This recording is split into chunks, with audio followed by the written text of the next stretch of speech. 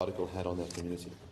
Now, my Lord, I refer your Lordship to these sections of the Kulani judgment because my learned friend, in his heads of argument, launches an attack on the relevance of the experts that were led by the complainant.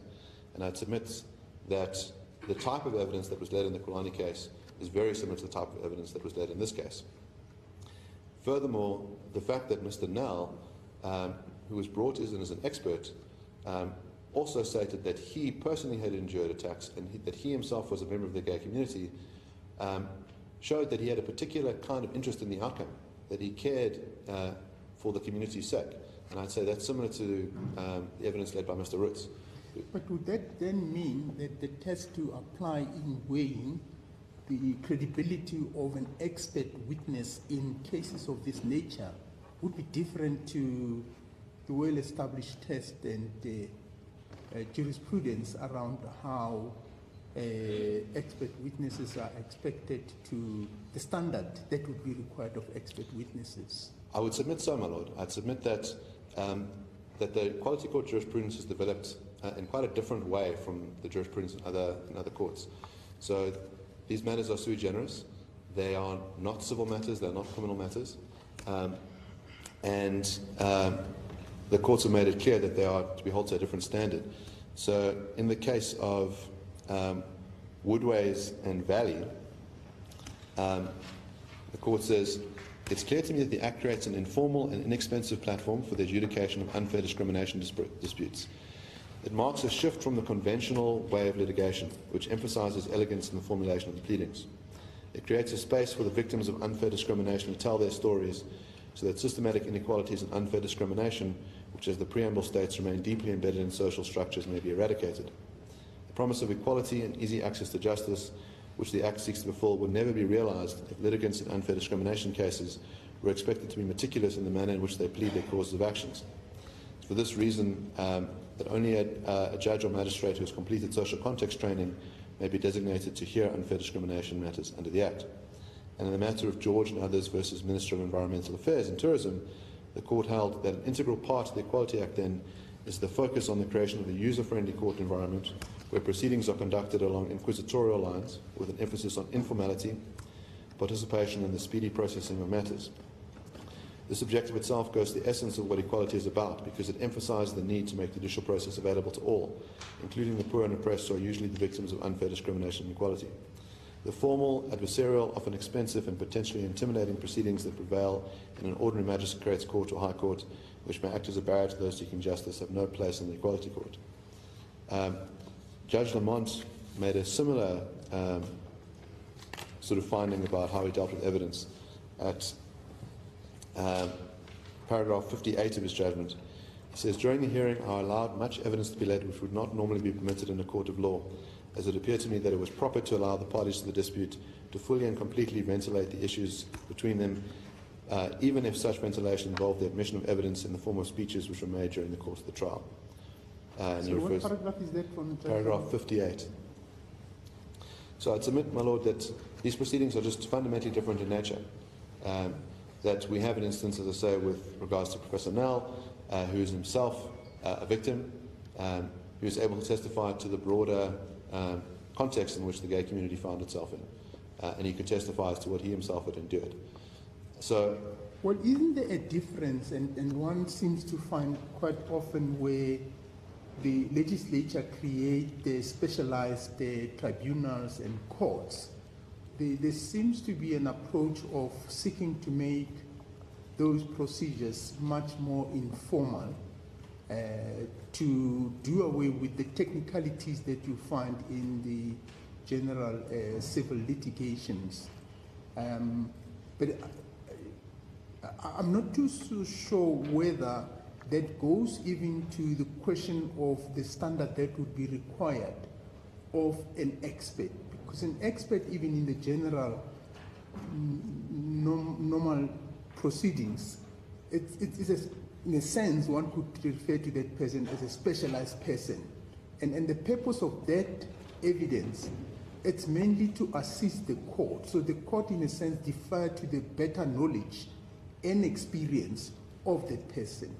And it seems to me, my understanding is that the reason why the standard is set so high for them is to ensure that in giving to the court and the court accepting that evidence, it's not colored by the position they hold in as far as the subject matter is concerned, their involvement in the subject matter, their biases that may be brought in by the position that they may have taken on the subject matter.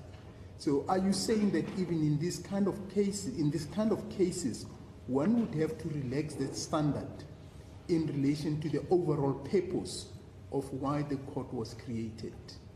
Well, my lord, I'd submit that, in other words, the essence of what an expert is someone who can provide the court with evidence that it would not otherwise have. So, for example, it's not the expert's role to explain the meaning of words. The court can do that itself. But the expert can provide this fuller context. The expert can provide this fuller context. And I'd submit that one way to assess the credibility of that expert is to determine, is it a matter of listening to what they say things are, or do they back it up with evidence? So it's not merely a matter of saying, I'm going to believe this person's personal story about things. Are they the kind of person who really has the genuine expertise? Have they done the research? Can they demonstrate it with reference to external facts? And I submit that Mr. Roots has done exactly that. Mr. Roots has written the book on farm killings. That his book has 1,000 footnotes in it. That at any opportunity that a claim is made by Mr. Roots, it can be backed up with external evidence. And throughout my heads of argument, what I've done is, in my citation method, I've cited his testimony in the transcripts, also the particular parts of his book which relate to that, and then furthermore, where there's an external source, like a newspaper article that talks about a particular killing, that external source is also mentioned. So in other words, one doesn't have to take Mr. Roots at his own word. One can go and check at every juncture whether his word matches reality. And so I'd submit on that basis, he very much meets the test of what an expert is supposed to do. In the PwC case, what the court there finds is that that expert just didn't have the relevant expertise, so that he purported to say, I have an expertise as an auditor and expertise around agricultural products, but he didn't actually have the relevant expertise. And so that's a good reason to say that person is not an expert. But of course, that setting is within a civil context, and I would submit that the standards in the Equality Court must be different. And things like having a personal interest, I think, are different. It's also not clear that Mr. Roots' personal interest at any juncture taints his evidence. In other words, he makes it clear that he thinks that the killing of Afrikaners is a bad thing, and that it's important to stop that, and that speech which incites people to go and kill Afrikaners is a bad thing. But his accounting of the context is done in a neutral manner. There's no distortion of any facts. My learned friend, the respondents don't need any contrary evidence whatsoever. They don't call an expert to say these facts are wrong. This isn't what's happening with regards to farm killings. So I'd submit that Mr. Roots meets the standard of what an expert requires, and it's very much in line with the kind of testimony that the Constitutional Court endorses in Kulani. And similarly with regards to the other bits of evidence that are led. So MN is someone who personally endured homophobic attacks. And so the complainant in this case led two witnesses who both had endured attacks themselves. And the point of that is to provide the context, to know what it is that's being called for. When the third biggest political party in South Africa says, kill the Boer, we should know what that means. We should translate that into a real situation. So hearing the testimony of Mrs. Muller, hearing about her husband being shot in the head, or hearing about Duncan Prinsloo having his wife murdered in his arms, that reminds us of what's actually being called for, and having that testimony is important, and that's the kind of testimony that the Court in Kulani endorses. Similarly with regards to the psychological harm, you had experts talking about the psychological harm of these words, and that's met by the testimony of Mr. Human.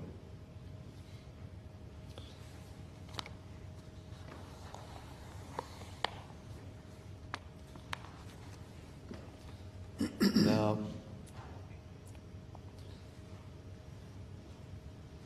with regards to, we were talking about the meaning of words, Judge Lamont provides some further insight on this front. It says, the meaning of the words uttered by Malema was an issue. In order to understand the meaning of the words, it's necessary to place the words in their proper context. Words individually have meanings which are elastic, and that the meanings that they convey can vary substantially. Groups of words similarly have elastic meanings. The permutations increase as one adds to the equation. The context in which the words are uttered, the circumstances in which the words were uttered, the way in which the words were uttered, and the gestures which accompany the words and what the words imply. In this whole equation, sight must not be lost to the fact that notwithstanding the words used, the speaker, when he composes the message he wishes to deliver to the audience, is so able to compose it as to simultaneously convey multiple meanings to the whole audience and constituent parts of it. The occasion, the history of the conduct, and the response of the public and press, gesture and physical movement, crowd interaction, the words, including the expression and delivery of the words in a chant-like manner, are relevant to determine the context of the song. They altogether contribute to form the manner in which the message was delivered. This is partly why I wanted to show the video. In other words, it's one thing to see the words on a page, it's another to see how they are performed. That they are performed with pow-pow gestures, that they are performed in front of a large group of people, and that they are performed in a context where they are very close to judicial proceedings, where those that are accused of murdering someone are present. All of that tinderbox stuff is important to bear in mind. With regards to the term hatred, Constitutional Court in Islamic Unity held the following: expression that advocates hatred and stereotyping of people on the basis of immutable characteristics is particularly harmful to the achievement of these values, as it reinforces and perpetuates patterns of discrimination and inequality. Left unregulated, such expression has the potential to perpetuate the negative aspects of our past and further divide our society. In the Canadian case of Kirkstra, which has been endorsed by our courts, a person's sense of human dignity and belonging to the community at large is closely linked to the concern and respect accorded to the groups to which he or she belongs. The derision, hostility and abuse encouraged by hate propaganda therefore have a severe impact on the individual's sense of self-worth and acceptance. This impact may cause target group members to take drastic measures in reaction, perhaps avoiding activities which bring them into contact with non-group members, or adopting attitudes and postures directed towards blending in with the majority. Such consequences bear heavily in a nation that prides itself on tolerance and the fostering of human dignity through, amongst other things, respect for the many racial, religious and cultural groups in our society. And Canada finds itself as a multicultural society in a way that South Africa is as well. We have a rainbow nation of many people who live amongst it, and that if certain sectors are vilified and targeted, this will have an effect. The authors of the Constitutional Law of South Africa state that hate speech can increase social tensions and the risk of violence, discrimination and other antisocial behaviour, both because the hateful messages may persuade or incite people to hateful views and actions, and because the targeted persons may react violently to the speech. Hate speech also undermines the values of pluralism and diversity. By communicating a message that some members of the community are less worthy than others, merely by virtue of their membership of a particular group, in the South African context, hate speech thus undermines the pressing goals of overcoming our divisive past and pursuing the tasks of reconciliation and the building of a democratic society. Hate speech may weaken the community building necessary for democracy to be sustained. And Kolani, citing Watkat, the court says, representations that expose a target group to detestation and to inspire enmity and extreme ill will against them, which goes beyond mere disdain or dislike. Representations vilifying a person or group will seek to abuse, denigrate or delegitimize them to render them lawless, dangerous, unworthy or unacceptable in the eyes of the audience. Expression exposing vulnerable groups to detestation and vilification goes far beyond merely discrediting, humiliating or offending the victims. Our learned friend points out that freedom of expression is a pivotal value in our Constitution, and the complainant cares very much about the right to freedom of expression. And words that are merely offensive are protected speech. The Constitution makes it very clear that hate speech is not part of the free speech right. That once you meet that hate speech threshold as set by the court in Kolani, free speech does not play a role. And that is the realm that we are in today. We are not dealing with words that are merely offensive. We are dealing with words that propagate hatred, incite harm, and are themselves harmful. On that question of what constitutes actually harmful words, the bottom of page 79 of my heads of argument, the court in Kolani says that harmful can be understood as deep emotional and psychological harm that severely undermines the dignity of the targeted group. Citing Kamalo, the court says 3 types of harm were illustrated. First, the reactions of persons who read the utterances and who are inclined to share those views and be encouraged by them to also shun, denigrate and abuse the targeted group. Second, the type of harm experienced by the targeted group, which includes demoralization and physiological hurt, and the harm caused from responding in kind, thereby creating a spiral of invective back and forth. And third, harm to the social cohesion in South African society, which can undermine our nation-building project. Now, the other leg of the test that could be met but isn't a requirement, in other words, because propagation of hatred must be met, propagation or promotion of hatred must be met, and then one can either have the words themselves being harmful or that the words incite harm.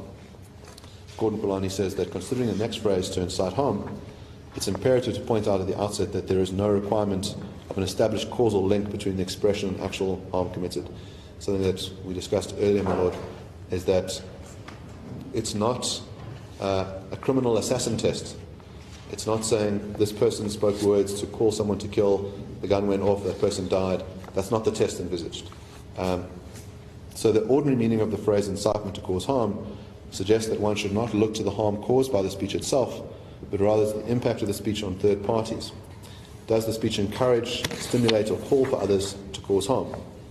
In addition, in order to amount to incitement, the expression ought to amount to an instigation or active persuasion of others to cause harm. Black's Law Dictionary describes it as an act or instance of provoking, urging on, or stirring up.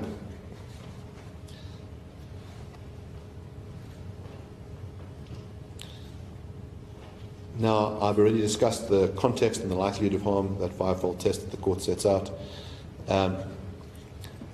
Thus far, the legal test that I've set out all relates to hate speech. But there is a second complaint that is raised by the complainant, which is in relation to unfair discrimination dealt with by Section 7 of the Act. And the Act says that, subject to Section 6, no person may unfairly discriminate against any person on the ground of race. So we know that this particular section is limited to racial grounds, and I submit from what I've said earlier about Boer that that's a racial group. So you can't discriminate unfairly against any person on the ground of race, including the dissemination of any propaganda or idea which propounds the racial superiority of any person, including incitement to or participation in any form of racial violence. So, in other words, speech which propagates ideas on the grounds of race, which incites people to perform racial violence, would constitute unfair discrimination in terms of Section 7 of the Act. In the matter of Hugo, the Constitutional Court held the prohibition on unfair discrimination in the interim constitution seeks not only to avoid discrimination against people who are members of disadvantaged groups, it seeks more than that. At the heart of the prohibition of unfair discrimination lies a recognition that the prohibition of unfair discrimination at the heart of the prohibition of unfair discrimination lies a recognition that the purpose of our new constitutional and democratic order is the establishment of dignity and respect, regardless of their membership of particular groups. The achievement of such a society in the context of our deeply inegalitarian past will not be easy, but that is the goal of the Constitution. But that is the goal of the Constitution should not be forgotten or overlooked. This is of fundamental importance. There is a temptation to say that we ought to have different rules for different races, and our courts have stood fast in saying that that is not the kind of society that we're going to live in anymore. We had a society like that. During apartheid, there were different rules for different races, and it was unconscionable. We will not do that again. So the fact that Mr. Malema, who is black, targets people who are white, doesn't grant him any special protection. That he should be treated exactly the same way that a white person who acts in a racist, hateful way does against black people.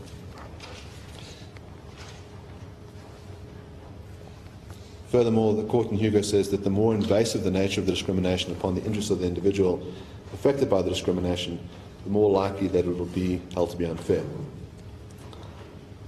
My Lord had asked earlier about the referral to prosecution. What the Act says at Section 21(2)(n) is that after holding an inquiry, the court may make an appropriate order in the circumstances, including an order directing the clerk of the Equality Court to submit the matter to the Director of Public Prosecutions, having jurisdiction for the possible institution of criminal proceedings in terms of the common law or relevant legislation. So it could be done in broad terms like that. It could be done in the way in which the complainant has done, which is to specify the particular areas that deserve investigation. Now, I'd submit that the DPP then has, once it's been submitted, then they can investigate, and it's up to them to decide what they want to do. That all they're required to do by the court is investigate, but they're not required to institute charges. They can apply their own minds, and they can determine whether there's a good case or a bad case to be met. The ones that are identified are a breach of the Rights Assemblies Act. So Section 18(2)(b) of the Act provides that any person who incites, instigates, commands, or procures any other person to commit any offence, whether at common law or against the statute or statutory regulation, shall be guilty of an offence and liable on conviction to the punishment to which a person convicted of actually committing that offence would be liable. This section has been tested by the Constitutional Court. Constitutional Court has held that it meets constitutional muster, and specifically says for serious offences that things like calling for the destruction of property or calling for murder, that the Act holds, that the section of the Act holds. And so this court has the power to refer this matter to the DPP to investigate. Then there is the issue of perjury. Perjury consists in the unlawful and intentional making of a false statement in the course of a judicial proceeding by a person who has taken the oath or made an affirmation before, or who has been admonished by someone competent to administer or accept the oath, affirmation, or admonition. Now, Mr. Malema took the oath, testified, and I submit that there is reason to investigate his conduct, and I'll deal with the particular evidence that he gave later. But in brief, he was asked whether he and the EFF would be able to make payment of the R500,000 that is sought by the complainants to the organisation that combats racial hatred, and he stated, "I have nothing and the EFF has nothing." Now, the EFF is an organisation that is compelled to disclose its donations in terms of the electoral legislation, and has disclosed that it received a donation very recently in the sum of R3 million. And Mr. Malema is on record as saying that it's well known that he wears famous brands like Gucci. So I'd submit there is good reason on the face of it to investigate that it's a very serious matter when an opposition politician would perjure himself in court, and there appears to be a basis for such investigation. But again, that would be done by the DPP. On contempt, the court in Faki says that for this to be a finding of contempt of court, it must be found that there was an order which came to the notice of the accused, there was non-compliance which was willful and mala fides. So the complainant in this case doesn't seek a contempt of court finding by this court, but submits that that's a matter that could be further investigated. And then finally, so you're saying contempt? What about contempt? The complainant doesn't seek a contempt of court finding now, but says that that's an issue that could be investigated, and the contempt relates to the agreement between Mr. Malema and AfriForum in the SCA about what his conduct would be in relation to the singing of further songs. So this court doesn't need to make such a finding now, but it is a matter that could be investigated by the DPP. And finally, criminuria, which consists in the unlawful, intentional and serious violation of the dignity or privacy of another.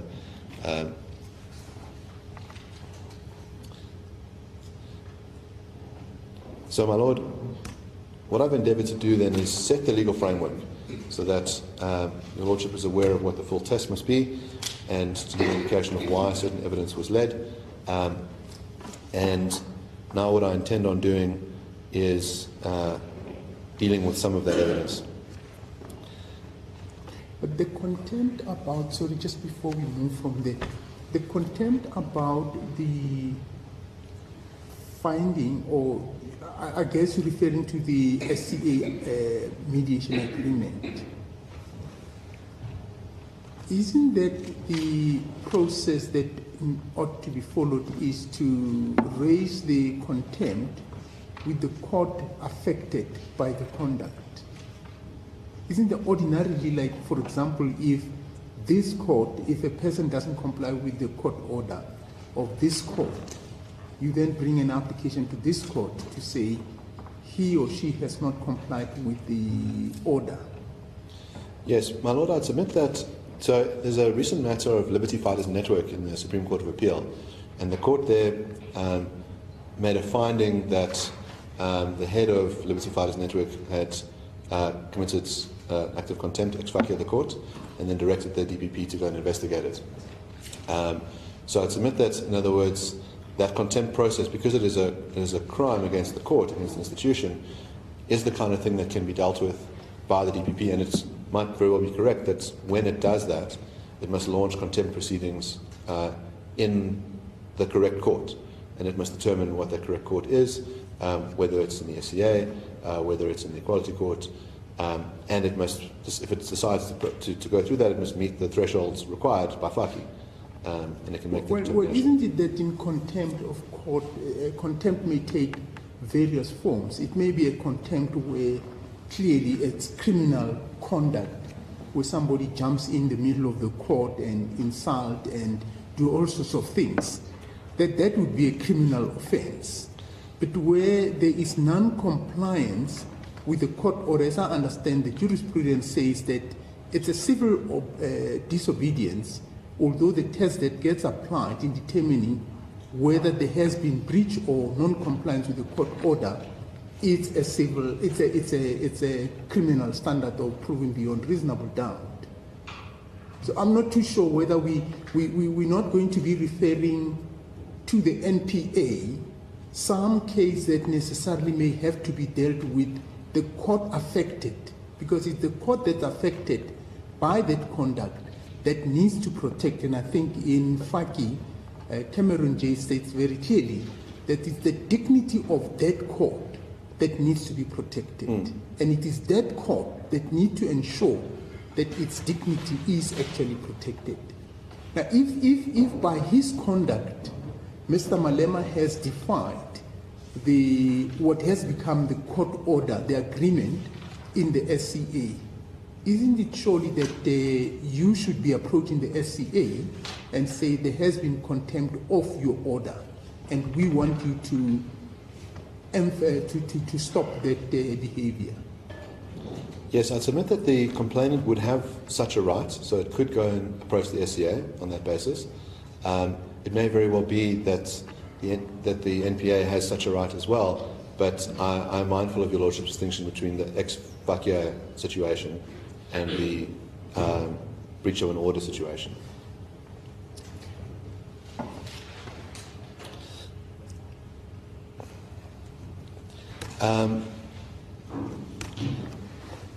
My Lord, at this juncture, I'd like to say as well that during these proceedings, and your Lordship gives an example of contempt of court, there were people who invaded this court and were told to leave and refused to leave and saying Dibulu Bunu.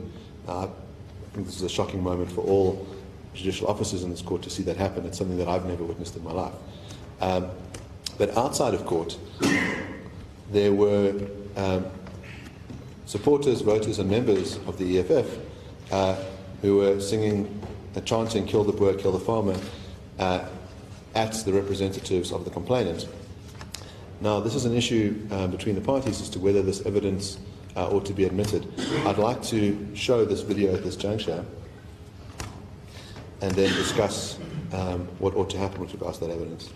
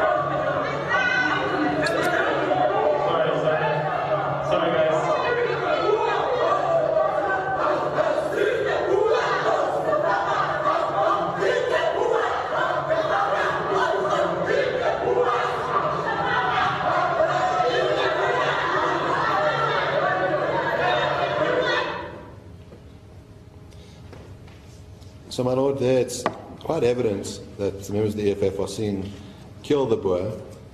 They haven't substituted the term for kiss. Now, the complainant offered the respondent all of its procedural rights. So after this happened, I think it was on the second day of the matter, this video was shown. It was then shown to the protesters themselves that the respondents were able to have a meeting with those protesters. They picked someone from that crowd to testify. He gave evidence on it. That Mr. Malema was shown this video. That he gave evidence on it, and that this court directed that the way for it to be included in evidence, because the applicant or the complainant had set out in its application that it reserves the right to supplement its papers, that the correct manner for that to be done was through an application for the admission of the evidence, and the complainant did launch such an application. The respondents have opposed that application, which is sort of strange in the circumstances, on the basis that Mr. Malema was given an opportunity about how that evidence should be dealt with. He was given an opportunity to consult with his lawyers.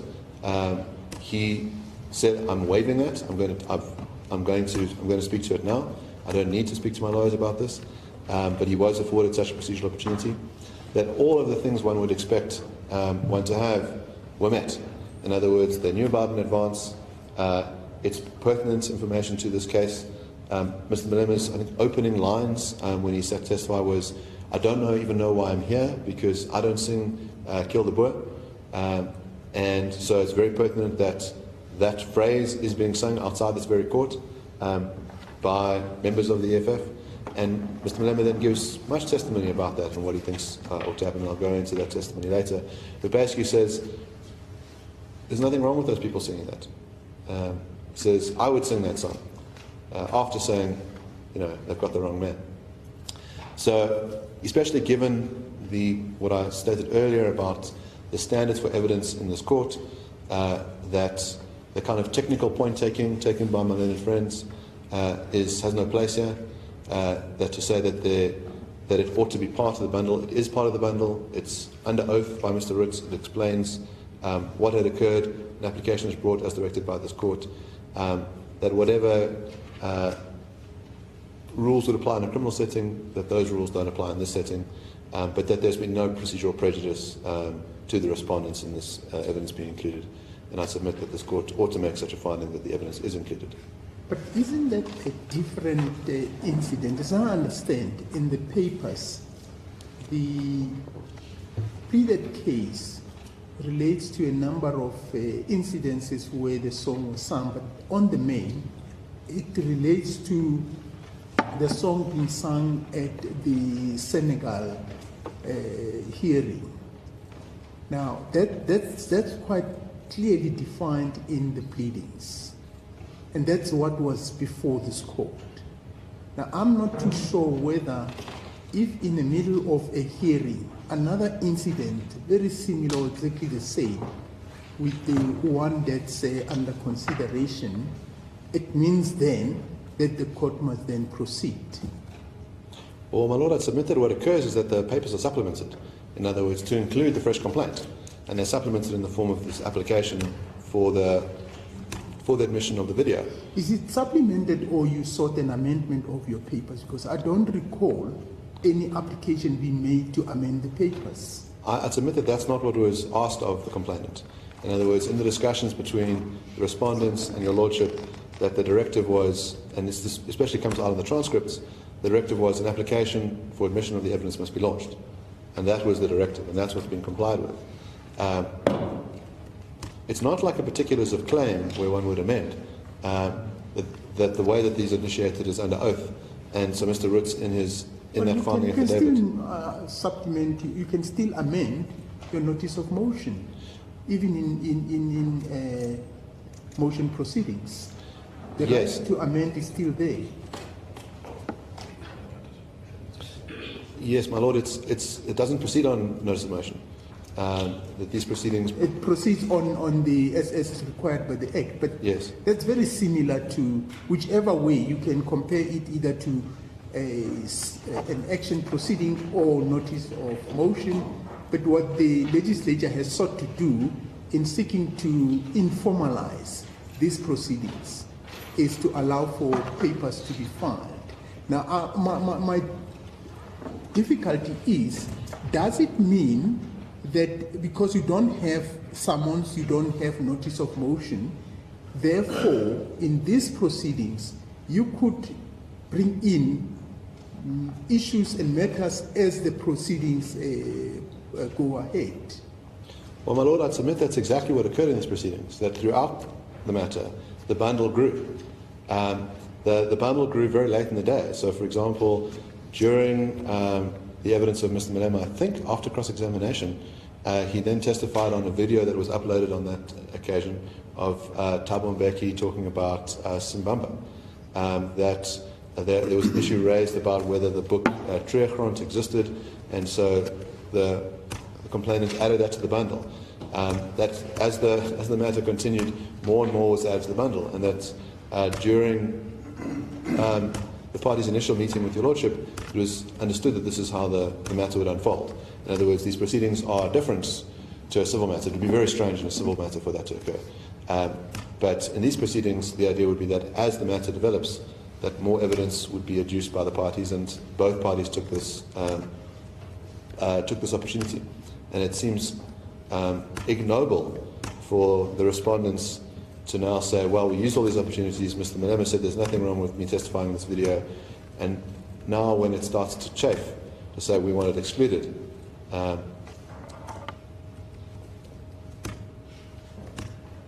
Sorry, just bear with me.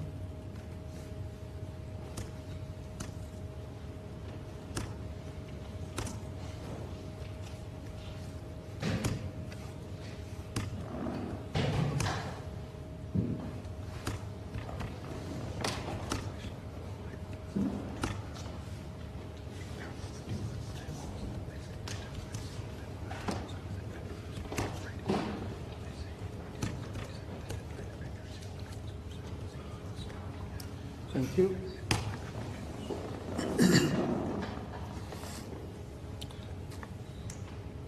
My Lord, I'd now like to turn to the evidence that was led during the proceedings, and I'll start with the evidence of Mr. Roots. As I stated earlier, the way... Just while we're on that point, so your point is, just for my understanding, your point is that in the nature of the way the proceedings were conducted, parties submitted further documentation and evidence during the hearing. And similarly, this is what happened with the incident that occurred at the gate. Now, that incident, as I understand it, also had some form or some kind of a hearing of its own, and evidence was laid. Now, you're seeking only to incorporate that evidence into this hearing. The outcome of that process stands on its own. Because if I recall, I did make some ruling on that particular matter. Yes, my Lord, it was, as I say, at the time, it was that proceeding happened for two reasons. The one was that there was a concern about how these proceedings would continue. In other words, the members of the EFF were blocking access to the court. This had happened early on, and then this incident happened in quite a dramatic fashion. And so the first part was to ensure that the proceedings could continue in a safe manner. What ultimately happened was that the complainant's representatives had to take a separate entrance into the court and be smuggled into the building so that they weren't accosted. But that was the first part of it, was to ensure that the proceedings would go in a civil manner. If I might refresh your Lordship's memory, this concern was raised right in the beginning, on the first day of the hearing, because Mr. Ndlozi had sent out a tweet with the words Tibulu Bunu in relation to an image that Mr. Roots had put saying that we were going to be in court. So there was already a concern that there was going to be a call to action, that representatives of the complainant would be accosted, and this very much is what occurred. And so that was the first part of the proceeding, was to ensure that they go smoothly and civilly. The second part was to say this is essential evidence for this matter. In other words, the complainant says, you are singing the song Kill the Boer. Sometimes you sing it with kiss lyrics, and sometimes you sing it with kill lyrics. And you've denied that you sing kill lyrics, and then you walk outside of court and you're singing, very evidently, Kill the Boer. And a member of that crowd testifies here and he says, no, we weren't singing kill, we were singing kiss, despite the fact that he was shown footage of the crowd singing kill. So that sort of level of denial, their approach to the evidence, very important that it was canvassed for this complaint. Now, the relief sought in the complaint itself is to say that the song must be declared hate speech. And so this is just an instance of this being sung. It provides useful additional evidence for this matter, and so the court can make a determination about the EFF singing this song. And this is a particular egregious instance of it. So it's more of a collateral evidence to your main complaint? Yes, my lord.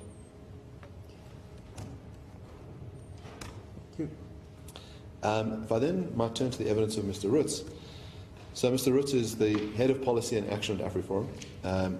He is trained as a lawyer, and he testified that he was in the process of completing his doctorate in law on the question of minority rights. And he's the author of the book Kill the Boer, which was published in 2018 and deals with the phenomenon of farm murders and attacks in South Africa. And the book is the basis for that testimony. As I stated earlier, that book is fastidiously referenced. There's 1,000 footnotes, and is the standard for determining this phenomenon around farm murders and their brutality. The book required 3 years of research, and it involved both academic and field research. Mr. Roots argues that the phenomenon of farm attacks is a unique crime phenomenon for 4 reasons. First, the frequency of the attacks. Second, the level of brutality. Third, the unique role that farmers play in society. And fourth, the practical reality that farmers live far away from their neighbours and police stations. A farm murder is basically an attack that happens during a farm attack, so when someone is murdered during a farm attack. And according to the National Rural Safety Strategy, the definition of a farm attack is that attacks of violence against persons on farms and small holdings refers to attacks aimed at persons, residents on, working on or visiting farms and small holdings, whether with the intent to murder, rob, rape or inflict bodily harm. In addition, all acts of violence against infrastructure and property in the rural community aimed at disrupting legal farming activities as a commercial concern, whether the motives related to ideology, land disputes, land issues, revenge, grievances, racist concerns or intimidation are included. Mr. Roots referred to a list of 1,700 victims of farm murders, which include farmers, their family, farm workers and visitors.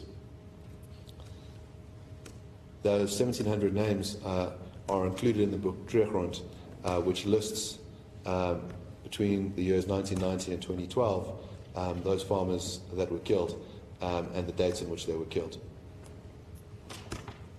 I will state then it was bizarre that after having been provided with a copy of this book, the respondents took the view that the book does not exist. Mr. Roots relied both on external and internal sources in establishing the data on which he relied for purposes of his book. The internal sources comprised information collected by AfriForum's own team, whereas the external sources are those figures collected by authorities such as the South African Police Service. And AfriForum has been collecting data on farm attacks and murders since 2013. It employs a media monitoring team which collects and verifies reports of farm attacks and murders from the mainstream South African media. It attempts to contact the families of such reported victims. It also has a trauma unit with 4 full-time employees who perform trauma counselling for victims and assist such victims with preparing to testify in court. The trauma unit is another internal source of statistics, as this unit communicates with victims across the approximately 150 AfriForum branches nationwide. Finally, AfriForum also relies on its network of members. It has now 300,000 registered members across the country.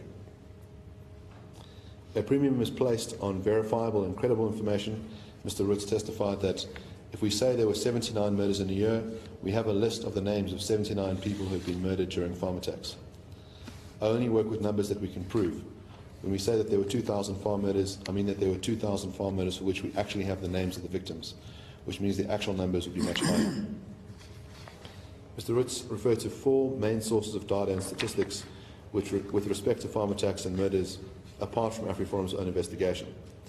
The sources are the 2003 Parliamentary Committee inquiry into farm attacks, the South African Police Service reports, individual statements given to the SAPS, and data compiled by TAO. SAPS has published annual reports for several years. However, Mr. Roots noticed that there was a period of 3 years when statistics were not reported. He said AfriForum has a good relationship with SAPS. They meet with them regularly as possible to discuss the crime phenomenon and sometimes exchange data.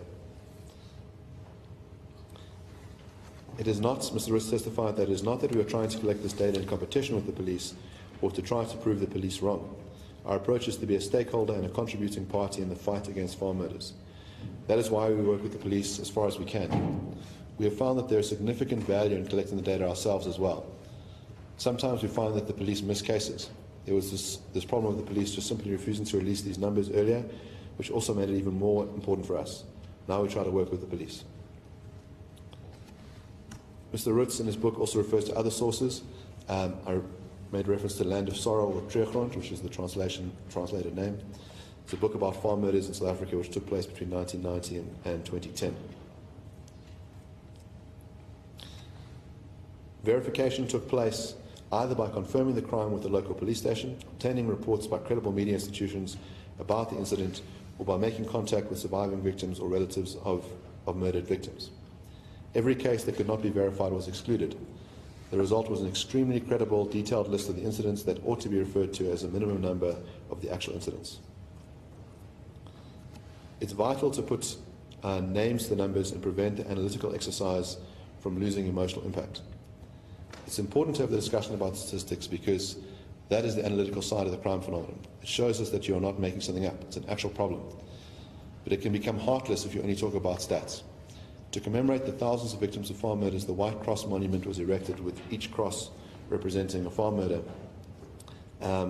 And, my Lord, at page 49 of the book, there's an image of this hill filled with white crosses, each representing a person who was attacked and murdered.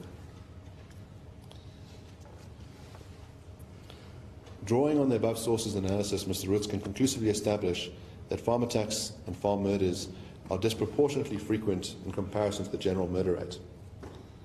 In the report of the Committee of Inquiry on Farm Attacks, it stated that in the year 1991, there were 327 farm attacks which resulted in 66 farm murders. 10 years later, in 2001, a total of 1,011 farm attacks were committed, resulting in 147 farm murders. This amounts to an increase of 209% farm attacks and an increase of 122% in farm murders. During these 11 years, 6,122 farm attacks and 1,254 farm murders were committed. And at page 33 of the book, there is a graph which illustrates this. If the reference by the SAPS to at least 12,245 farm attacks and 1,700 farm murders in 21 years is used, and the 3-year statistics gap, which no statistics allegedly exist, is excluded, this would imply an average of 680 attacks and 94 farm murders per year. This is basically 2 farm attacks a day and 2 farm murders per week. Mr. Roots referred, in addition to the data and stats collected by SAPS, as presented graphically in this book, to AfriForum's data. My learned friend takes a point in his heads of argument where he says Mr. Roots doesn't have a degree in statistics. And he asks Mr. Roots this question and implies that, well, you need a degree in statistics to produce these graphs. Now, I think maybe there's a reason why many lawyers studied laws, because they're not very good at mathematics and they see it as a very mysterious thing. To be a statistician is a very niche thing, and it requires an understanding of probabilities. It's a forecasting exercise. So, for example, in this court, it would be probably quite common to encounter statisticians in the form of actuaries who will do a diagnosis about someone's future loss of earnings, for example. And they'll say, given what I know about you now, and given the probabilities of how your life will unfold, I think your loss of earnings will be X. That requires a degree in statistics. That is a difficult exercise. What Mr. Roots has done doesn't require a degree in statistics. It requires taking data that is known and graphically representing it in the graph. So we're all used to seeing bar chart graphs because of COVID, where you count the number of, let's say, COVID deaths in a particular day. The next day you count more deaths, and then you can see a wave that occurs. And that's exactly what Mr. Roots has done. In these graphs, you have a wave pattern, which is basically just saying, this is the data that occurred on this occasion. And Triachron, for example, does exactly that. It says on the 3rd of January, 1992, this person was killed. And then you plot that number. And then you can produce a visualization of that. That visualization exercise doesn't require a degree in statistics. Mr. Root says we can include as many data as we can. This was the amount of victims. This was the amount of attackers. This is the time it happened. These are the weapons that are used. This is the modus operandi that was used. We include all of that. We also add when it was reported to the media, which does not always happen. We add also links to the news reports. Our list is very comprehensive in terms of information about every incident. AfriForum takes a conservative approach to counting. It says that it's probable that there's an undercounting of attacks. I can guarantee that the actual, Mr. Root says, I guarantee that the actual number of farm attacks would be much higher. We just don't know how much higher. If we err, it would be on the side of downplaying rather than exaggerating it. Now, on calculating the farm murder rate, Mr. Root made it clear that raw numbers are insufficient to drive home his point regarding the farm attack phenomenon. He refers to a number of premises and comparative statements that are useful to refine and extrapolate the seriousness of the phenomenon. So, for example, South African farms were 16.7 times more likely to be attacked than South African households were likely to be robbed. Mr. Hoffman, can I interrupt you for a second, if you don't mind? I'm just concerned and worried that we're going to end up needing another day for this. I always complain in this court that counsel has got a tendency of saying, we give you this work to go and prepare and read. You spend your sleepless night reading, and then you come back in court. That's now been read back to you. Is it not any other way that you could just talk to those? Because this is one case where I would say preparation has been done, and very useful heads have been put before me by both parties.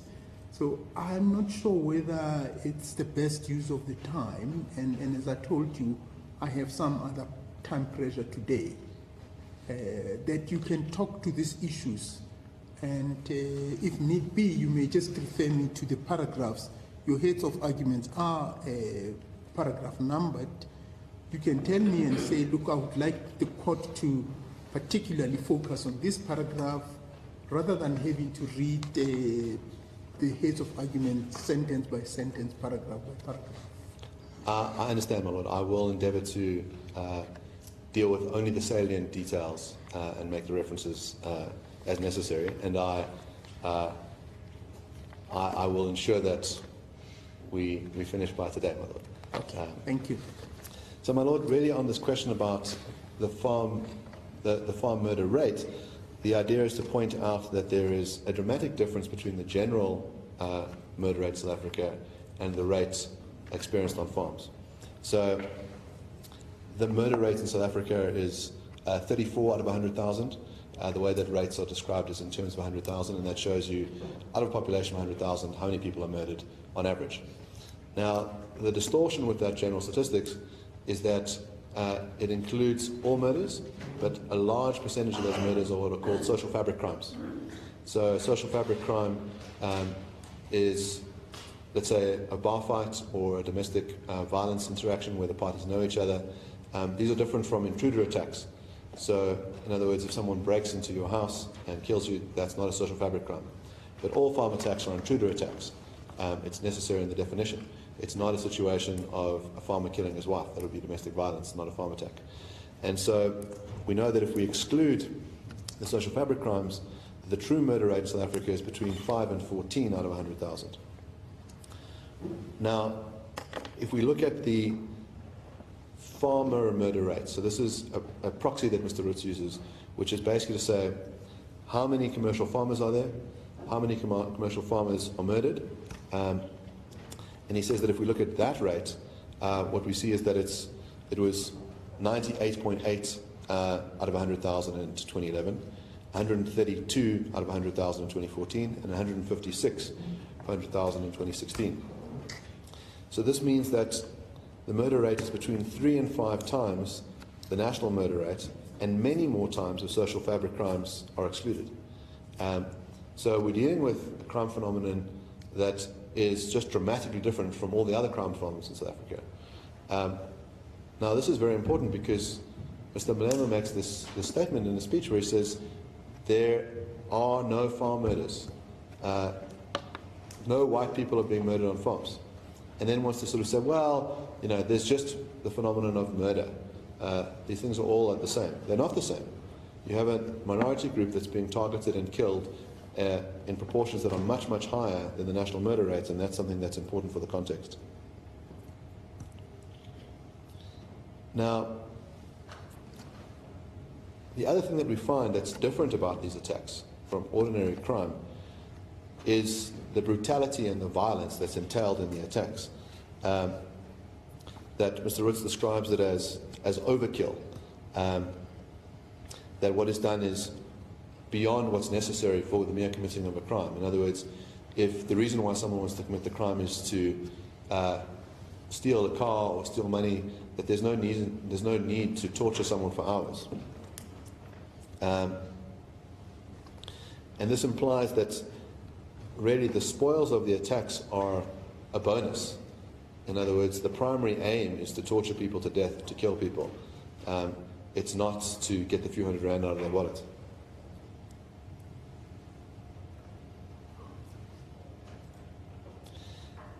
Now, some of the kinds of tortures that are perpetrated against the victims include beatings, stabbings, and burnings with boiling water, molten plastic, and hot irons.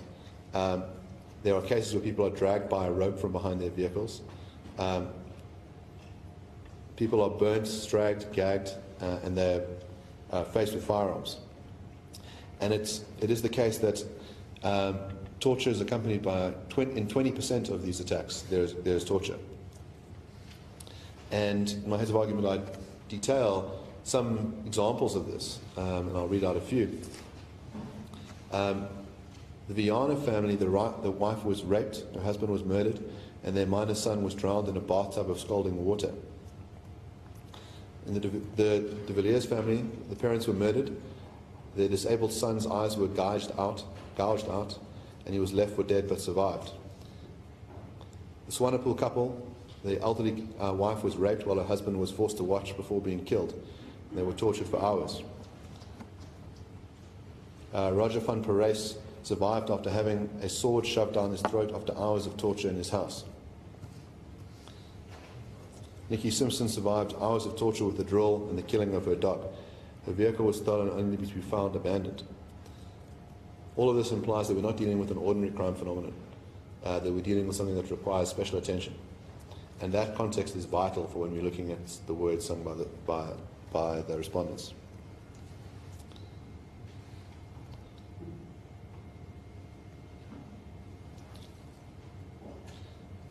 There's also this phenomenon which I alluded to earlier of denying the phenomenon. Now, Mr. Roots testified that the impact of denying that you've got this phenomenon is particularly egregious. He says, a father had to bury his daughter who was murdered in front of his grandchildren. It was a wife who was murdered in front of her children, then she was buried by her father. What should someone like this think? So you've personally experienced members of your family being tortured to death. And Mr. Malema says, it's not happening. There are no such things as farm murders. That just adds salt to the wound. The singing of the song takes place in a political climate that romanticizes and encourages the suggestions and actions depicted in the lyrics from influential public platforms. Now again, if we look at the test set by Kolani, knowing the context is important, knowing the speaker is important. What's the status of the speaker? This is not a retired estate agent from the middle of nowhere like Penny Sparrow. This is the leader of the third biggest party. This is someone who testified that he will be president. And how is he doing it? In mass public rallies. The singing not only takes place in such a climate, but plays a determinative role in creating it. The harm and victimization experienced by families and survivors is magnified by the singing of songs like Kill the Boer in public, as well as the use of slogans like One Settler, One Bullet. Mr. Roots testified that to argue that all farm murders are motivated by racial or political factors would be inaccurate. It would be equally inaccurate to suggest that the political climate that exists in South Africa today is irrelevant when it comes to the safety of South African farmers. And he identifies Julius Malema as the most influential figure in propagating this view, and the EFF in being the most influential group in this regard. The message that's being sent is this group matters less. That if a white farmer is killed, it doesn't matter as much as if someone else is killed. They are rendered subhuman, they're dehumanized, and that it's okay to call for their killing and to say, well, this is the climate we live in.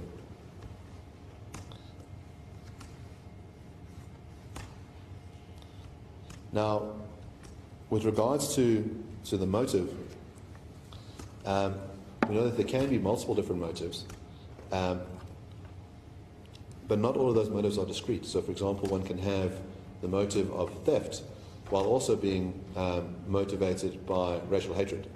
And that racial hatred can manifest in who is targeted. So, in other words, if one's deciding who it's okay to rob, and one says, well, these people don't matter, there are only white Afrikaners, we can go after them, that target selection shows that there's a racial hatred. When those people are tortured to death, that's evidence of racial hatred. And there are also particular instances of people confessing to this fact. Mr. Roots gives the example of Knowledge Mandlazi, who was charged for committing 5 farm murders.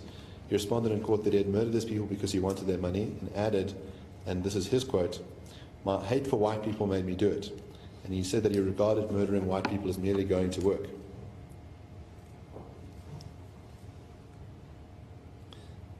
Now, I mentioned earlier that the organization that the complainant says ought to receive the R5 million is the Potgieter Foundation. And it's named after Wilmien Potgieter, who was a 2-year-old child who was murdered during a farm attack. And her father was stabbed 151 times in front of his wife and then executed by gunshot. And a sign was then hung on the gate which says, "We have killed them, we are coming back." That's not ordinary crime. That's sending a signal. That's saying, you don't belong here, and we're coming for the rest of you. So that's the climate that we deal with.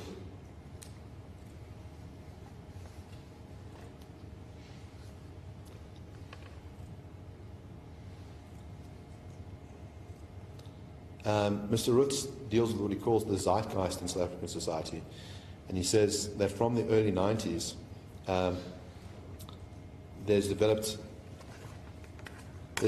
a culture where it's okay to vilify white and Afrikaners in particular as constituting a source of evil in South Africa. It's a climate in which white farmers are depicted as racist criminals who stole the land and exploit the workers. In the political sphere, the white farmers become a personification of the Afrikaners or the Boers, and the Afrikaners or the Boers have become the personification of everything that is wrong with South Africa. Consequently, white farmers are repeatedly slandered from political platforms in speeches and in statements and even in struggle songs. It's been argued that white farmers acquired what they have through violence and that there is no qualm about responding to this violence with physical violence. As a result, violence towards white farmers is frequently romanticized, especially in struggle songs. These songs are not merely sung by fringe groups, but by government leaders.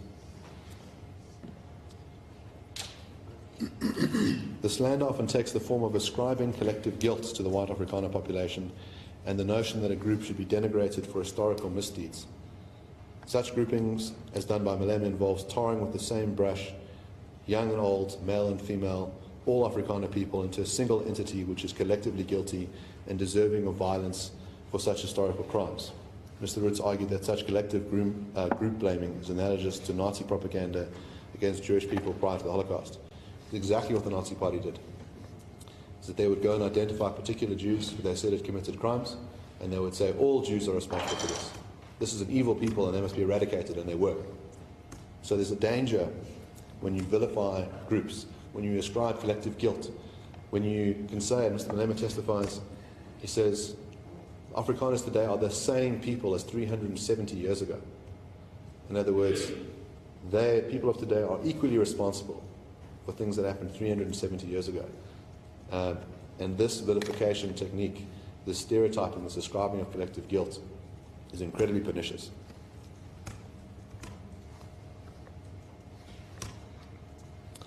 Whites and Afrikaners are often portrayed as visitors to Africa rather than citizens of South Africa with an equal stake in the country. The idea is that they are land thieves who are responsible for all ills and misfortune that black people experience in modern times. This train of thought leads to the grouping of society into victims and perpetrators. Mr. Ruth testified that to take every possible negative attributes that one can find, or any possible atrocious deed committed by people who are white and at some stage in history, and then attributing it to that entire group and saying, well, this is what you did, in other words. When Mr. Malema says this, he talks about the group of white people. And then he says that white people have to be punished, they have to carry the consequences, they have to fix what they did. So he's presenting it as if just one homogenous group and everyone is equally guilty, because he's not applying that logic to the good work that is done. So there's a mismatch. In other words, if you have a member of the group who does something beneficial, that's not attributed to the rest of the group. But any misdeed done by a member of that group is attributed to the whole group, and that whole group must be punished.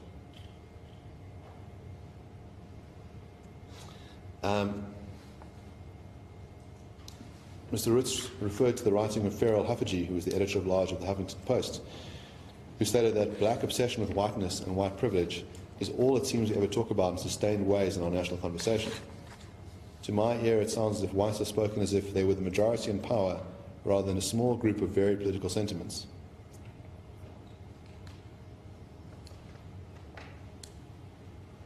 Now, in my heads of argument, I detail instances of other politicians who have added to this climate. I won't go into the detail now, but the point of that evidence is to say that we think about South Africa as a boiling pot, that all of these other actors are adding to the flames, adding to the sense of a tinderbox moment where further speech can be used that will ultimately lead to eruptions of actual violence. And that context must be taken into account.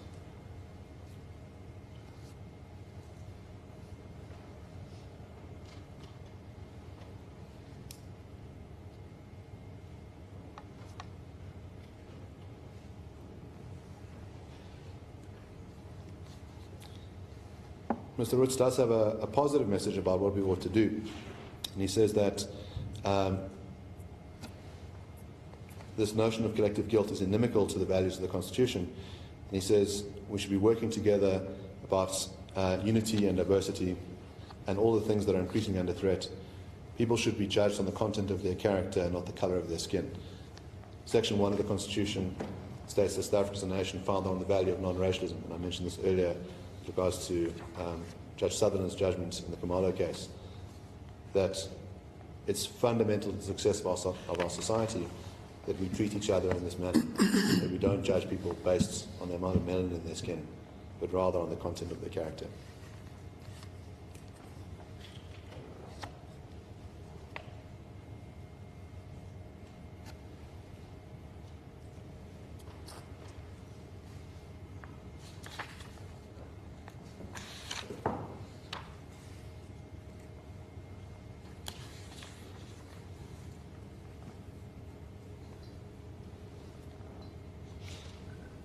Mr. Roots gives a specific incident of someone who committed an attack, who then claimed that the reason why they committed that attack was because of the song Kill the Boer. He refers to the case of Godfrey Hewer, a farmer who was murdered in front of his wife Amy on their farm near Vryheid. The perpetrator was a man named Ntukuku Chwene, who was 28 years old. He was found guilty of and convicted of murder and sentenced to life in prison. He later testified to the Truth and Reconciliation Commission that the singing of the song Kill the Boer influenced him to kill. He said that I could have killed any other white man I came across at that time. My frustrations were directed to white men because they had what we did not have.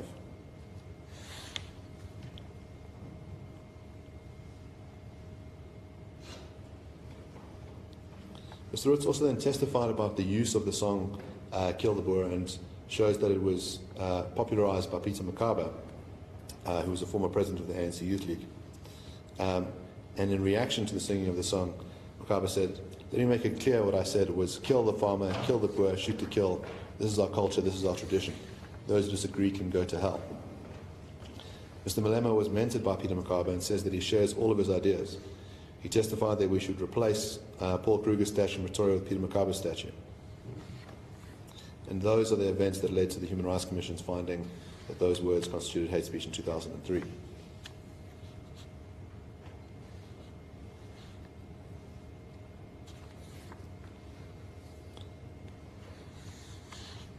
Now, as I discussed, the Lamont judgment deals with a prior instance of Mr. Malema singing Dibulu Bunu, and that was in 2010.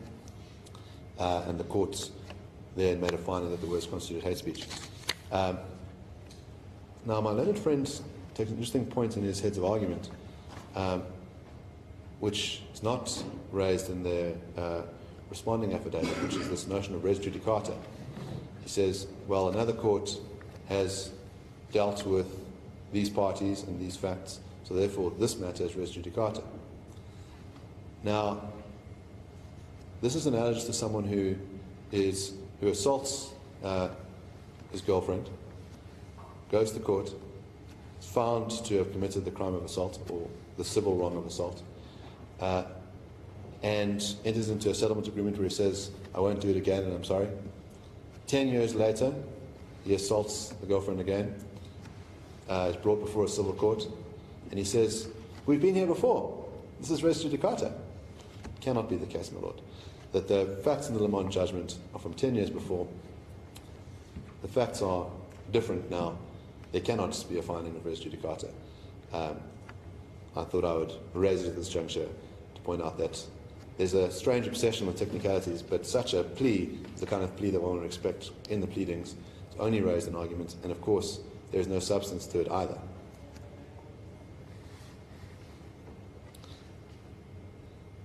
Mr. Roots also testified to provide some further context to Mr.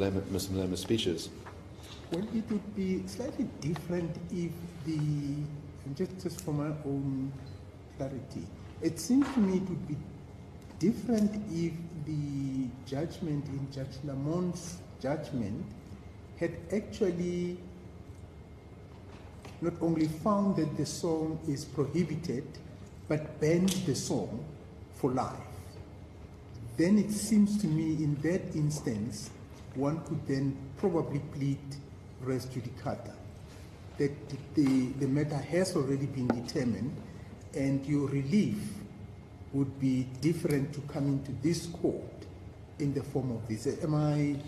Yes, so in other words, you ought to be correct that if there was a general ban on the song and then the applicant approached this court and sought the identical ban that was already present, well, that would be res judicata. But that's not what occurs. In other words, what there is to say, you must be found liable for committing an act of hate speech in terms of this act, which you've done on repeated occasions. That can't be res judicata. It's a new instance.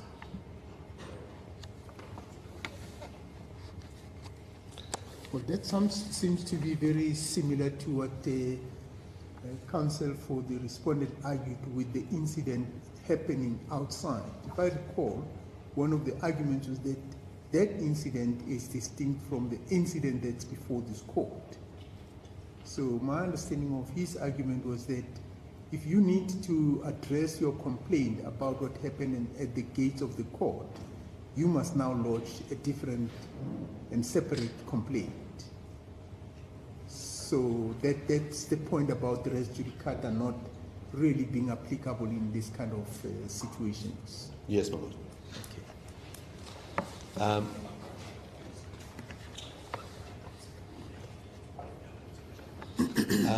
My lord, I see that it's 5 to 12. This might be a good juncture for us to take the lunch adjournment as discussed earlier. Yes, thank you very much. The court is going to adjourn early for lunch today because I'll have another commitment during the lunch time. We will resume at 1 o'clock. Thank you very much. The court shall adjourn.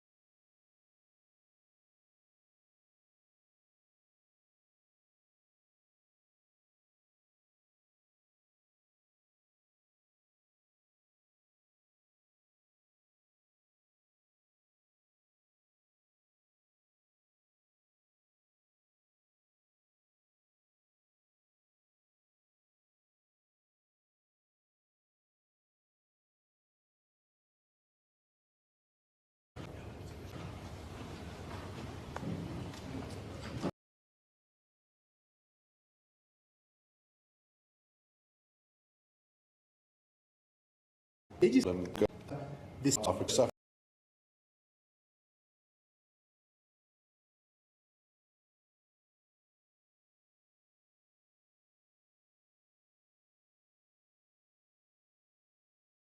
for the slaughter of whites. Now,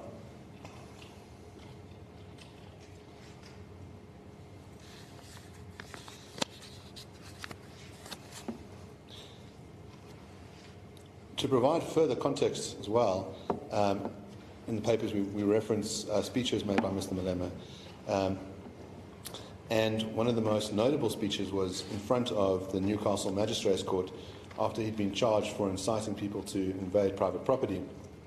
He stated, "We are not calling for the slaughter of white people, at least for now. The rightful owners of the land are black people. No white person is a rightful owner of the land here in South Africa." And responding to the criticism of this speech, Mr. Malema stated that, "My wish is to see de Klerk suffering for a very long time for the crimes they committed against black people. It belongs to you. It is your land. It is the land of your forefathers. It is a land that was taken from us by white people by force through genocide. They killed our people. I'm asking politely for the land to be returned. And if they do not return it, I cannot guarantee what will happen. And the EFF is coming for you, boy. Just pray. Just pray to your ancestors. Pray to Milan. Pray to Verwoerd. Pray and ask them for EFF not to come into power. Because we come into power, Afrikaner male, this side. This is where you belong. We are not scared of Afrikaners. This is not your land. You must know your place. You are visitors here. And the long stay of visitors depends on their conduct. If you continue to misbehave, feeding our people to lions, putting our people who are still alive in coffins, then you are applying for something else." Malema reiterated, "We do not back whites. We do not care about their feelings. They have made us suffer for a very long time.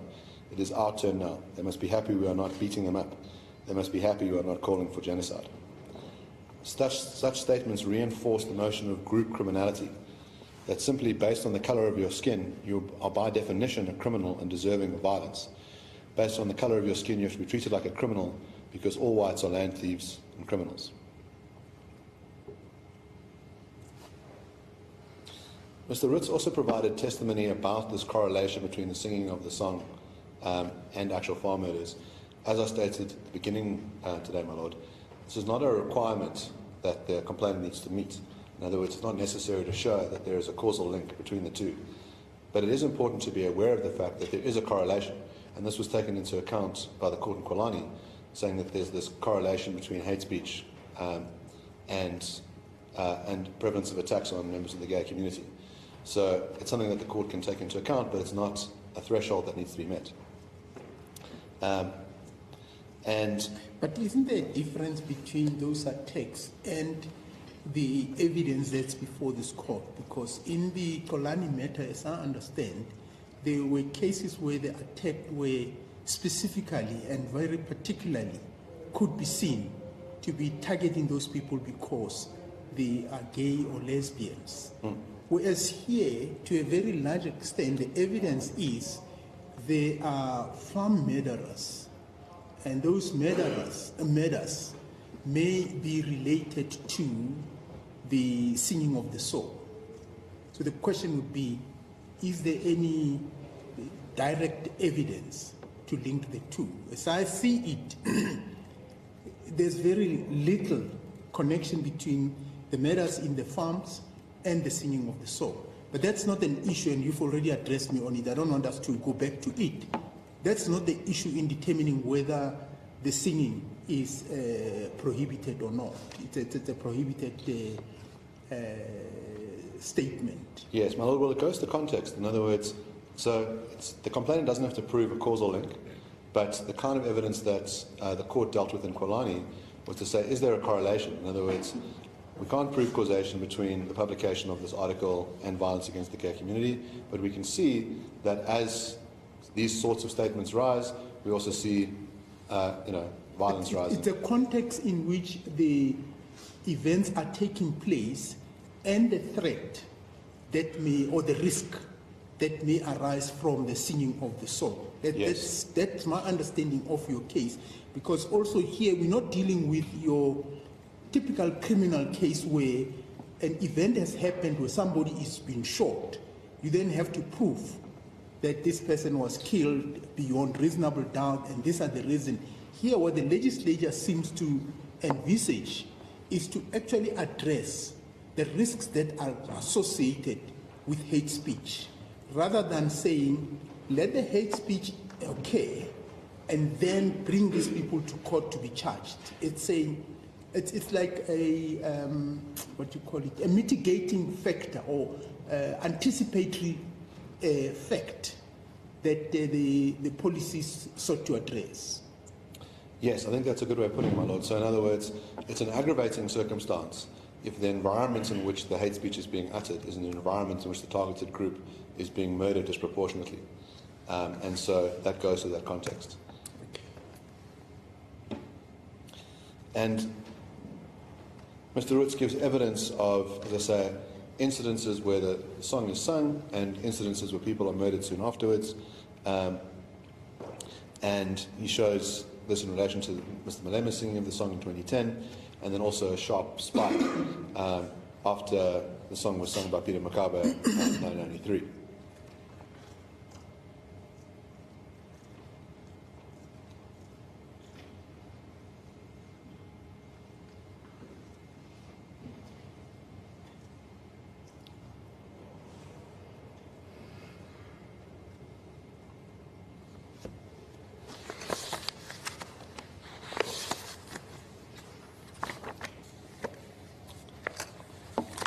I'll deal with some of the issues that came up in cross-examination of Mr. Roots.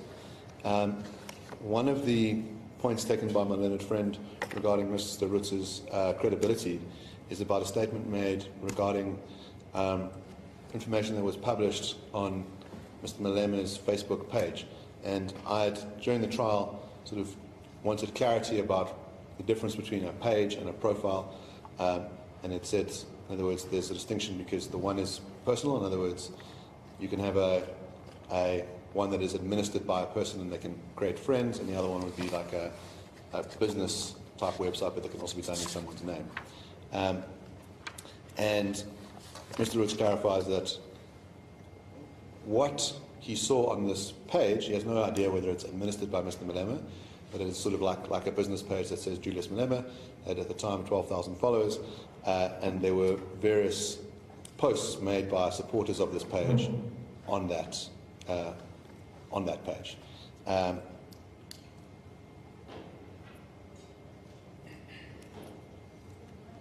And the point of his testimony was to say this gives us an indication of what the supporters of Mr. Malema believe. So the kind of claim made by my learned friend in his argument is that there's a false accusation made that Mr. Malema has a Facebook profile when he's not on Facebook. Mr. Malema, when shown what Facebook looks like, readily admitted. But well, Mr. Opperman, I thought ultimately it came down to the fact that somebody has posted on a Facebook, and that posting seemed to link to the question of the risk that we've just alluded to earlier. It seems that's where we are. Yes, exactly. That's exactly the point of it. It's to say that this gives us an idea of the climate, that we've got supporters of Mr. Malema. Let's then move on from that one then. Yes. I'd then like to turn to the evidence of Mr. Human. So Mr. Human was testified as someone who works at the trauma unit of AfriForum. And he said that the trauma unit goes out to visit victims of farm attacks to debrief them and help them overcome their emotions and lead normal lives. And that he's personally worked on 25 cases and supervises a further 60. And he uses cognitive behavioral therapy to assist victims and their families to take back control of their lives, he says, so that they can look life in the eyes again and start living.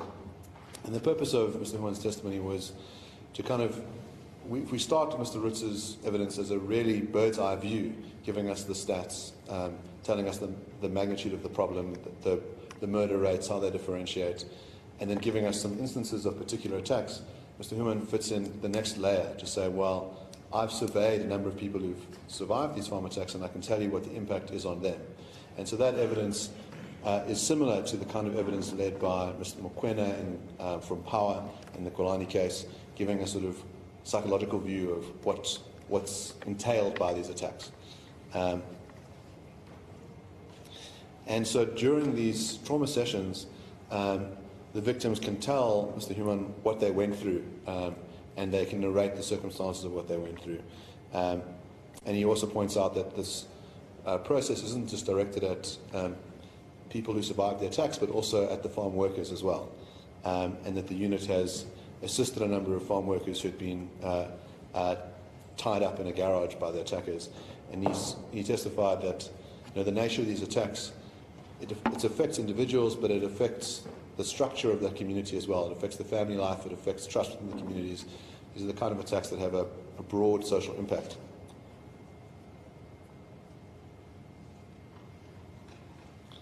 He specifically says that it is felt by people that are both black and white. The attacks create shock, fear, and disbelief in the community. They undermine the strong social and cultural bonds that were established. People become hyper-vigilant, and they don't know who they can trust. They feel powerless. And the trauma creates a memory, and these memories can further re-trigger the trauma. So this is an important point to note, which is that when someone has endured a traumatic event like surviving a farm attack, that there are certain things that can re-trigger that memory, and it can bring back memories of the trauma that they went through. And I mention this because if we think about the test set up by Kolani about what are words that are harmful, it's in reference to this. It's not just that one hears the words and is temporarily sad or angry or offended, it's that it causes a deep psychological trauma, and it severely undermines one's dignity. And this is the kind of evidence that Mr. Human gives of the deep psychological trauma that persists in people who've been attacked. And then there's evidence later, which I'll get to, Mr. Prinsloo, about how he feels when he hears people singing the song and the re-triggering of it. Mr. Human also went into some detail about the violent methods that were used by attackers, and he outlined a series of real cases. He gives an example of someone who was shot repeatedly with an assault rifle while being attacked, a woman who was burnt with an iron, people who were tortured by being doused with hot water, pesticide and diesel, a woman who was raped multiple times in front of her daughter, a teenage girl who was forced to parade topless in front of her attackers and humiliated and terrified that she would be raped, and that victims experience flashbacks of what happened to them that can be brought on by the triggers, and that they cannot escape the fear and anxiety. People never forget what happened to them, and they can be triggered for months or even years. Extreme trauma cases, extreme trauma causes people to become depressed and feel that they should not go on with their lives. He says that post-traumatic stress disorder has a long-term effect on victims' lives. They struggle to work and they avoid returning to where they were attacked. They become anxious, hypervigilant and withdrawn from their friends and community. People never forget what they went through, and extreme trauma can persist for 3 to 6 months, but for some it's even a year or longer. He says victims report being re-traumatized when they hear about people singing the song Kill the Boer, Kill the Farmer. They feel the same emotions which they previously did. They feel anger towards those that are insensitive to what they've been through, and that politicians are unaware of what they experienced. Mr. Human testified that there is more than just talking about who is right and who is wrong about farm attacks. These are human beings that are suffering. These are communities that are suffering. The complainant then led the evidence of 2 people who themselves had survived farm attacks. And that evidence outlines in some vivid detail what it is to be attacked. Mrs. Miller talks about intruders invading her home, shooting her husband in her head, in the head, that she survived and her children survived. Her husband was in rehabilitative therapy for a long period of time, miraculously survived despite being shot through the head. And this is meant to sort of give us an indication of what is being called for. When the respondents say, kill the Boer, what are they calling for? It's not something abstract, it's something real, something visceral, something that happens in South Africa. Mr. Prinsloo gave evidence about the attack against him and his wife, and he talks about how when the attackers came in, they shot his wife, she died in his arms, they paralyzed him. He memorably testified while having to walk in on crutches, and he describes in some detail the nature of that attack. And when asked about the motive, He says he finds it difficult to believe that the motivation was robbery because they did not look for more money in the house. They did not ask for the safe keys, and when they initially entered the room, they shot to kill and only asked for money afterwards. And when asked about the after effects of the incident, he testified, "It's very difficult to really explain because your whole world has crumbled in 1 second. You've lost your wife, you've lost your mobility. My children were so traumatized that my eldest daughter decided that they were going to immigrate to Australia and they left." He says, "Even though you're forgiven, you can never really erase what you've experienced. I've enjoyed my work so much that it was really an extreme loss for me not to be able to function at the level that I used to function at. So I'm still working, but obviously very limited in what I can do." And he said that he had a very good relationship with the community, and they were very upset about the attack on him. And he mentioned that he speaks isiZulu fluently, and I think your Lordship had asked him questions in Zulu, which he responded to. He was asked specifically what his response was to hearing parties like the EFF singing songs like Tigulu Bunu or Kill the Boer or Kiss the Boer or Shoot to Kill. And he testified that it upsets him because he remembers what happened. Secondly, he testified that youngsters are influenced and affected by the singing of such songs, that they follow that example and think that's the right thing to do. When asked whether he had any personal feelings when hearing the song, he testified the following: "We had planned so many things for us, because I was not very far from retirement, and I had a good marriage, and everything just disappeared in 1 second. People ask me how things are going. I'm living from day to day. I'm in constant pain because of the injury. I cannot enjoy the things that I used to enjoy. It has taken away my whole life. So that is the feeling that I get when I see these things. I'm reminded of what I have lost." That's vivid testimony of the words causing harm, of re-triggering someone who's gone through a traumatic event and bringing back the trauma.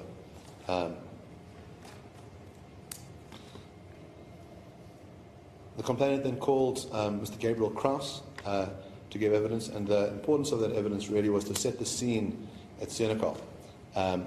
And he testified why there were gatherings in Senekal, that it was after the murder of Brendan Horner, that, as I stated earlier, Horner was murdered in a very public way, or that his body was put on public display.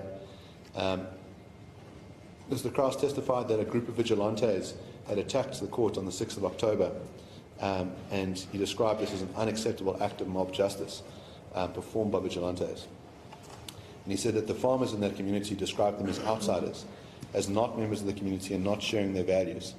They expressed the suspicion that they may have been paid to make the farmers look bad. Former President Motlanthe had warned that more friction in Senekal could lead to civil war. Mr. Malema's response in Newsroom Africa was, "So be it." So that sets the scene. In other words, it's an incredibly heated tinderbox situation. You have a member of the community who's murdered, he's young, his body's put on public display, there's further friction caused by external vigilantes attacking the court, and then the EFF arrive on the scene, and this is the scene in which they sing, "Kill the farmer, kill the Boer," and they don't sing "Kiss."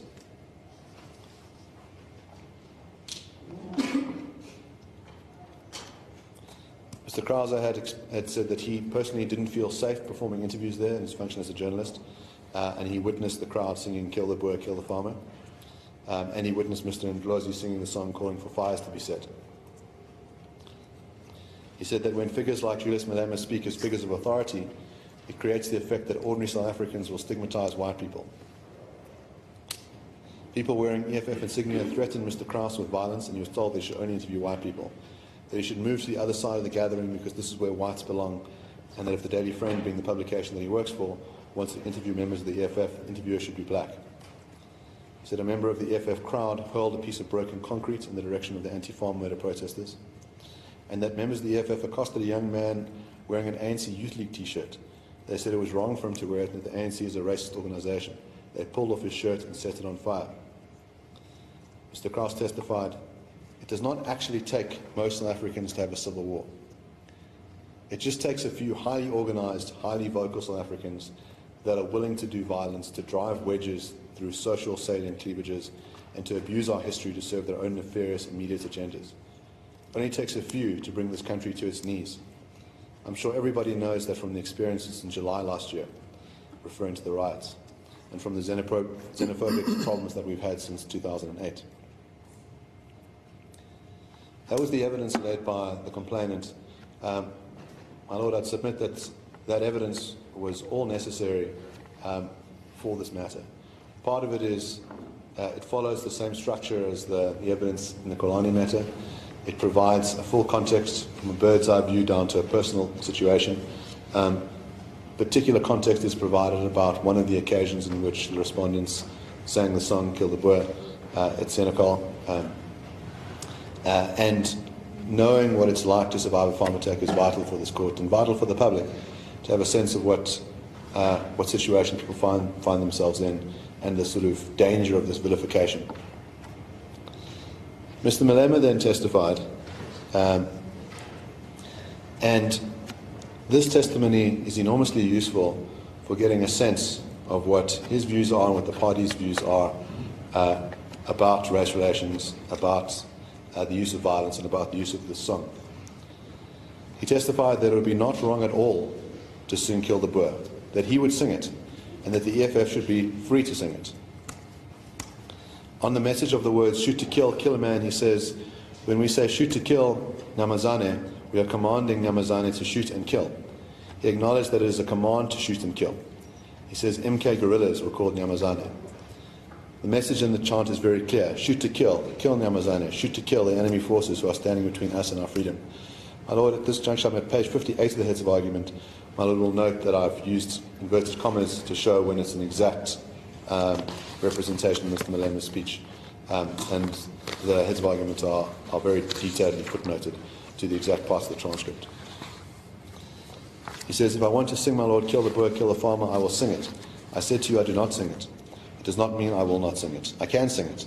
Anyone who sings it will be well justified to sing it. It is a struggle song. When asked about the miming of the firing of guns while chanting shoot to kill, he testified that if everything was meant in a literal sense, we would have taken guns and shot them in the air. When asked if he would stand on a stage with a real gun and shoot, he testified that there is a criminal case before the East London Magistrates Court where it is alleged that he shot a firearm on the stage in an open space where there was a public. He testified that Kiss the Boer is sung to offend racists that are upset by black people kissing white people. Now, the test as set up by Kolani about who determines the meaning of the words is this court. It's not a matter of experts, and it's not a matter of the person singing it. Judge Lamont has already considered this question as to what could be meant when someone says kiss.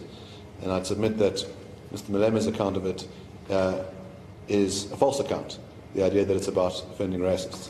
That the rest of his demeanour and the rest of his language and what he says throughout this testimony indicates that what is clearly meant is that kiss is coded language for kill. And that he has no problem with using the words kill. He said people should be free to sing it. With regards to the members at Senekal, he says he does not know if people wearing EFF t-shirts and chanting Kill the Boer, Kill the Farmer were members, so you must pay 10 Rand to get a membership card, and they were not displaying their cards. However, he refused to condemn them for singing the song. So there's this funny technical move to say, well, all those guys who are at my rally who are wearing EFF hats and EFF shirts, well, I couldn't possibly know if they were members because I didn't see their membership cards. He did a similar thing later with regards to the protesters outside. He testified that he exercises influence over his members, supporters and voters, and that all three categories of people were present outside of court. After being shown the video of those people outside of court chanting the words kill the Boer, kill the farmer, he suddenly denied knowing if they were members or supporters. But he refused to denounce their singing of the song and said, I told you I can sing it myself. He then said, when I mention the word farmer, I see a white person. He said there were small pockets of black people in the farming community who were playing a very insignificant role.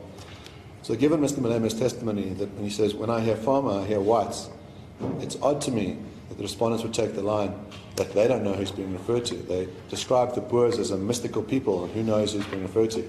When all the other tribunals and courts that have dealt with this question of who are Boers know that it's people who are Afrikaans, who are white, who speak Afrikaans. And here, even on the term farmer, Mr. Malema says, talking about white people, and that's his own testimony. When asked if he saw a risk that chanting Kill the Boer would influence people to go and kill, and whether that would stop him singing the song, he responded, no. When questioned by the court, he acknowledged that singing the song mobilizes and activates people. He accepts that whether the use of the slogan is a chant or a song is still a form of communication. This is meeting the thresholds of the test. In other words, is it incitement to harm? Well, he acknowledges that it's motivating and activating people, and that it's a form of communication prohibited by the Act. He says, its meaning, my lord, is the attack on the white system. Let us not make a mistake about it. It's not like we're just singing in jail. We are singing with a clear conscience in our mind that if opportunity prevails, we will bomb the union buildings. Now here, this is interesting, because this line of, well, it's metaphorical, it's about the system, he concretizes it. He says, when I say we're attacking the system, what I mean is we're going to get a bomb and we're going to blow up the union buildings. In other words, it's not an abstract thing, it's something very specific that he has in mind. When asked if the evidence of Mr. Prinsloo, that when he hears the song, it brings back the memory of the day that his wife was murdered and he was paralyzed, would motivate him to stop singing the song, he replied, I said I am not moved. Let me repeat 5 times, I am not moved by that case you brought here. I am not moved. And if that will make me lose a case, let me lose it. I am not moved. He testified that the song Our Mothers Are Happy When We Hit the Boer referred to mothers as a rhetorical device to justify killing people. They became happy with us because they were at a point where they could no longer tolerate that which was happening to them. We use them to demonstrate that if it can be approved by mothers, it means it is a justified call. Mr. Malema attributes genocide, wars of dispossession, and the killing of children in 1976 to white people. He stated that all white people are criminals and ought to be treated as such. He said that white people of today are the same that arrived in South Africa 350 years ago, and they remain land thieves. He holds white people as a group liable for the sins of their fathers. He says it is unfortunate that we find ourselves in a society where we coexist with such people who look at us and think of us as non-thinkers. When asked what it would mean to get rid of white people, he responded, so if we go into a conference and we go into Parliament and make a constitutional amendment that all whites must be driven to the sea and any white who remains here is going to be killed, then we engage in that type of program to drive all whites in the sea. It is an institutionalized decision, and that arises out of a particular collective decision. At his speech in Newcastle, Mr. Malema said, we are not calling for the slaughter of white people, at least for now. He said this meant that he was not ruling out the possibility. When asked to pledge that he would never call for the slaughter of white people, he said, I will not do it. He said Madiba coerced us into reconciling the people we have never been one with. That was a myth. It is unrealistic. You cannot reconcile if you have never been together. So all of this evidence gives us an indication of what Mr. Malema's views are. In other words, this line that the song is about land injustice just doesn't square with the rest of his evidence. That when asked a simple question, to say, can you now say you will not call for the slaughter of white people? He says, no, I can't do that. The simplest of things. What human person, anyone with a sort of sense of humanity could say, I'm going to call for the slaughter of a racial group at large? Any reasonable person would say, of course I would never do that. But Mr. Malema would not take such a pledge. With regards to denying farm murders, he acknowledged in his cynical speech that he said that there are no farm murders and that there are no white people being killed. He claimed that murder is not directed at farmers, it's just general killing and due to crime being out of hand. He was presented with the following case. In April 2010, Leon Kukumua, aged 39, was attacked on a farm near Cullinan in Gauteng. The attackers screamed the words, "Die, white man, die, Viva Malema," as they were attacking Kukumua. Knowledge and Lausi admitted to murdering 5 white farmers in 3 months and said, my hate for white people made me do it. Mr. Malema responded, there is no problem of white people being killed. There is no problem of white farmers being killed. When asked if he was willing to condemn the murder of white people, he responded, no, I'm willing to condemn murder, not of white people. He denied that it was possible for white people in South Africa to be victims. When asked whether he would condemn the murder of Brendan Horner, he avoided answering the question.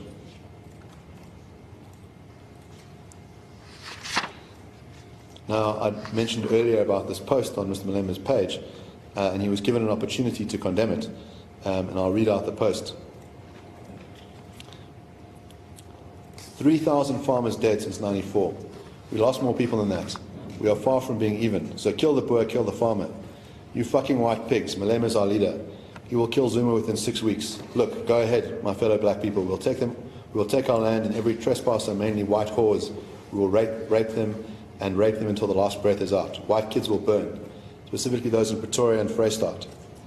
Men will be tortured while I take a video clip and spread it on YouTube. Colin, we should stand together and rape these fuckers. It's true that Malema said silently we shall kill them. Police will stand together. Our leaders will lead us to take our land over. Mandela will smile again. White knives, we are coming for you. Households will be broken into. Families will be slaughtered. Now, it would be the simplest thing in the world for Mr. Malema to say, I condemn those statements. But he says, I cannot condemn statements of fake accounts. So he avoids answering. He says, well, I don't know the account. Maybe it's a bot. Mr. Malema was presented with the case of a couple that were brutally attacked after graffiti stating Dibulu, Bunu, Viva Juju, Viva EFF was painted on their door. He said that the EFF sings the song Dibulu Bunu and that it would not denounce a member of the EFF painting that graffiti slogan. He was then presented with the following case. Alice Lotte at the age of 76 and her daughter at the age of 57 were tortured to death on their farm in the Free State. Both women were tortured for hours, being stabbed with broken bottles in their vaginas. One of the women also had her breast cut off while she was still alive. Helen's injuries were so extreme that the medical examiner was unable to tell if she had also been raped. Alice had been stabbed in the neck and throat and had drowned in her own blood.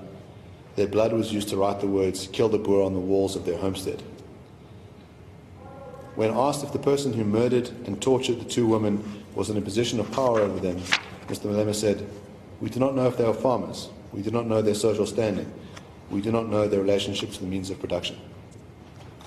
This callous attitude towards blatant acts of racist murder and torture, the most obvious egregious case where you have a race-based killing, and Mr. Malema relies on his Marxist understanding about power relations and says, well, we don't know their relationship to the means of production. You know, I can't say whether there was a relationship of power by the person who tortured them to death. That shows you a level of callousness towards people on the grounds of their race. Mr. Malema describes the EFF as a very radical, very militant party. It's a Marxist-Leninist Fanonist organization. He said, I've never said I'm somewhat moderate. I'm very radical and very militant, and I make no apology about that. And he says, I believe that I will eventually be president of South Africa. This is why this case matters. This is not some nobody. This is the leader of the third biggest party in the country. This is someone who can call a press conference at the snap of his fingers, who's calling for genocide. When asked whether he would embrace violence as a process to decolonize South Africa, he responded, colonization is violence. It is like racism, and the only way to deal with violence, you must be violent. Therefore, there is nothing wrong in engaging in a revolution, and one to be suggesting that you cannot be engaged in violence. Revolution itself is violence. When asked whether he'd be happy to endorse the use of violence for his revolutionary aims, he responded, my Lord, when the time comes and the conditions on the ground necessitate that arms must be taken, we will do so without hesitation. I am not scared of killing. A revolutionary is a walking killing machine, not scared of death. If that need arises, I will kill, and I will do so with no hesitation, especially in defense of my people. He testified that after the killing of Chris Hani, they wanted to kill, and they were waiting for a signal from President Mandela saying to us, let us not go for them. We are very angry. We are ready to kill. Now, on the question of damages, he was asked whether he personally and the EFF as an organization could afford to pay the 500,000 rand that was sought. And he says that neither he nor the EFF could afford to do so because they have nothing. Mr. Hofmeyer, you can run through that. It was very blatantly clear. He said, I don't have the money, there's no money with me, EFF has got no money. In fact, there are 2 points there. He says, personally, I don't have the money. Secondly, EFF doesn't have the money, and I think you made the point at the beginning. I don't think you need to read the whole of that page. Yes. Yes, well, my point is that given the facts of what's known about Mr. Malema's personal worth and the donations that are on public record of the EFF, it seems obvious that Mr. Malema perjured himself. With regards to evidence of Professor Gunner, she testified that song is not simply decoration. The song is not static, it can move, and it can carry a huge weight as an historical statement. It shows that songs can move through time and cause inspiration through memory to a later generation. She says they can play a role as speech and you can enact a political idea through song. She acknowledged that listeners can deduce messages from songs. Now, Professor Ghani's testimony stands out for being incredibly evasive. That she holds herself out as an independent expert. She said on a number of occasions during her evidence in chief that she says, "I will not be told by anybody what I'm going to say, I speak my own mind." But when asked very simple questions, she suddenly got very evasive, and it was very evident in her body language that when I would ask her questions, she would face away from me and look up at your lordship in plea of saying, "Do I have to answer these questions?" And when she was asked whether songs can be used to inspire people to perform action in the world, she replied, "I can see where you're going, and I'm not going there." But she acknowledged that the Rwanda Tribunal, that it was found that in Rwanda, songs were deployed in a propaganda campaign to target the Tutsi as the enemy and to sensitize and incite the listening public to target and commit acts of violence against the Tutsi. She acknowledged that in the case of Rwanda, there was the possibility that songs may constitute direct and public incitement to commit genocide. She acknowledged in the case of Mr. Chwene that he committed murder because he was influenced by the chanting of "Kill the Boer, kill the farmer." And she acknowledged that someone may well be traumatized by the song. She acknowledged that Mr. Malema is a professional politician with access to the media. Now, whatever evidence that she may have given about the meaning of the song, the court in Masuku makes it very clear that that evidence is irrelevant. In other words, it's not up to an expert to determine what a song means. They can provide the context. And part of what Professor Ghana admits is that songs are a form of communication, that in Rwanda, songs were a powerful tool to be used to exterminate people. She acknowledges that. But the evasiveness comes in saying, well, I'm not willing to apply what happens there to South Africa. I'd submit that the situations are quite analogous in the sense that it's clear that songs can be used to incite people, that in Rwanda, Mr. Bakindi was ultimately held liable for crimes against humanity, for inciting genocide with those songs, and that there's no reason why songs would be able to do that in one country but not in another, especially when we have, to say, the political context in South Africa of the delegitimization of an ethnic group on the grounds of their language, on their race, and with high levels of violence against them and high levels of torture against them.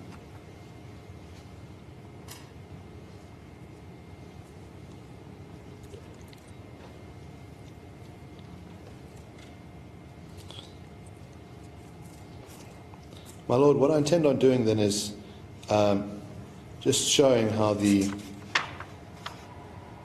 law and the facts apply to each other. So the context, which is determined as being all important by the court in Kolani, is provided by all of these witnesses. And Mr. Roots sets out the context for the words chanted by the respondents. The frequency and brutality of farm murders is clearly disproportionate to other crimes committed in South Africa. He says that there is a zeitgeist in which violence towards whites and Afrikaners is romanticized and normalized. And there's this move of ascribing collective guilt and collective punishment. He says the tenor of songs like Kill the Boer have an evident and obvious vilification effect. Whites and Afrikaners are portrayed as the eternal enemy of black South Africans. With regards to the likelihood of harm, there's good reason to believe that chanting words that call on people to kill farmers in a climate where farmers are frequently tortured and murdered amounts to the promotion of hatred on the grounds of race and ethnicity and constitutes incitement to harm. The songs also constitute unfair discrimination, that they are racist propaganda which incites racial violence. The testimony of Mr. Human and Mr. Prinsloo demonstrate that these songs are also directly harmful, that they cause severe trauma by reminding victims of farm attacks what they went through. And in light of Kolani, harm is also expressed as harm to society, democracy, and the nation, and the nation-building project. Songs like Kill the Boer are inimical to reconciliation and create exactly the spiral of invective back and forth. Harm need not be physical and can also amount to an attack on the dignity and self-worth of the group targeted by the speech. This is obviously the effect of any song calling for the killing and shooting of a group, particularly given the above context.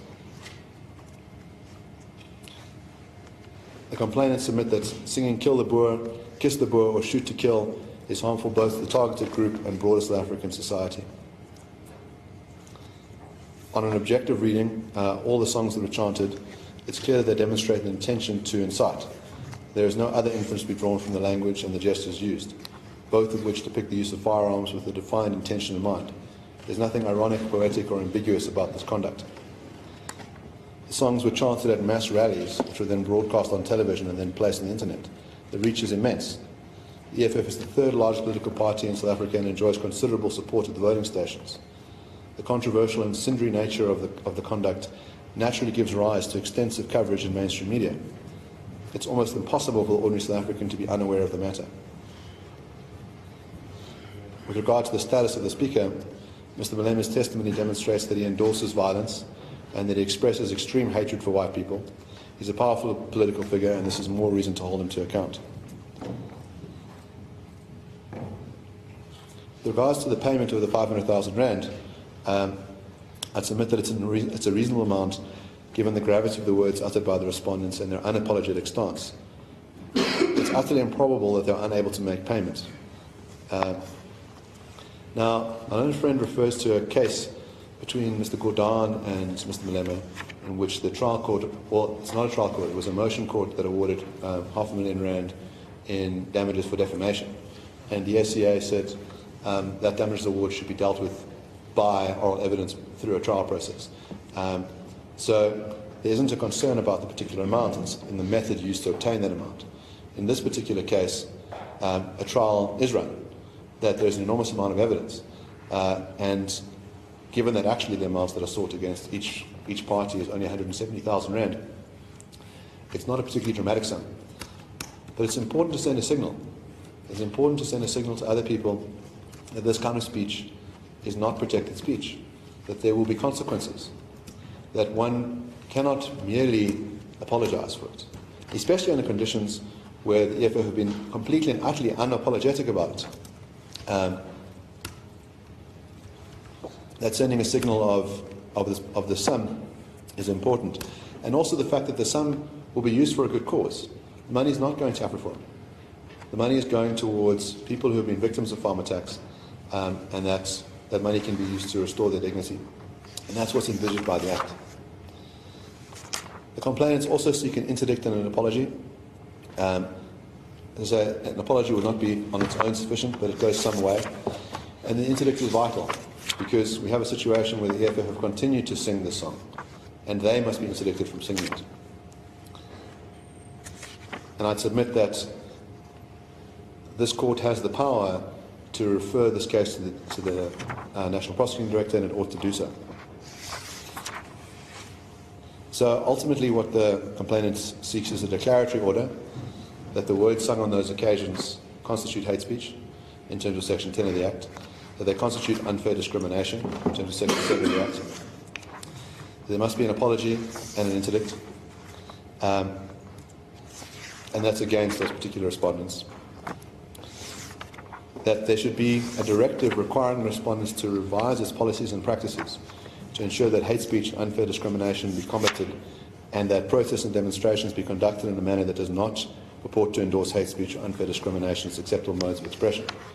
In other words, the EFF as an organisation should be free to disseminate its political ideas that fall within the ambit of protected speech, but they must be advised by this court that their policies which endorse hate speech and endorse unfair discrimination must be changed. But that prayer, Mr. Hoffman, it goes much broader than simply the soul. Am I correct? I beg your pardon? Then, I'm saying, yes. Reading this particular prayer under paragraph 290, it's much broader than simply requiring them to change their policies in relation to the singing of the song. It seems to require them to go into much more details about, I beg your pardon, any of their policies that may be seen to be discriminatory or may contravene freedom of, the protection under Section 10. Yes, I'd submit that this court can make a finding about the song itself. In other words, they're interdicted from singing that song, and their policies should obviously exclude singing that song. But that, given that the case that's brought against them is that they performed acts of hate speech and unfair discrimination, that those policies in the broad category should be revised. There may well be other things that would amount to unfair discrimination or hate speech. And asking to change those policies. But wouldn't the court be going beyond what's before it? What's before the court, it's the complaint as set out in both your documents and in evidence. I haven't had any evidence that suggests that there are other policies besides the singing of the song that requires the attention of the court. Yes, well, my lord, to the extent that there are no other policies which infringe, then they're unaffected by the order. In other words, if the only thing that constitutes hate speech that they do is sing the song, and that's the only policy that they have, well then the broad order doesn't curtail anything. It's also clear that they're all infringements of the Act. So in other words, no one has the freedom to have a policy which allows for that. It's just a matter of sending a signal to say, well look, the equality... It's just an interdict somebody from intimidation or somebody from threatening to kill. You have the pleading specifying that you're interdicted from killing this person, but to then take it further than that which would have been pleaded, I'm not sure whether this court has got those powers. Yes, my lord, then maybe it's a matter of narrowing that relief to say that they must revise their policies to not sing the song or not perform, in other words, to say that the singing of songs or this song in a manner that constitutes, a breach, that could be narrowed.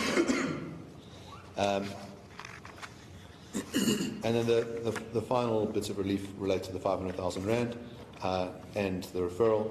And then with regards to costs, your Lordship had raised this question at the beginning. I'd submit that costs ought to follow suit, that if the complainant is successful, it ought to be awarded its costs. That the nature of these proceedings was agreed in conjunction with your Lordship about the time. That the complainant had initially suggested a period of 5 days. Your Lordship suggested 10. Ultimately, it was heard over 9. That the evidence led by the witnesses was all pertinent. It's not a situation, in Judge Lamont's situation, he refers to there being unnecessary evidence that was led. In this case, I'd submit that all of it was necessary evidence. It goes to the context. It's in line with the kinds of evidence led by Human Rights Commission and Psychological Society in Kwalani. In Kwalani, ultimately, the Constitutional Court held that the Human Rights Commission was entitled to its costs for that trial. So they were awarded those costs. And so I'd submit then that the complainant ought to be awarded its costs. The danger in not awarding it costs. But awarding costs on attorney and client scale? Yes. What would be the basis for that? As I understand, when one has to consider the costs in this particular case, one is going to have to take into account the circumstances, the historical background. Now, the song, from the evidence I've heard, wasn't just sung on that particular day, but it's got its own historical context. Well, my lord, on that front, in other words, that kind of case was the case brought before Judge Lamont. In other words, the line was, well, the song we're singing is Dibulu Bunu, and Dibulu Bunu is about the regime, and it's different from the song Kill the Boer, that it's unfair to translate it. That was the kind of case, and that song had a particular history and was accompanied by music, and they were lost in that case. In this situation, what we have is the singing of a song, Kill the Boer, Shoot to Kill, which the Human Rights Commission found in 2003 already constituted hate speech. That finding was further endorsed by Judge Lamont. The line about singing kiss instead of kill is dealt with by Judge Lamont 10 years ago, saying this constitutes coded speech, and the EFF continues to do it anyway. I would say those are all reasons to say that's what ought to be a higher cost award. In other words, you have a situation with a person who has an unapologetic stance, knows what the legal framework is, knows it can't rely on a sort of history, because that's already been dealt with by the court in Lamont's matter, and persists. And Mr. Levin's testimony, which amplifies all of this hatred, that goes into further detail about the vilification. All of that would amount to reasons for having an attorney-client's cost award. I guess you would say that the court would also have to take into account the agreement concluded, although that agreement was with the ANC, But Mr. Malema also features in this particular case. Yes. He had agreed in the Supreme Court not to to cooperate. That's the phraseology used in that agreement. To cooperate with the other parties. Yes. So in other words, he's personally bound. He has an obligation in terms of that agreement, and that agreement talks about counselling his supporters, and he clearly hasn't counselled his supporters. In other words, his supporters have gone and done the exact thing that he was supposed to not do, which is sing these sorts of songs.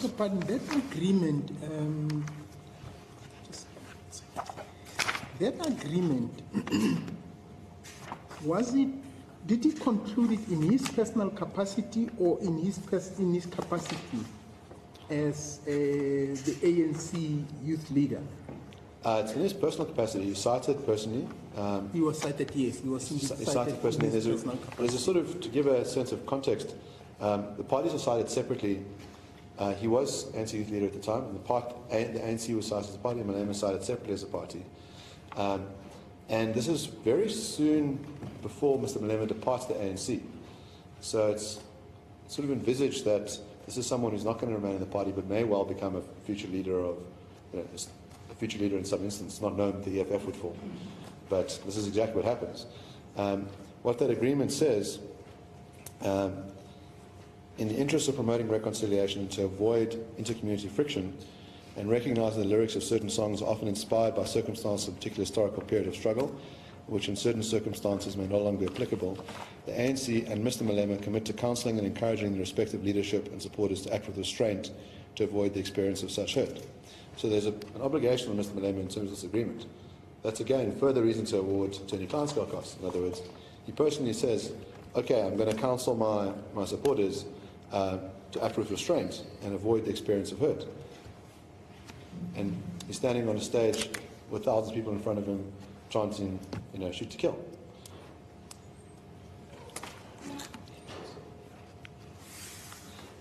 My Lord, I have no further submissions. Thank you very much.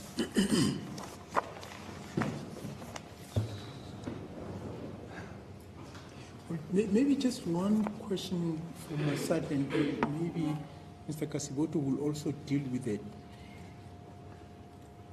If, assuming I was to find that Mr. Rhodes is disqualified as an expert, he has led evidence for a few days in this court. What happens? Does that evidence fall away, or should it be struck out? What's the situation? Or does that evidence constitute evidence by an ordinary witness? Yes, well, I suppose first I would say that the evidence ought not to be, that his expertise ought not to be set aside, that he demonstrates all the things that would be expected of an expert in terms of giving an impartial view of the facts and of the circumstances, and that evidence is very much in line with the evidence in the Kolani case. If it were to be found that he was not an expert, then I would submit then using the evidence to the extent that it's set into the case as an ordinary expert, as an ordinary witness, might be one way to deal with that situation. Thank you. Yes, Mr. Kasiboto.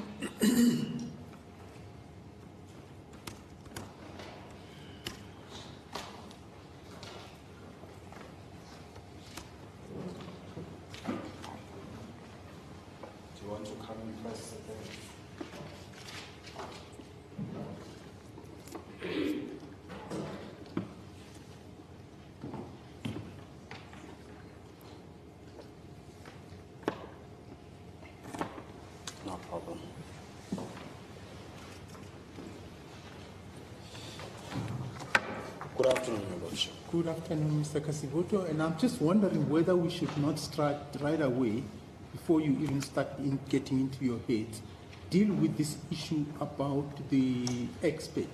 Yes. If I could just allow okay, my no, brother they from can EMC continue to finish. sorting out their technicalities. Yes. Well, Your Lordship, as you'd have seen the structure of my heads of argument, that is precisely the point I wanted to start with, because it fits into the rest of the argument. Because once you have a sense as to what form of evidence is admissible or not, then it informs the rest of the arguments that I'm going to address, Your Lordship. Of course, I'm going to start with the evidence of what I'll call the lead expert on behalf of the complainant, being Mr. Roots. I'm not going to take you through the entirety of the attacks that we mount against him. I think you've got a good sense of it. But just for purposes of recapping, let me make this point, Your Lordship. It's important that the court is fully aware of the status of the evidence that is being presented before Your Lordship. If someone is called as an expert, case law, PwC, I've cited it. As a matter of fact, with the court's indulgence, I beg leave to hand it over.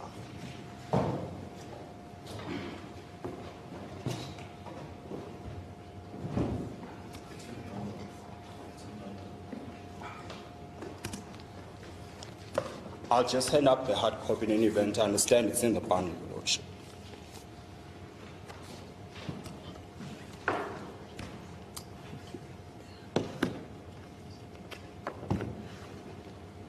Yes, proceed. The case law, Your Lordship, that was cited, PwC, tells us, firstly, what standard is expected of an expert witness. Of course, the complainant is legally advised. One must assume they would have been advised about this. PwC tells us, to the extent the expert witness, forget actual bias, there is a perception of bias, then for all intents and purposes, then he is of no use to the court, and it leaves it at that. There is no authority, I respectfully submit, Your Lordship, that suggests that an expert can morph into a lay witness solely because it does not meet the threshold of an expert witness. There's just simply no authority for that proposition.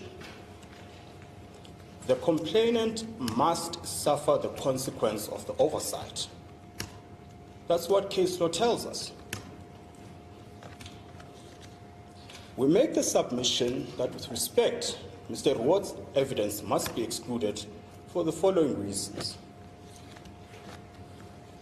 The first is that he's the head of policy at the complainants.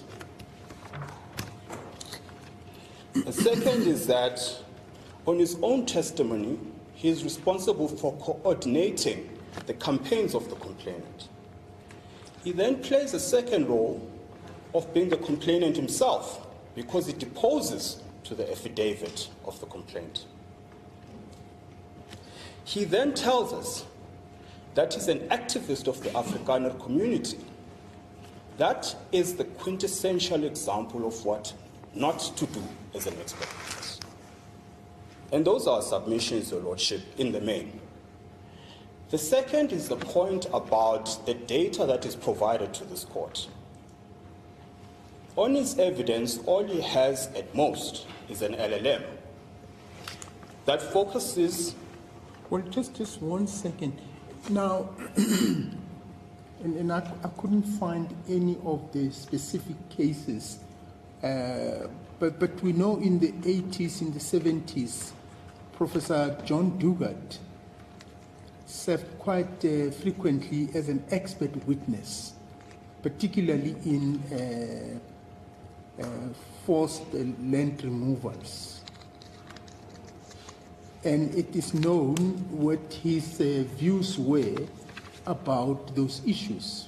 Would that have disqualified him? And as I said, I was looking for cases which could have dealt with his testimony, but I couldn't find any immediately. But I just want to, for my own understanding of how one approaches this, Yes. when you have somebody of his stature, somebody who clearly had taken a stand about the illegal removal of people, testifying as a witness, would that have disqualified him?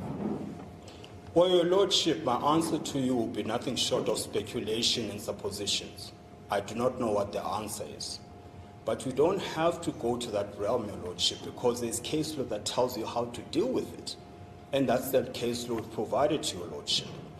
If it so happened that there's case law that suggests a proposition that is now being accepted by my learned friend, then it was incumbent on them to bring it to Your Lordship, because then we're venturing into speculations and all sorts of arguments that are not before Your Lordship. PricewaterhouseCoopers tells this court at paragraph 98 and 99 on how to deal with expert evidence. And that appears as paragraph 10 of our heads of argument. It says the duties and responsibilities of expert witnesses in civil cases include the following. Expert evidence presented to the court should be and should be seen to be independent, product of the expert, uninfluenced as to the form or content by the exigencies of litigation. That's the SCA judgment on how you deal with expert witness. And then it takes the point further. It says an expert must be made to understand that he is there to assist the court. If he is to be helpful, he must be neutral. The evidence of such a witness is of little value where he or she is partisan. That's the SCA authority. And if there's authority that trumps this one, then it's incumbent on my learned friend to bring it to the attention of the court.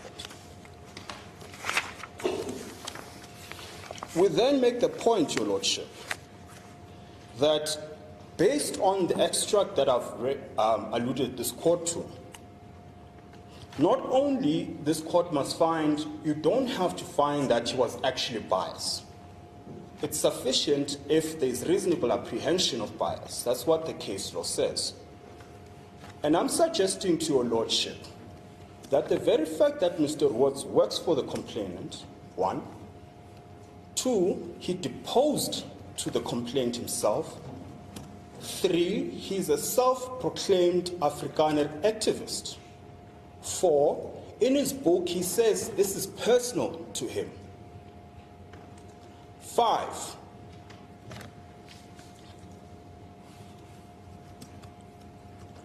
I had 5 points. Let me keep it at those 4. The 5th one escapes me. The sum totality of that, objectively speaking, is enough to create a perception of bias. And the SCA says, should that happen, then the evidence is of no value because it evidences that the expert is partisan. And the last point I wanted to make, Your Lordship, which is really important, the 5th element of why we're saying there's perception of bias. If I could just find it, Your Lordship. Yes, on his own version, I put it to him, Mr. Watts, do you have an interest in the outcome of this trial? To which he responded, yes. Now, if that's not actual bias itself, it's certainly in favor of my learned, or rather the complainant, a perception of bias. And Your Lordship can then make a finding in that respect. And I do not know if I've addressed Your Lordship's question on the question of what do we do with the evidence of Mr. Watts. Well, just address me on the proposition made by Mr. Oppenheimer that by the nature of these proceedings and the nature of this court, yes, one need not take the technical and strict approach adopted in cases such as Pricewater about who qualifies as an expert witness. Again, Your Lordship, there is no proposition or rather authority for that proposition. The case that's being relied on is Woodway CC versus Valley, which was in the Western Cape. The point being made is that it's merely persuasive or rather suggestive to Your Lordship.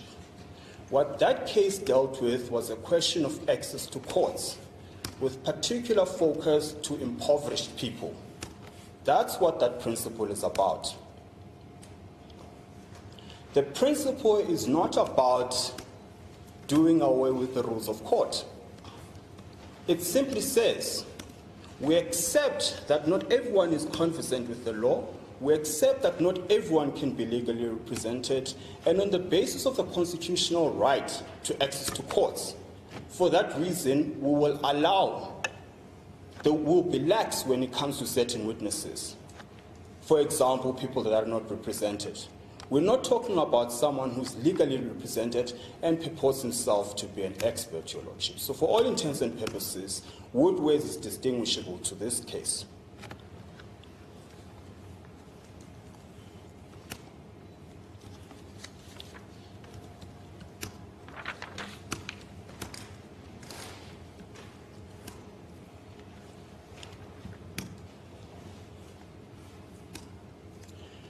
The second reason, Your Lordship, would say the evidence of Mr. Rhodes must not bear any weight to this court is because it is fundamentally and to a great degree premised on hearsay evidence.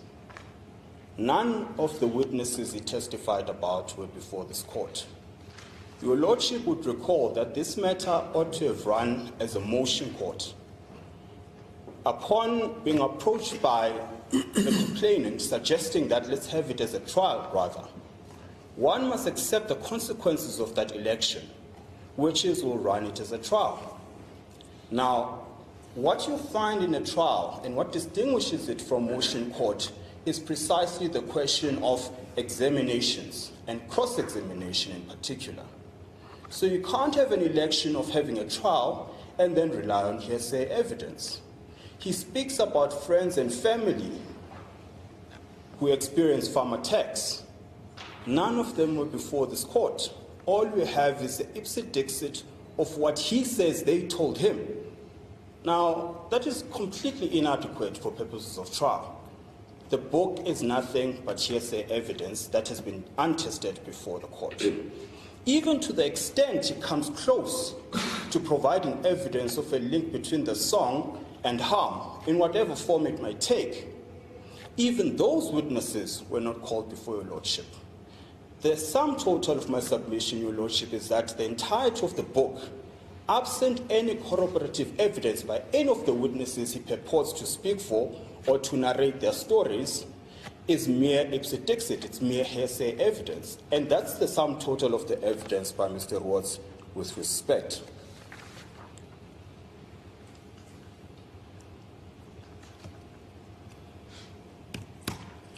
Crucially, however, he makes a concession because at the start of the trial, the perception I certainly had was that the argument is that the singing of the song causes these consequences, i.e. farm murders and farm attacks. Now, over a period of time, and of course it was a justified assumption on the reading of the pleadings, because to give an obvious example, is a question of the song Bizani Fire Brigade, where Mr. Rhodes says, Mr. Ndlozi, Dr. Ndlozi rather, sang the song. And then, second sentence, we are told that then there were farm burnings. Now, we see a slight shift now intact as to what the relevance of those averments were. We're being told, no, we don't have to show harm. And that is not what we intend to do with that paragraph. Well, the difficulty is this, Your Lordship. The first sentence by itself would have achieved what they want to achieve. What is the purpose of the second sentence? Now, let's assume what they say to be correct and to be their intention, to merely say, all we're saying is he's saying a song that has a risk of causing harm. Then what is the relevance of the second sentence? Of what utility is it if it's not to show the causal link? Of course, the difficulty now, my learned friend with respect faces, is the difficulty of justifying or showing the link between the two, which is why now we see this about turn. All I'm simply trying to put, Your Lordship, is this. Even with the evidence of all these witnesses, what we've heard from them are actual physical harm and psychological harm. That's the entirety of the evidence we've had before Your Lordship. The intention must be then to suggest that the singing of the song has a causal effect, because that's all we've heard during this trial. We've been told about how gruesome the murders were. We've been told about the graffiti that's been left on the scene. We've been told about farms being burnt. That was the intention, to draw a causal link between the two. The spin that we now hear, Your Lordship, and I say this with great respect to my learned friend, is to deal with the question of how do you draw the causal link. They can't draw the causal link because there's no evidence to that effect. Now we have to shift tact in terms of what it is that we're actually claiming.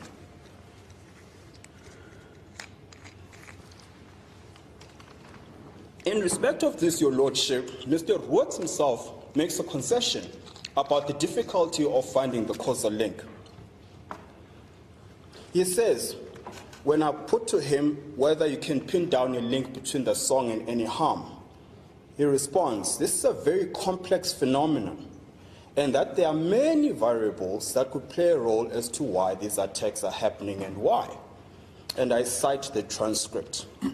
The sum total, Your Lordship, and I do not want to belabor the point, there is just no evidence of a causal link between the song and any harm.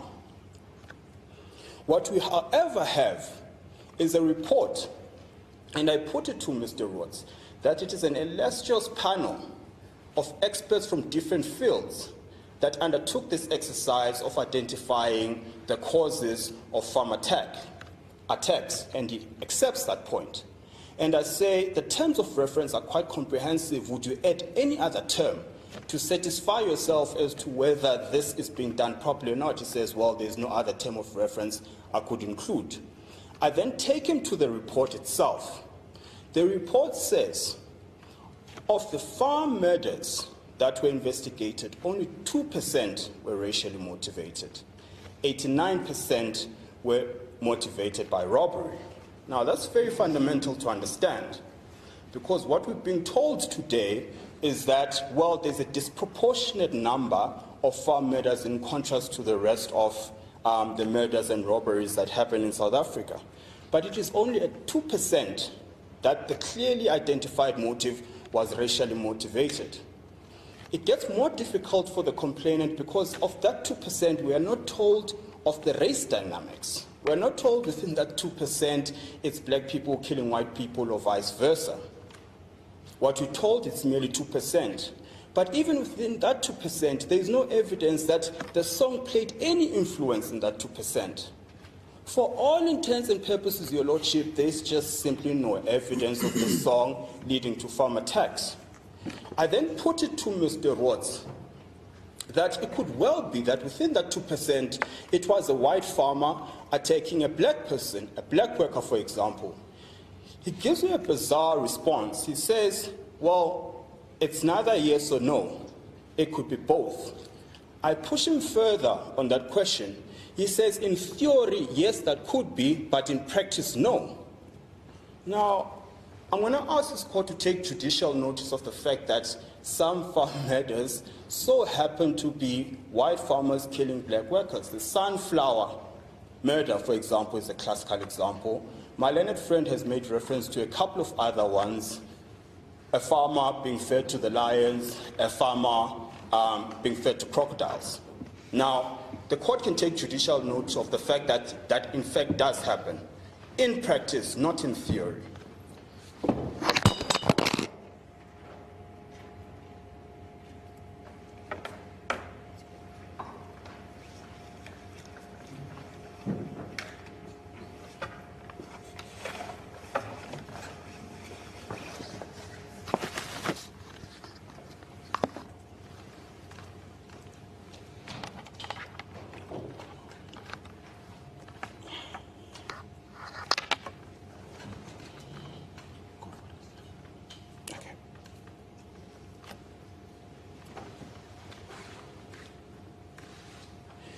And then, Your Lordship, now, this is a difficulty we have about statistics and accounts and what has been proven, what has not been proven. My learned friend has suggested to Your Lordship that there are several examples where there was a direct link between the singing of the song and the harm being caused. In paragraph 29 of our heads of argument, and I make reference in the footnote of the exchange, after I asked Mr. Rhodes whether there is a link between the two, and he says, well, there might be a political link, I say, and I quote, no, the question was different, Mr. Rhodes. The question was, is there any evidence that you can refer to me, or to the court rather, whether there is a direct correlation between the singing of the impugned song and the farm attacks and farm murders? That was the question. He responds, no. The only example I have of this particular song that where there is very clear evidence in terms of someone testifying, I committed this murder because of the song, I am only aware of one such case. That's Mr. Roth's testimony, not the evidence that is being led by my learned friend before your lordship in submissions. Let's still now again brief your lordship with the decision of PwC, because it's quite instructive. Just for purpose of context, what happened there, your lordship, is precisely what you had alluded to earlier on, before witnesses were called. They called an expert witness before lay witnesses. He testified on evidence that was not before court. You raised that, your lordship, but there was an insistence that we'll start with experts, well, certainly by the complainant, because we started with lay witnesses. That is precisely the problem with PwC as well. You had an expert witness that was called and gave evidence on facts that were not before the court. Now, this is what the SCA said about that. And by the way, your lordship, the insinuation, or rather the inference there, is that he testified on hearsay. And I'm alleging that Mr. Roth's evidence was also hearsay. The court says two courses of action are open to the judge. The first would have been to require NPC to identify the hearsay evidence that it wished to have admitted and make an application for its admission on any available ground, and then make a ruling on its admissibility. Such a ruling could have been revisited at a later stage of a trial if necessary. The second, insofar as it was indicated that witnesses would be called to substantiate the hearsay evidence, was to require that Mr. Collett's evidence stand down until such evidence had been led and was properly before court. That's what PW says is the manner in which you should deal with hearsay evidence of an expert. We of course know there was never an application to admit that hearsay evidence. We of course know that Mr. Rhodes did not wait for Ms. Muller as well as Mr. Prinsloo before he gave his evidence. So it was purely based on hearsay, and PwC is instructive in terms of how you deal with such evidence. I then now turn to deal with Mr. Human's evidence. Mr. Human is an expert who testified that he also works for the trauma, or rather, he works for the trauma unit of the complainant. Now, the difficulty with his evidence is this. Not only does he give us hearsay evidence, he does not have any corroborative affidavits to back up his evidence. It gets worse, Your Lordship. He does not give us or identify the persons. They are referred to as AA, BB, CC. That's classic hearsay evidence, classic ipsit-dixit evidence. Now, the reason we're given for him not, or rather the reason we're given for the third parties that Mr. Human testifies about is that we have security concerns. Well, we don't buy the argument with respect, because how is it that Ms. Muller was called to come and testify to this court? How is it that the security risk does not extend to her? Similarly with Mr. Prinsloo. In any event, Your Lordship, this court has got inherent powers to run its processes. You could well have said, if our friends were genuinely concerned about this, they could have well have approached Your Lordship and said, we would prefer these witnesses to testify in camera. That was available to this court, available to the complainant. In the alternative, Your Lordship, they could have deposed to affidavits that could have been kept under seal. In the alternative, Your Lordship, they could have deposed to affidavits that are redacted. None of those structural safety measures were proposed before Your Lordship. All you're being asked to do is to accept the ipsit-dixit of Mr. Human's evidence. And that, Your Lordship, with respect, we say renders his evidence inadmissible, particularly because no application was brought to accept or to admit that hearsay evidence.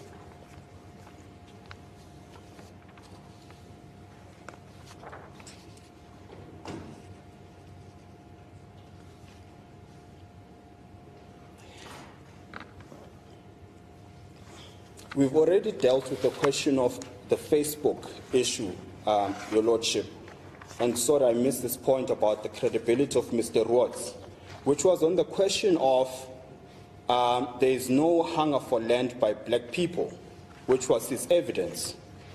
I then suggested to him that, well, there is no basis for that foundation, basis for that argument. Sorry, Mr. Kasiboto, before you bypass that point about the Facebook, you had my engagement with your colleague earlier on. What's your response today?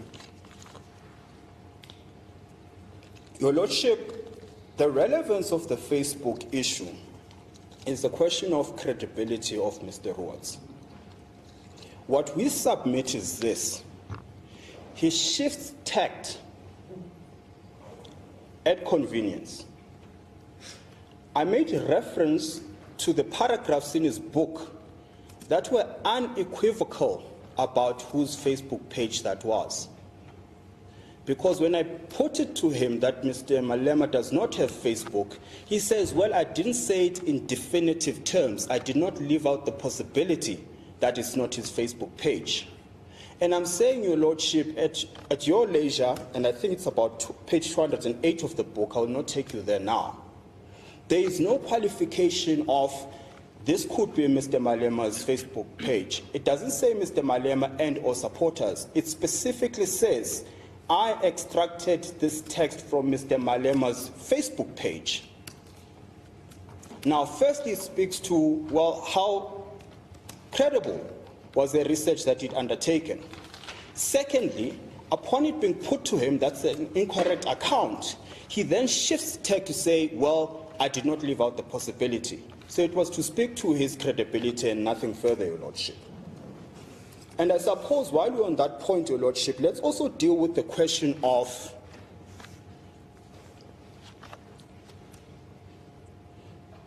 sorry, Your Lordship, it's page 208, not 280 of his book.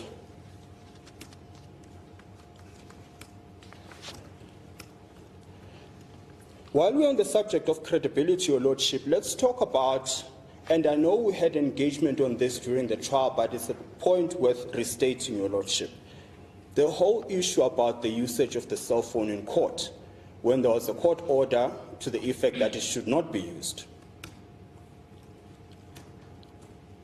My learned friend, before Mr. Ernst Rhodes testified, said to this court, I have received instruction from my attorney that Mr. Rhodes did not use his cell phone. Now, Mr. Rhodes comes and testifies. He says, I in fact did use my cell phone. And then I made the argument, Your Lordship, and I repeat the argument because I stand by it. We must assume in favor of my learned friend that he abides by the ethics and the obligations as a legal practitioner. We must assume that in his favor. We must assume that he did take instructions from his attorney before he gave that account to court. We could have dealt with this by merely calling them and asking them to testify about the contradiction, but the problems with that should be quite evident, Your Lordship. All we're simply saying is make a ruling on this, Your Lordship, when you apply your mind.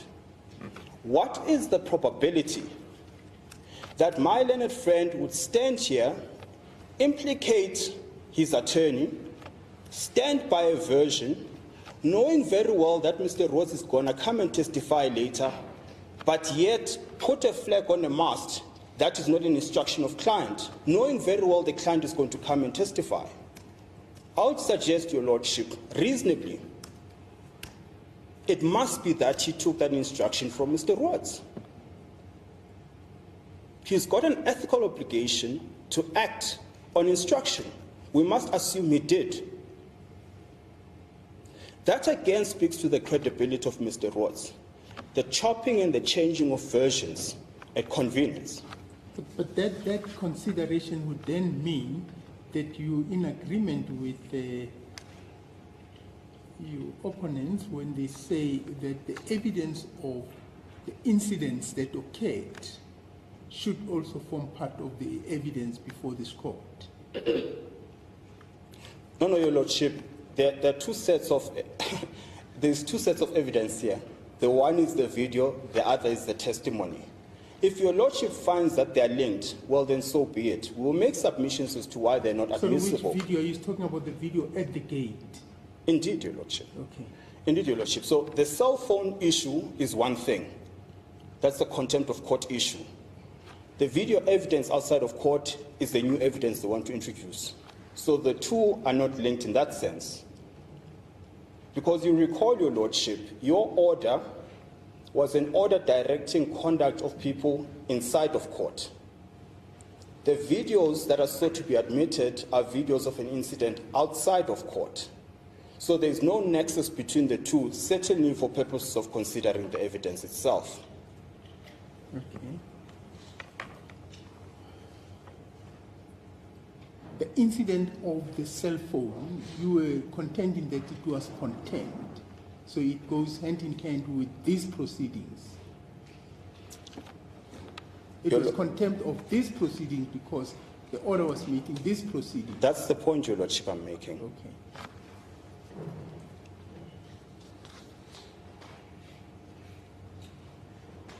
I've made the point about the cell phone and why it's improbable that counsel misled court. I submit it's actually Mr. Rhodes who misled court. Let me now deal with the question of Mr. Cross, who was the third expert that was called on behalf of the complainant.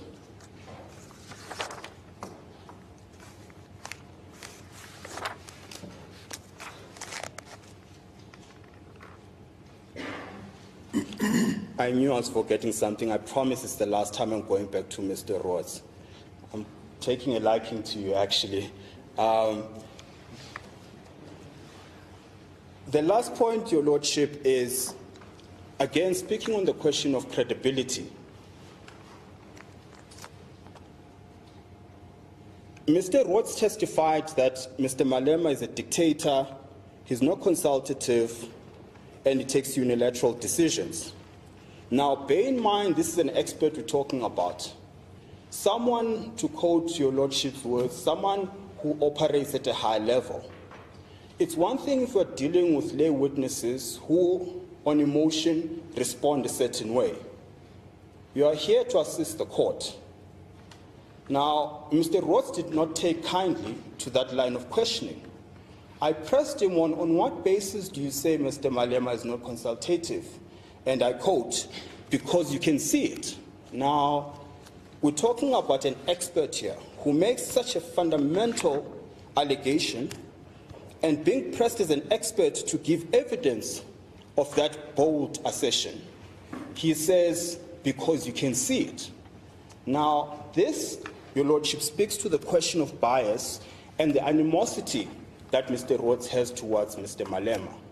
He is prepared without evidence to make such a bold allegation against him that he should discredit any evidence, Your Lordship, to the extent that it shows evidence of lack of independence. And then to quickly fast forward to Mr. Cross, and I'll be brief on him and why his evidence should equally be excluded. He came and testified about the events in Senegal.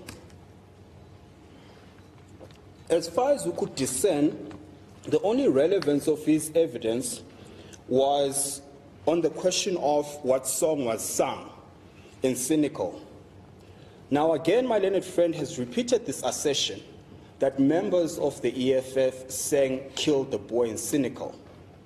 They did not. At least there's no evidence of it being sung in Senegal. Yes, we saw a video of people saying Kill the Boer and cynical.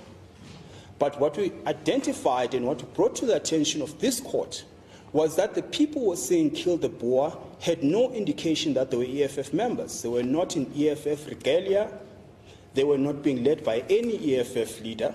As a matter of fact, I put it to Mr. Cross that there is no evidence that these are members of the EFF, to which he responded, well, I did not say they definitely are.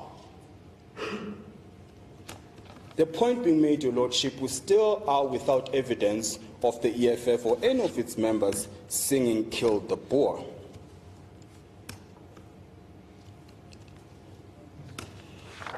The second part of his evidence, which I thought was relevant, Your Lordship, is on this question of causation, which we discussed earlier on in relation to the burning of the farms, where Mr. Rood stated that, well, Mr. Ndlozi sang the song, Call the Fire Brigade, it's burning, and then in the next sentence he says, then there were farm burnings.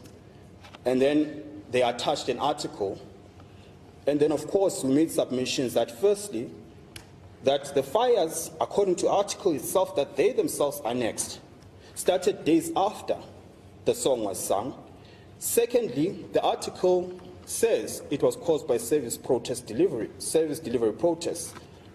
And thirdly, these farm burnings happened 3 hours away from where the song was sung. I then put it to him, then it's improbable that the singing of the song caused the burning of the farms. His initial response, on the face of it, that makes it even less probable. That's his initial response.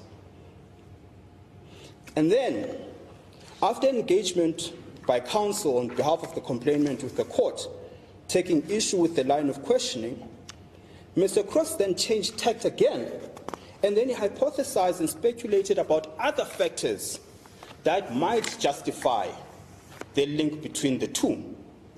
I then invited him to stop speculating and work on the evidence that we have, to which he finally considered it is improbable that the two are linked. And that was the sum total of the evidence, Mr. Cross, at least as far as we found it relevant. And what is curious about this, Your Lordship, is that no evidence whatsoever was laid on this singing of the song by the complainant, none whatsoever. As far as Bizani Fire Brigade, which is a charge against the second, or rather the third respondent, Dr. Ndlozi, no evidence was laid on this. The only time this came about was for the first time when I was cross-examining Mr. Gabriel Krauser. Nothing whatsoever was said by the complainant in support of this claim. And with respect, then, that should be the end of the matter as far as Dr. Ndlozi is concerned. And of course, going back to the PwC judgment, which I'll keep making reference to, we know now that on at least 3 separate occasions, IRR, which Mr. Krauser represents, was funded by AfriForum or an AfriForum-related party. We're getting to the point that he who pays the piper calls the tune. There is reasonable apprehension of bias on an expert who is called by the very institution that funds this organization. It speaks to that question of apprehension of bias. In fact, Mr. Possibility, before I forgot to raise this with Mr. Oppenheimer. The issue of Mr. Ndlozi, whether that case is still a case before this court, the singing of the Bring the Fire Brigade. Well, for clarity on that, it's mentioned in the affidavit. Yes. My friend, his response to that affidavit, or the respondents in the affidavit, say, we accept the singing of the song. It's common cause the song was sung. It is part of the complaint, it's not on its argument. It's a simple matter of this court using the relevant tests in terms of the law to determine whether it amounts to hate speech and unfair discrimination. Okay. Thank you. Sorry, Mr. President. Thank you.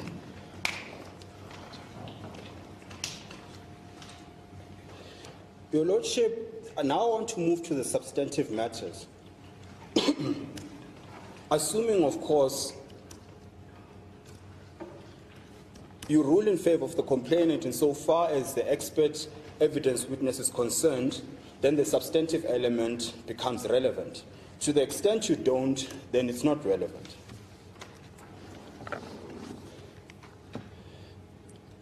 I will not read it to you, Your Lordship, but I'll just make reference to paragraph 91 of our heads of argument. So I beg your pardon, Mr. Kasibuta, I missed the point you're saying.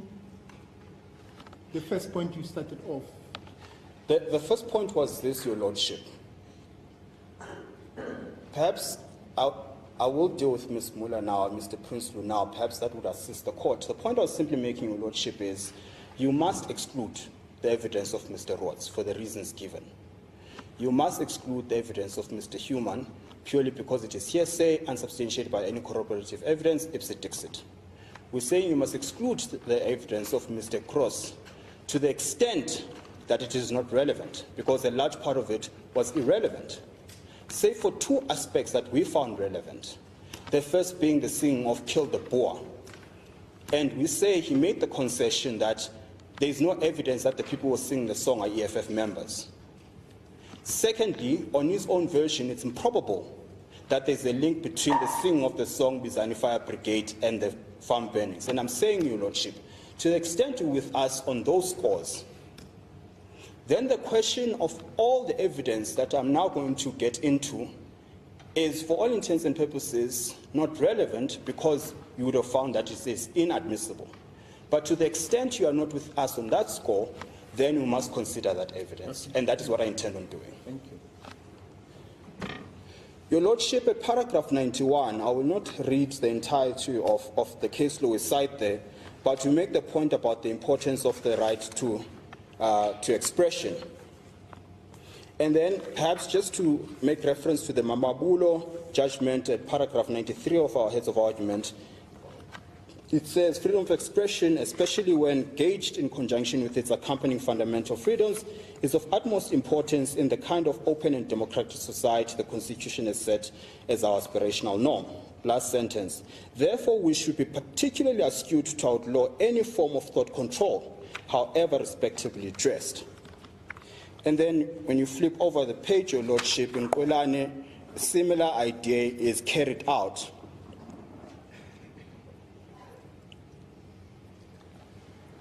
And then paragraph 96, similar idea is carried out, but in more direct terms for purposes of our trial, which is why I'm going to read the excerpt from 73 of that judgment.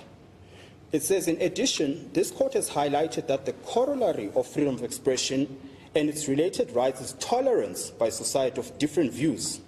Tolerance, of course, does not require approbation of a particular view.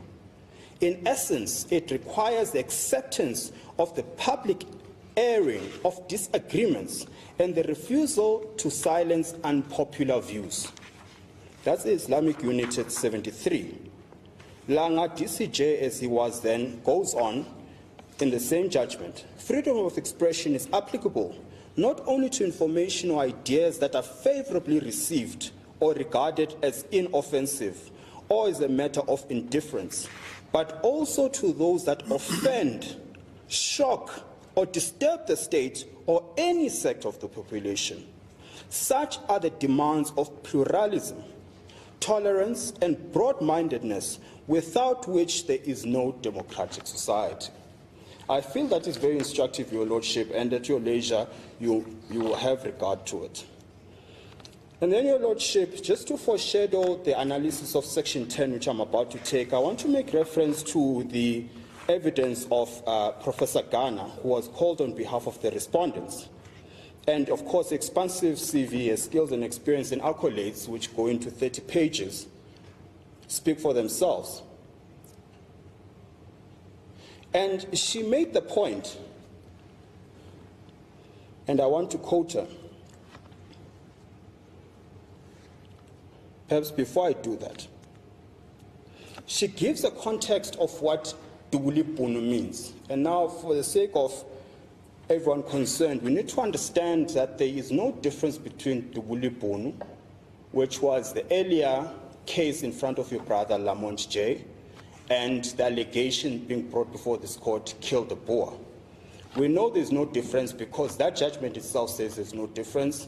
Secondly, because the complainant says there's no difference. It's just a translation of the two songs. So that's important to understand. It's important to understand because Professor Ghana did research on that song, Dubulibun, and the role of political song in African culture. And what she says in summation is that those songs have a place even in contemporary South Africa. What must be fatal for the complainant is that they called no witness to counter that evidence. Your Lordship did not have the benefit of being told this is the alternative reading of the song. What we have is uncontested evidence of an expert witness, an expert particularly on the subject matter, and there's nothing to contradict the evidence.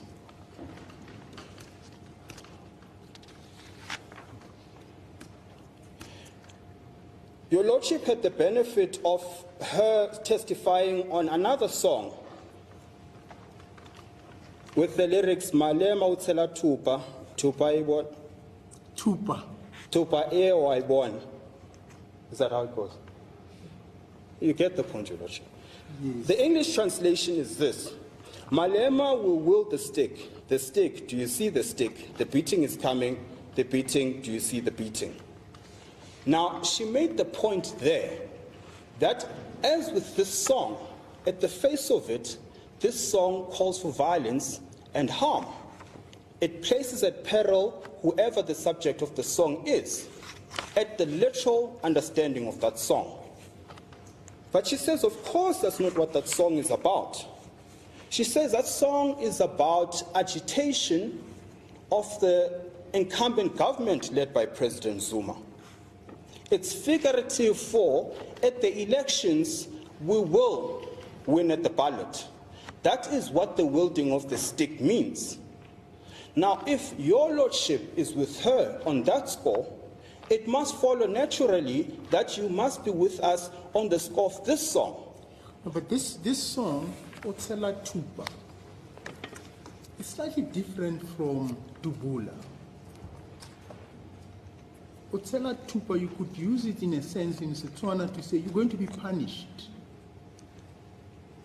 Whereas Dubula, as I see it and understand it from Judge Lamont's judgment, it carries a much heavier element of violence in it. Although Tupa also, we know that corporal punishment, it's basically corporal punishment, which is outlawed. And it's outlawed because it's got an element of violence. But here, it's more kind of confined to an individual who's going to carry out that violence. So the element of incitement, it looks to me that it's not going to come in because the person will come and punish you. It's Mr. Malema. Whereas in the Udubula Ibunu song, it's more kind of kill them. Kill the farmers. It's not even saying kill the farmer, kill the farmers, isn't it? So there seems to be some nuanced distinction between the two songs. Well, Your Lordship, it could well be, as a matter of principle. But Your Lordship is not seized with the question of to what degree the harm is. That is not the test. The test is there a call for harm, yes or no? It could well be, and I accept, that the form of harm in terms of shooting someone to death is more egregious than someone beating you physically. And then broadly calling for the harm to a, even though the law does actually, and I think in one of the cases, they point out that it may be an individual, but broadly speaking, what is envisaged is to protect groups of people within the society. Now, in the Udubola Ibun, it seems to me that the interpretation you can give, it's targeting, in fact, let me put it this way, The case of the complainant is that it's targeting a group of people being Afrikaners and being farmers. That's their case. Whereas here, you're looking at somebody saying, this one will come and whip you. Yes. The point I'm simply making, Your Lordship, is, and perhaps it will be a point that will become clearer once we make reference, and I should take you there, Your Lordship, now, at paragraph 158 of our heads of argument. Now,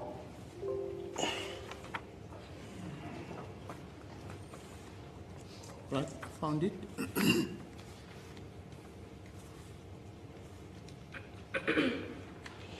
What this case is about, Your Lordship, that we discussed there, is a case of Mr. Malema and Mr. Godan. And just for purposes of context, this is what Mr. Malema said about Mr. Godan, and that is at 156. This is the impugned statement that he made. Our attack on Pravin Godan is an attack on white monopoly capital because Pravin is a dog of white monopoly capital. We must hit the dog until the owner comes out. And once the owner comes out, we must deal decisively with the owner. Pravin is a cabal that belongs to the UDF and destroyed all good African comrades. He's not good, this guy. And then if you go further down, the last paragraph there that we cite, once you take a decision to go after Pravin, you must be ready. If you are not ready, don't come to the EFF. We have now taken a decision to fight Pravin, and therefore you must know Pravin is going to fight dirty. There will be casualties. There can even be loss of life. If you are not ready for that, stand aside. I'm not scared. I'm ready. I'm prepared to confront them one by one. Now, that's not just a song. That's a whole statement. And it's a statement about loss of life. It's a statement about beating Mr. Godan. And by the way, for purposes of context, we accepted, or the court accepted, that the cabal that was being referenced was the Indian cabal. So that's on the basis of race, or at the very least, ethnicity. That was the context of that decision. With that being said, notwithstanding this strong, violent language, this is what your brother Sutherland J found. At paragraph 15, it says, that's the 158 we cited.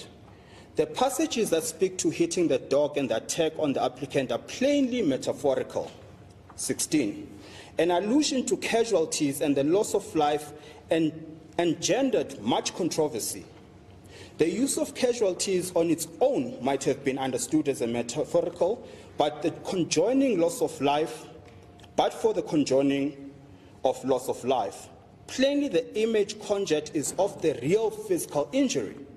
However, read as a whole, this literal meaning is not the meaning a reasonable person would attribute to the utterances, and this is the important part where we've underlined. It is plain that the allusion to loss of life is a mere example of an extravagant juvenile rant, stretching hyperbole to the extreme in the course of a demonstratively demagogic speech. Now, obviously, Mr. Malema did not take kindly being called an extravagant juvenile, but that's important for purposes of understanding the context of the speaker. Professor Ghana testified about the politics of Mr. Malema, that he's a flamboyant character. He uses hyperbole. To quote Judge Sutherland, your brother, it is a mere example of an extravagant juvenile rant stretching hyperbole to the extreme in the course of a demonstratively demagogic speech.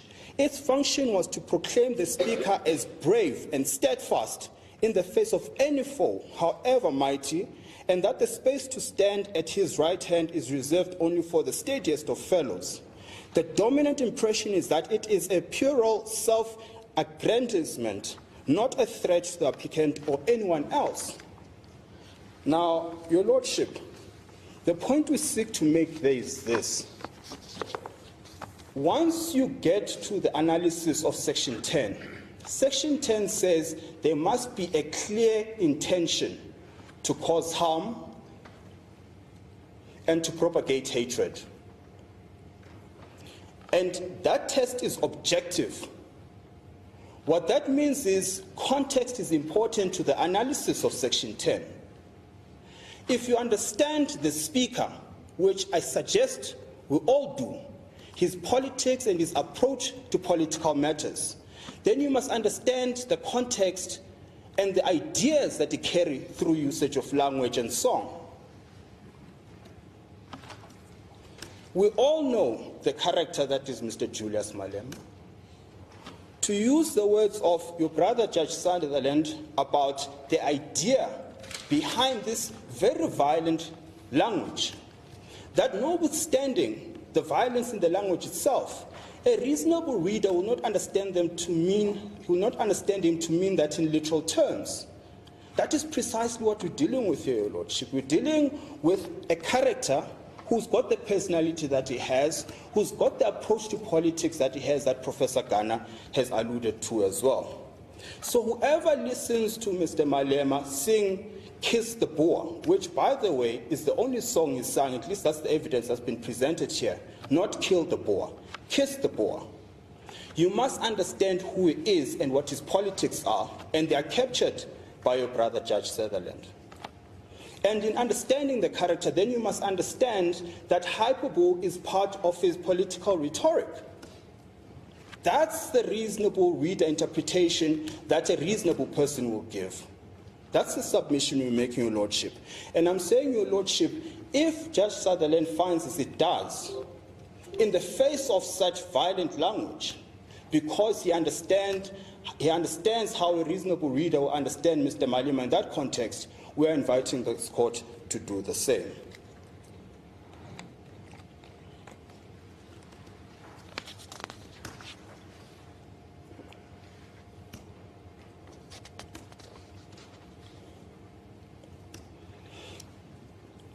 And Your Lordship, the issue, Mr. Malema, when I led him in chief, the issue he took with the video footage that was broadcast is that it never gave you the full context of the speech or the full context of what happened that led to the singing of the song, what was said before, what was said after. And as a matter of fact, he testified that at these rallies, that's not the only song they sing, one. They sing songs that speak to the question of land, which is the cardinal pillar of the EFF. And part of the songs that are being sung there, to make the point that those rallies focus on the question of land, is another popular song that was not broadcast to this court, which is generally sang along with the Kill the Boer song.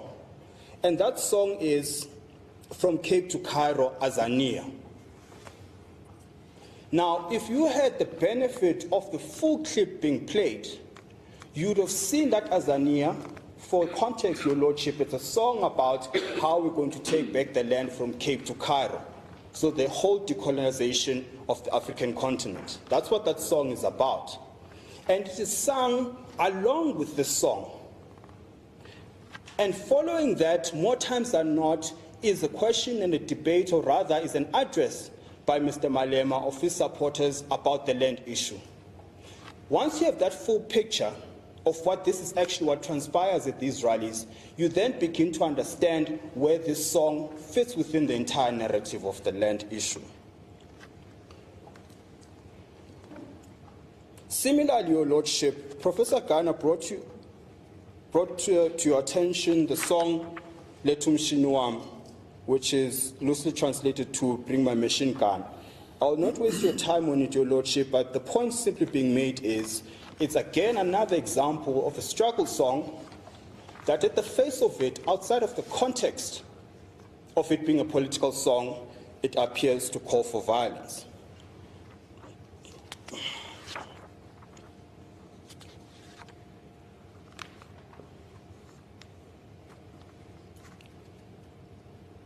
And Your Lordship usefully brought to our attention an example of a song, Tambo Speak to Water, to release Mandela, to govern. And the point that was being made is that, well, that song clearly calls for something specific. It calls for specific action. And it's got relevance to the time in which it is originally sung. And it has lost its utility because since then, President Mandela has since been released. Mr. Tambo has since passed on, and so has Mr. Mandela. But the point we're making is precisely this, Your Lordship. We brought to your attention video footage of the song being sung to date, as recent as 2016, literal as the song appears. The point we are making, Your Lordship, is that once viewed outside of the context of the politics, you lose the meaning of the song. Political song plays an active role in galvanizing people, in refocusing people on what the idea is. Mr. Malema has testified that all we have is political freedom, not economic freedom. It's to galvanize and rebuild on that spirit, the foundational spirit of where the struggle started, to galvanize the people towards whatever the goal might be now. That's the role of political song, which is why songs such as Tambo Speak to Boat are still being sung to date, because they don't have a literal meaning. But this song, as I understand from Professor Ghana and I think from Mr. Malema, this song was sung at the height of the conflict between the various political role players in the country. Yes. And it seemed to me it wasn't galvanizing people to go and praise each other. It was calling on the one side to attack the other. Or was it not? Are we talking about the impugned song or? The impugned song. Oh, I see, Your Lordship. Sorry, then I missed the question. I thought we were still talking about the Tambo song. No. I'm talking about the impugned song. Yes. That its historical origin yes. didn't originate in a situation where there was harmony and peace in the country. Yes. And being sung to praise those who were in power, to say, you're doing very well, keep it up. It was sung in a context where almost one could say there was war. Yes. It was calling on people to stand up and fight. Yes. And it's now sung in the new era, yes. where there's constitutionalism. Yes. But the lyrics haven't changed, have they? Your Lordship, let me start at the start. Firstly, it was a testimony of Mr. Malema himself that there is no evidence that he knows of, certainly none before this court, that even at the height of oppression, when this song originated, no one was instructed through song to go and kill anyone. Instructions were given in direct verbal, direct language terms. That's the starting point. But let's accept the premise. That's what the song is about. The evidence of Professor Ghana is that precisely the point I'm trying to make about this Tambo song, that the song might have the exact same lyrics, but the meaning, given the context in which it is sung, might differ. And Your Lordship, I'll make reference to a Victorian court judgment that deals particularly with this issue. The point I simply make, Your Lordship, is political song is not just speech for the sake of speech. Sometimes it is sung in memory. Sometimes it is sung to reinvigorate the spirit, the fighter spirit, if you will. It is to galvanize the people, to ignite that spirit that drove them to the eventual demise of apartheid. It does not merely mean what the words say. And this is one of the criticisms that I'll get to of Lamont J's judgment with respect. It is to completely ignore the context within the song, which the song is sung.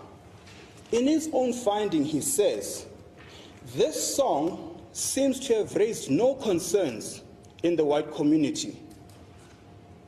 Up until close to 2011, when it was eventually translated by the media to the English version.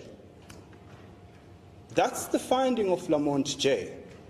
Now I'm going to deal with the question of what the problems are with some of the findings, but on his own finding, he says, It was immediately after the song was translated to English that the complaint arose, whereas it's a song that predates 1990.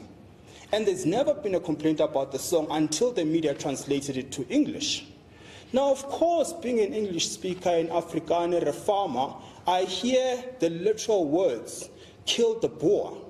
Of course, then I'm going to bring a complaint. But that does not take away the fact that you might have missed the context because you're reading the English literal meaning of the words. And that's the difficulty, Your Lordship, with interpreting political songs outside of their context. You read or hear the words "kill the Boer." I'll take umbrage to it as an Afrikaner. I'll take umbrage about it as a farmer, whoever the target is, just reading the words in their literal meaning. And that's what we're warning against, Your Lordship. It's to understand that political song plays a far bigger role than the literal words that they convey.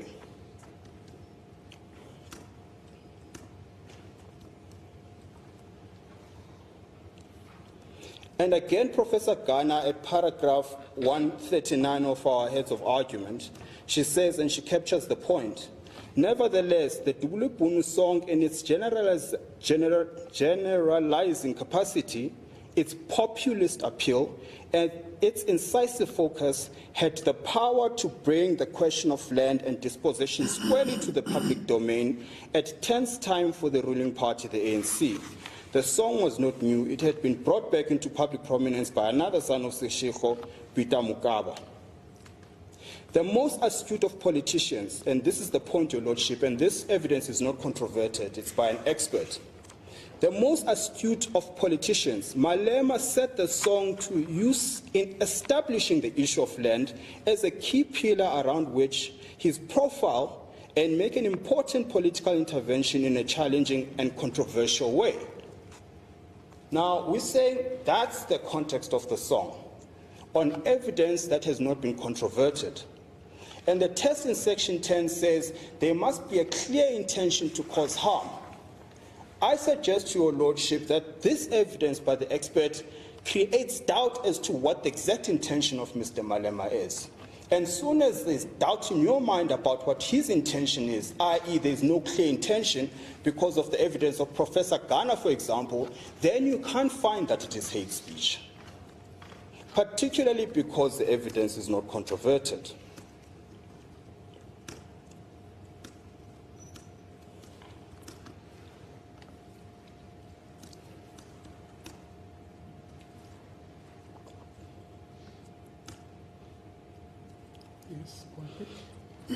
And then at paragraph 140 of our heads of argument, and I apologize again, Your Lordship, I can't express this idea better than the author, so I'm going to be forced to read it, and I really apologize. So what page is that? It's page 38 of our heads of argument, paragraph 140.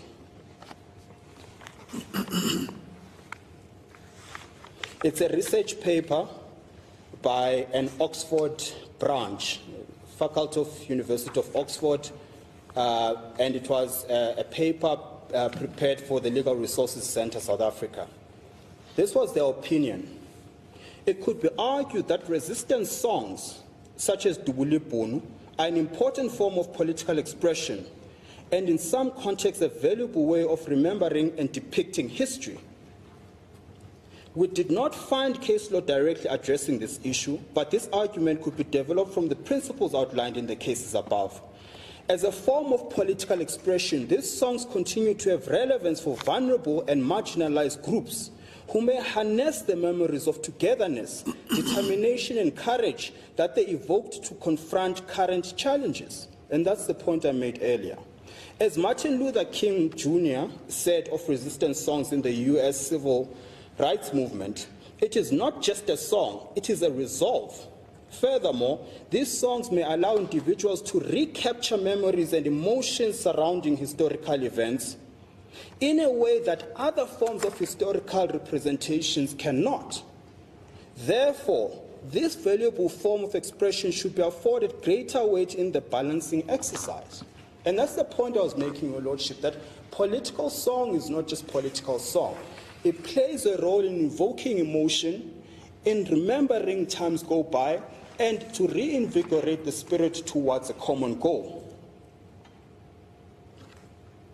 And the paper went further at 141. As a result, decoding the meaning of words or actions is one thing. Determining whether the actor had the required intention reasonably construed is another. This is one of the flaws in Lamont J's judgment in Malema, as he appears to suggest that because the words Dubulipunu mean shoot the Boer / Afrikaner, a reasonable person would construe these words as intending to be hurtful, to incite harm, and to promote hatred against the white Afrikaans-speaking community in all contexts. This fails to recognize that meaning and intentions can pull apart, a point that is discussed in greater detail below. Now, again, the point we make, Your Lordship, and we're going to make this point again when we deal with whether you should consider or you are bound by the decision of your brother, Lamont J, is that meaning and intention can pull apart. And that's the point that's being made. By the way, before we forget, the most critical point to deal with in relation to the judgment is the point about res judicata. No, are you pursuing that point? I certainly will. Okay. Proceed then. And then Rosenfeld also wrote, and we cite the article as footnote 68, where the alleged perpetrator is a member of a vulnerable, historically oppressed group, this may call for greater tolerance of offensive speech. We can argue about the merits and the demerits of that, Your Lordship, but that is the academic point that is being made. And he further argued, it is understandable that groups that have experienced historical oppression and ongoing disadvantage may vent their frustration or seek to build a sense of solidarity by using language that is less than temperate and may amount to hate speech if used by historically dominant groups. This venting could even be justified as a form of self-fulfillment, as a result that reaction by the oppressed, even if tinged with hatred, should be somewhat more tolerated than hate messages by members of traditionally oppressive groups. Again, you'll make a finding in respect of that, Your Lordship. And then perhaps let me fast forward to the question of res judicata.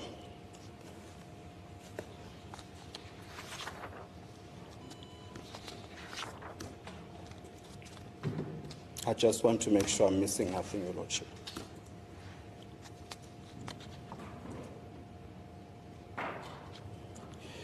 Now, Your Lordship, before I get to the question of res judicata, let's quickly deal with the question of what harm is being claimed here. So now a concession has been made that we're not talking about physical harm. We're not talking about a causal link as a result of the song. This is the harm that happened in a physical sense. That has been put to bed.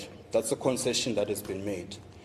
The second aspect, Your Lordship, is the question of psychological harm.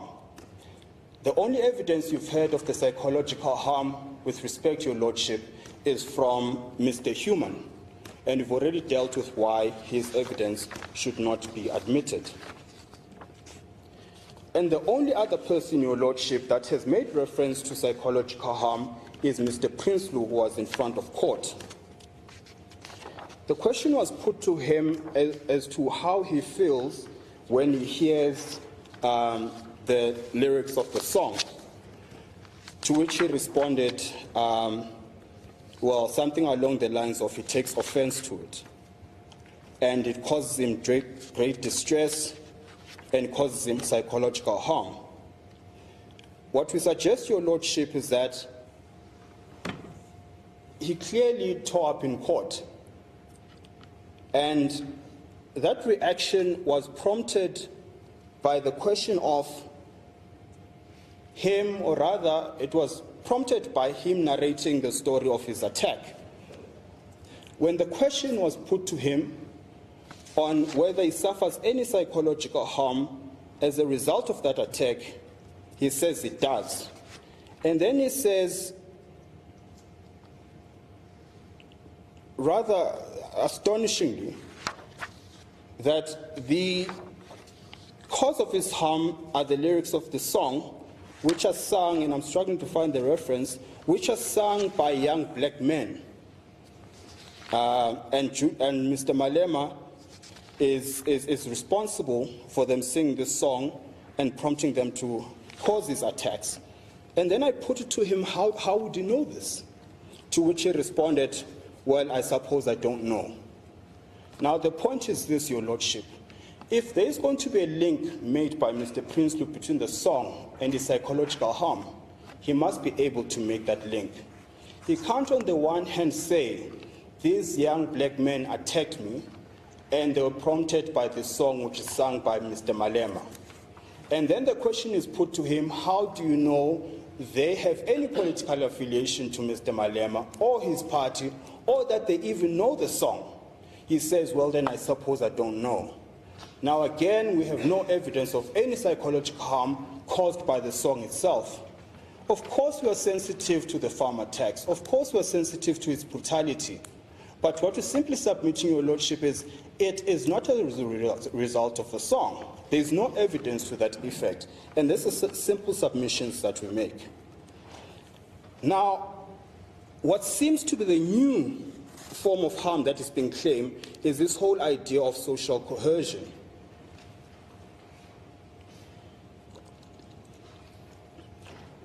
So the singing of the song is being claimed causes social coercion erosion.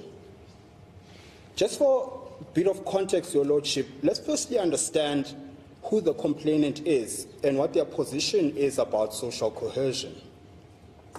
Other than the fact that they're pursuing appeals to gratuitously display the apartheid flag, which is the most prominent symbol of apartheid.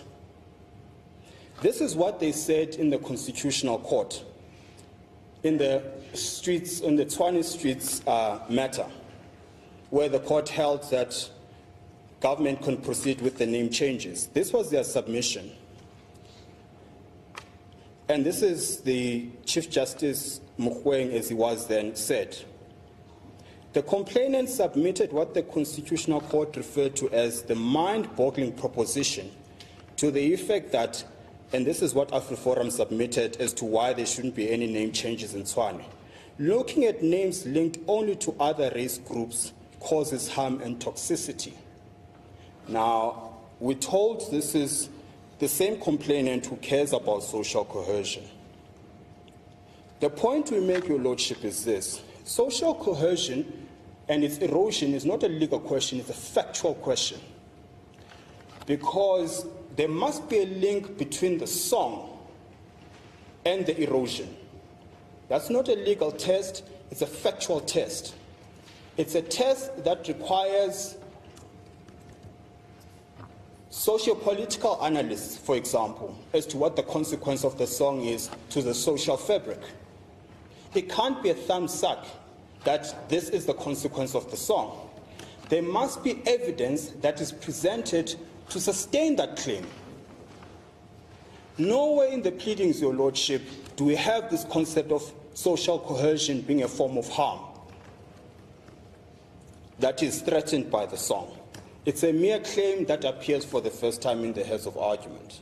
It's unsubstantiated by any facts or evidence whatsoever.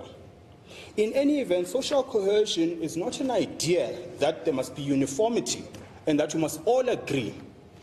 That's not what social coercion is. It's an understanding and appreciation of our diversity within the collective.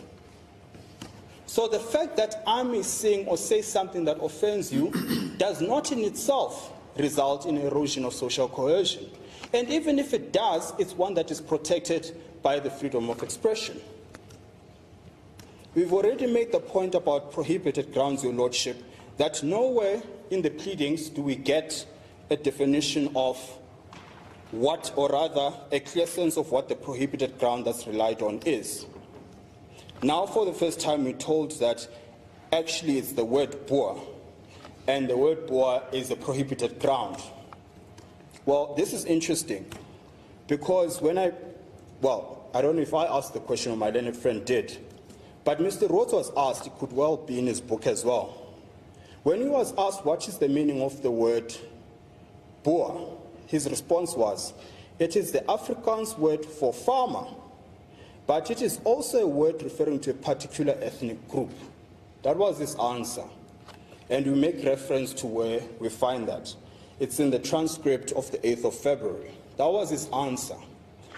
He does not take the point further to say, notwithstanding this dual meaning of the word, this is the one that the song implies. It does not take the point any further. Your Lordship, in the Masuku decision, for example, the question of Jew and Zionist rather, was integral to the case in the same way as the interpretation of what Boer means is integral in this case. Experts were called to testify on the meaning of the two words. Similarly here, Your Lordship, you can't just be told this is the interpretation you must prefer of the two meanings of the word Boer, without any underlying evidence that justifies why you should prefer this meaning of Boer instead of that, particularly in light of the fact that Mr. Rhodes himself says Boer means one of two things. Well, in which context then is Boer used in the song? No evidence to that effect. And you're going to hear for the first time in reply as to why you should prefer that meaning. Nothing in the pleadings. And we suggest, Your Lordship, you must adopt the meaning farmer to the song, not the Afrikaner reference or meaning to the word. And we say this for a number of reasons. One of them is this. The lyrics to the song are, kiss the Boer, kiss the farmer. It is an interchangeable use of the same word. Once said in Afrikaans, second time said in English. Kiss the Boer, kiss the farmer, interchangeable use of the same word. That has not been controverted, neither have been told why we should prefer the Afrikaans interpretation, the Afrikaner interpretation of the word Boer.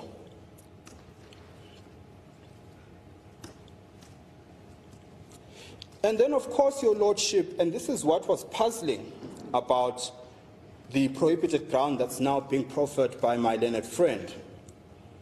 Because for the first time, where there's an attempt to give a meaning to the word Boer, they say in their heads of argument at paragraph 271, the tenor of songs like Kill the Boer have an evident and obvious vilification effect. Whites and Afrikaners are portrayed as the eternal enemy of black South Africans. Now, is Boer both whites and Afrikaner? And if not, where in the lyrics does the word whites come in? Again, there's that, there's no disambiguity as to what the word Boer stands for. That's the first point. But of course, they also appreciate that it's actually a song about farmers, because in 272 they say, there is a good reason to believe that the chanting words that call on people to kill farmers in a climate where farmers are frequently tortured. So now the focus is not on Afrikaners, it's on farmers. But we of course know that the demographic of farmers is not exclusively Afrikaans-speaking people. So again, there's that shift of what exactly does Boer mean. So now, on just these paragraphs, it could mean an Afrikaner, it could mean a white person, it could mean a farmer in general.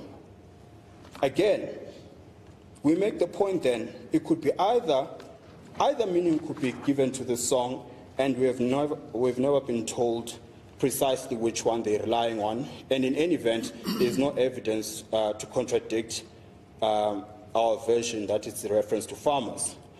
And I think the biggest indicator that there's an appreciation that this song is about farmers, the entirety of the evidence by the complainant, from the first expert witness to the last expert witness, including the two lay witnesses, has been evidence exclusively about farm attacks. Not once did we hear evidence about attacks on Afrikaners or any of the prohibited grounds.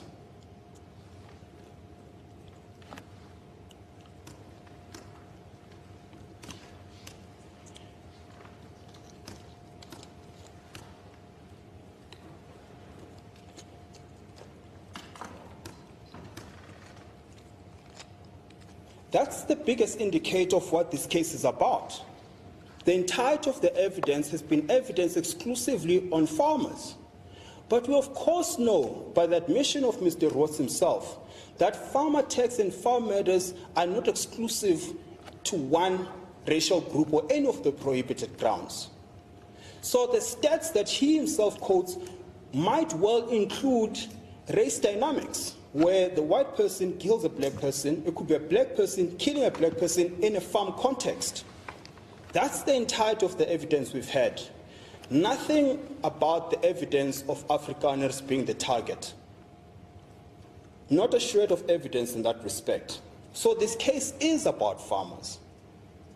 The difficulty my learned friend has with respect is that farmer is not a prohibited ground, which is now why he must give it a different meaning that fits nicely with the Section 1 definition of prohibited ground.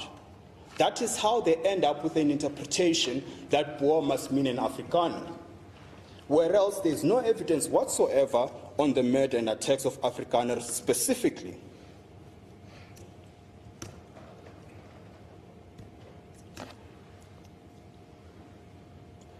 And then, Your Lordship, as I had said, Section 10 says there must be a clear intention. The Constitutional Court in the decision of Kula Ide said the following about statutory interpretation: they must be interpreted purposively. The Britannica Dictionary defines clear. Now, it's important to understand what the context of clear is. Section says there must be clear intention that this is what Mr. Malema is intending with the singing of the song. And once there's doubt in your mind, in other words, not just intention, but clear intention. What does clear mean? Very obvious, not causing or allowing doubt. So once there's a shred of doubt in your Lordship's mind, on the basis of the evidence that I've presented to you about what the intentions of Mr. Malema and the EFF are when they sing the song, then you can't find that it is hate speech.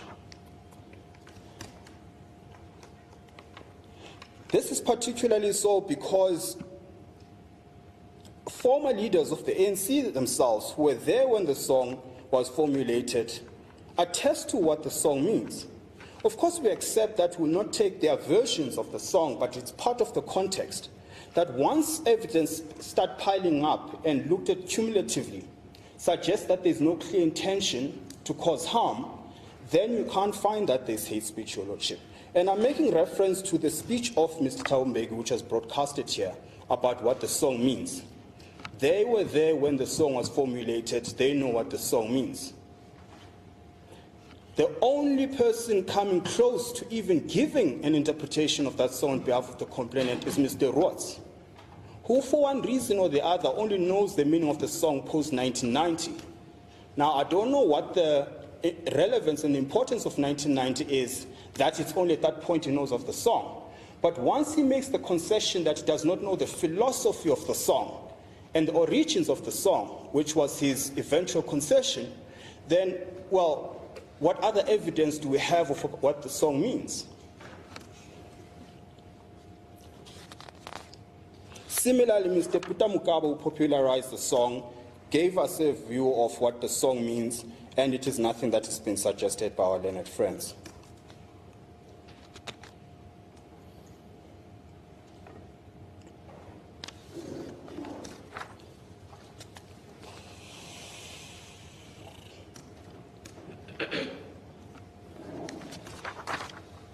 And then, Your Lordship, I've already dealt with the question that there was an official state-sanctioned report that said 83% of the murders, farm murders, are caused by robbery. And within that 83, for all we know, there are workers who are being murdered. 2% only is race-based. And then Mr. Rhodes criticizes this idea. He calls it the single cause effect, I think he calls it. And it's this idea that simply because it's a robbery does not mean there's no secondary or even primary motive. You can have a fusion of motives for the same act. And we accept that. But that is precisely what the report itself says. It makes that point. And let me read the extract.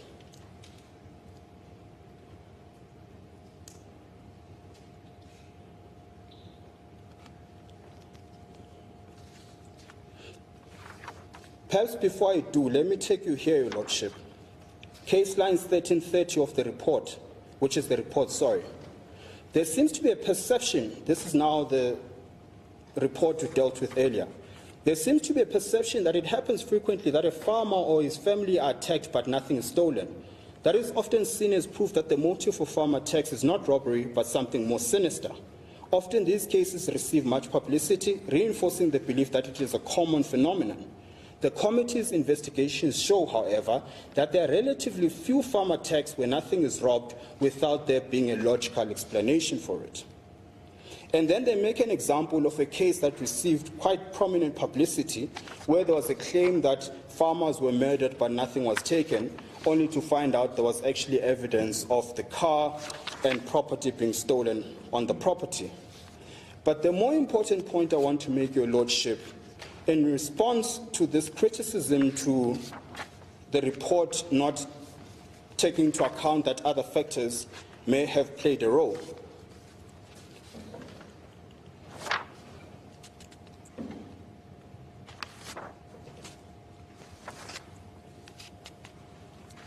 If you could bear with me, Your Lordship.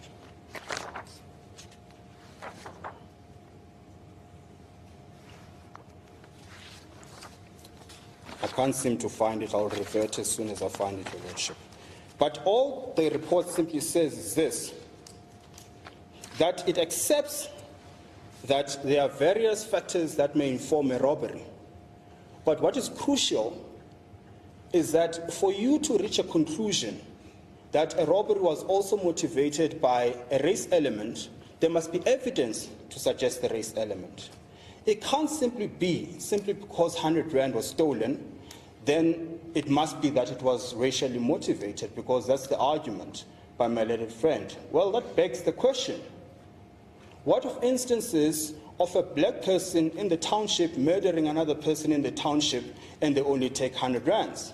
Is that racially motivated? There's no logical flow between the argument that simply because I took something minuscule of no great value, then it must follow that it was a race-based robbery, or any other factor for that matter.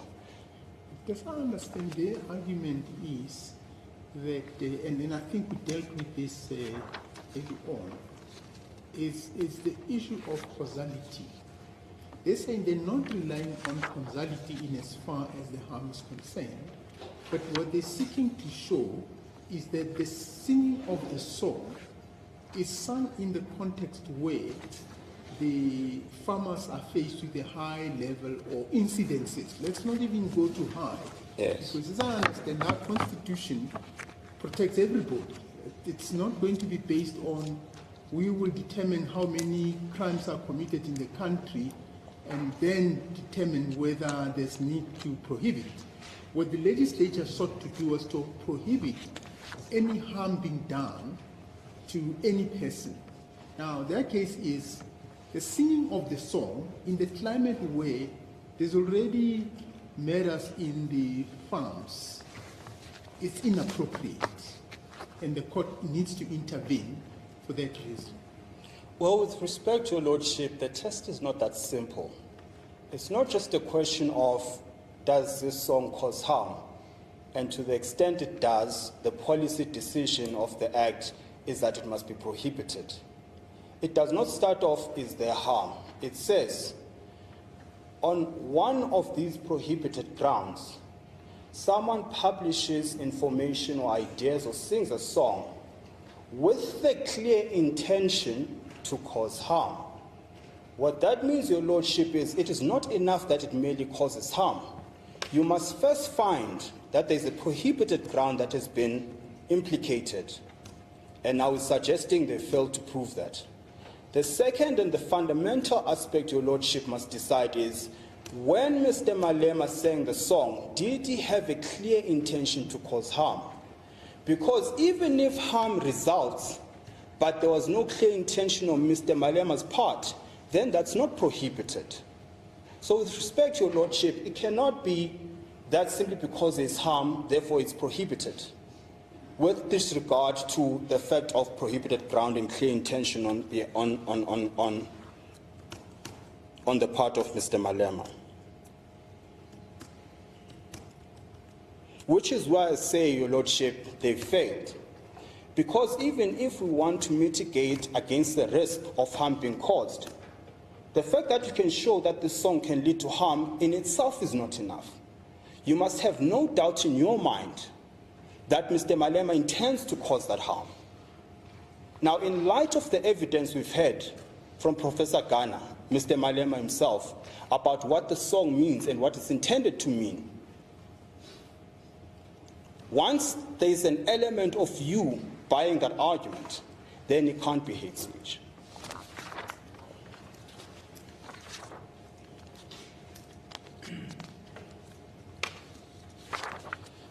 Your Lordship, I'm going to fast forward to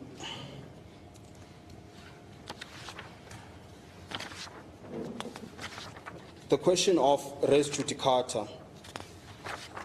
We say, Your Lordship, certainly in respect of Mr. Malema, res judicata is clear. We're going to suggest that the same principle should apply to the other respondents as well. But let's start with Mr. Malema.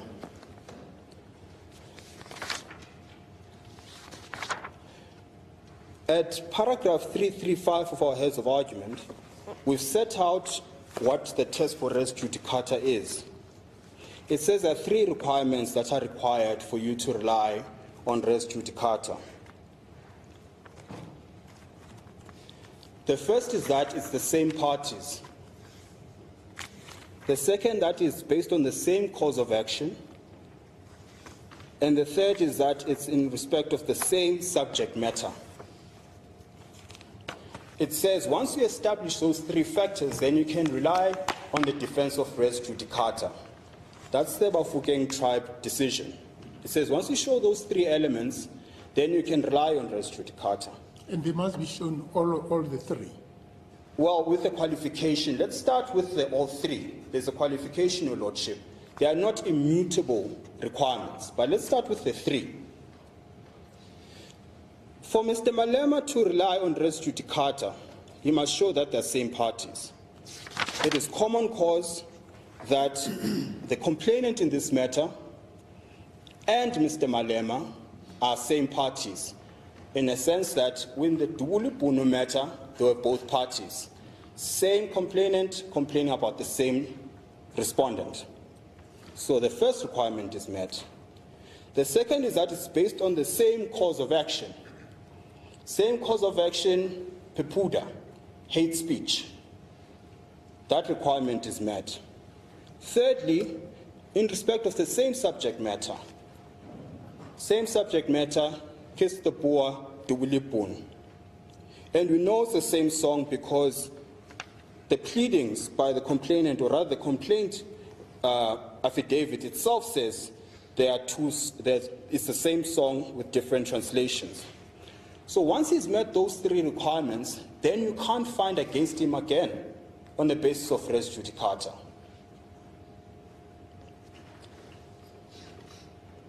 But in the context of this act, it then means you can make statements that in circumstances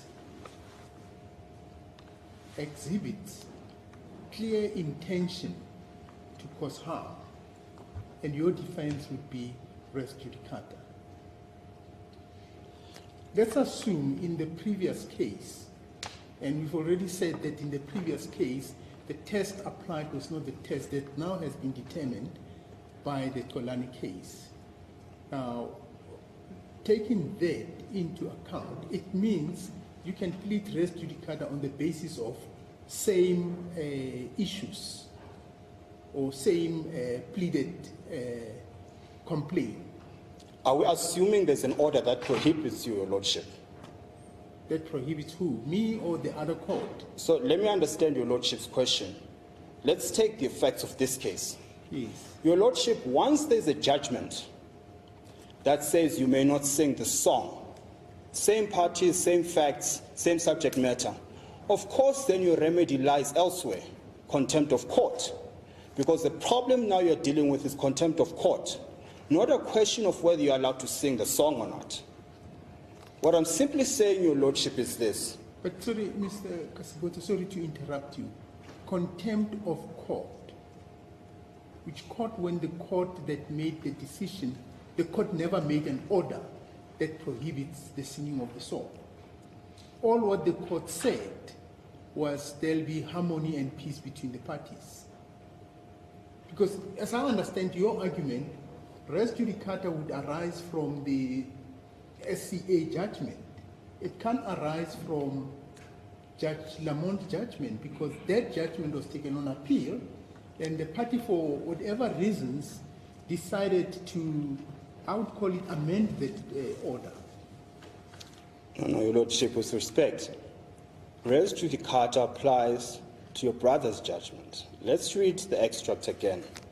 From the aforegoing analysis, I find that the essentials of acceptio res judicata are threefold. Namely, the previous judgment was given. In other words, a judgment was given between the same parties, same subject matter, and the same cause of action. But let's assume I'm wrong on that score, Your Lordship. Let's assume res judicata applies to the SCA order. The same principle applies. All we're simply saying is there's finality in the matter in respect of the same parties. Because let's have reference to what the order says. Paragraph 3 of the order. The parties have agreed to a full and final settlement of their dispute on the following terms. What that says to me, Your Lordship, this is not Mr. Malema's agreement, because the impression that is being created is that he's not abiding by his obligations. It's the parties' agreement. It's reciprocal. So all these obligations that are shown here are not just obligations that bind Mr. Malema, they equally bind AfriForum. But the point I'm simply making, Your Lordship, is that the parties themselves have agreed, AfriForum and Mr. Malema have agreed, that in respect of Bunu or Kill the Boer, the parties have come to a full and final settlement of their dispute, and that is made an order of court. The difficulty you have, Your Lordship, is this. Yes, go ahead. If you find against Mr. Malema and you say it's hate speech, you must pay 500,000, how then do you square that up with the order of the SCA? The effect of that is you overruling the order of the SCA. I need not make submissions, Your Lordship, as to why that is inappropriate. All I'm simply saying is AfriForum, for whatever reason, and if they want to come back and say it was an ill-advised decision, then they must deal with the SCA order and how to expunge it. Then perhaps we can have this debate again. What is unacceptable and untenable is the High Court saying to Mr. Malema, you're guilty on the one hand for the exact same act, whereas the SCA order says, well, we will not find you guilty of the same act. Then which of the two orders bind him? That's the difficulty that you are seized with, Your Lordship. What should have happened if AfriForum wanted to pursue this matter is to expunge or get rid of the SCA order that they themselves are party to.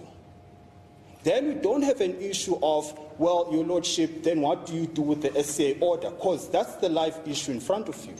Hence, we raise the res judicata argument. Seems to me the difficulty is a typical difficulty of making settlement agreement orders of court. It could well be, Your Lordship, but it is what it is now. Yes. Okay.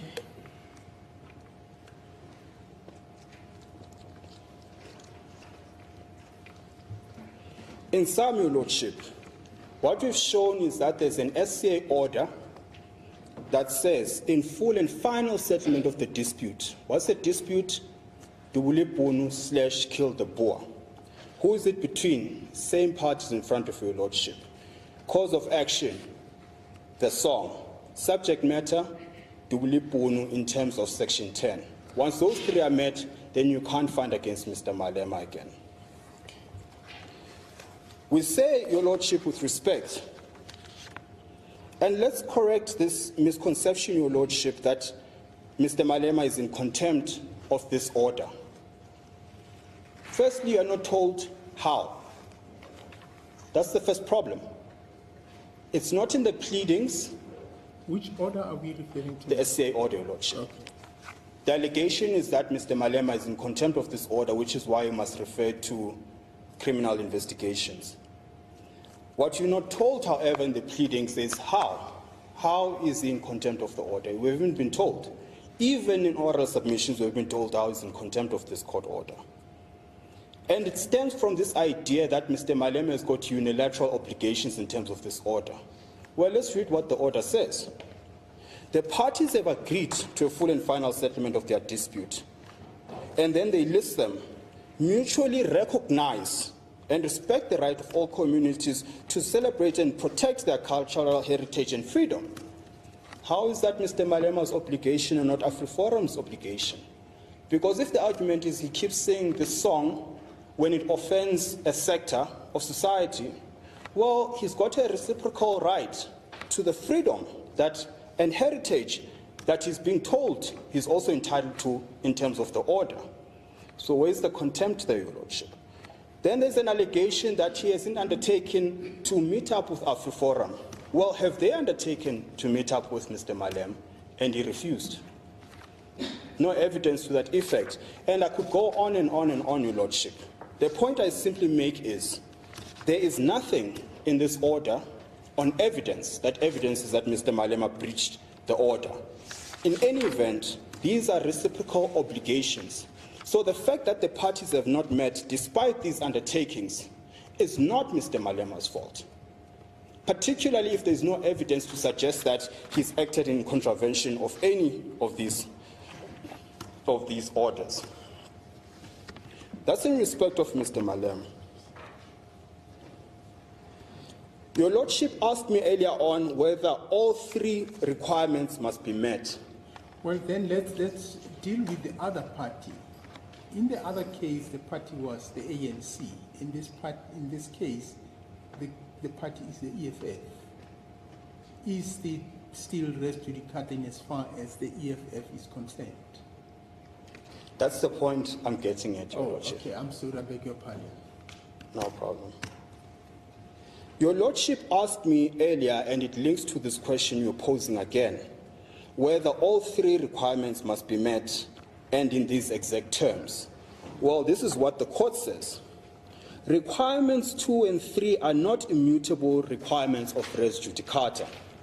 In other words, you can dispense with one or two of them if context so requires. The subject matter claimed in the two relevant actions does not necessarily and in all circumstances have to be the same. And then if we read further down where we underlined, conversely, in order to ensure overall fairness, 2 or 3 above may be relaxed. A court must have regard to the object of the res judicata that it was introduced with the endeavor of putting a limit to needless litigation, and in order to prevent the recapitulation of the same thing in dispute in diverse actions, with the concomitant deleterious effect of conflicting and contradictory decisions. What's the court saying there, Your Lordship?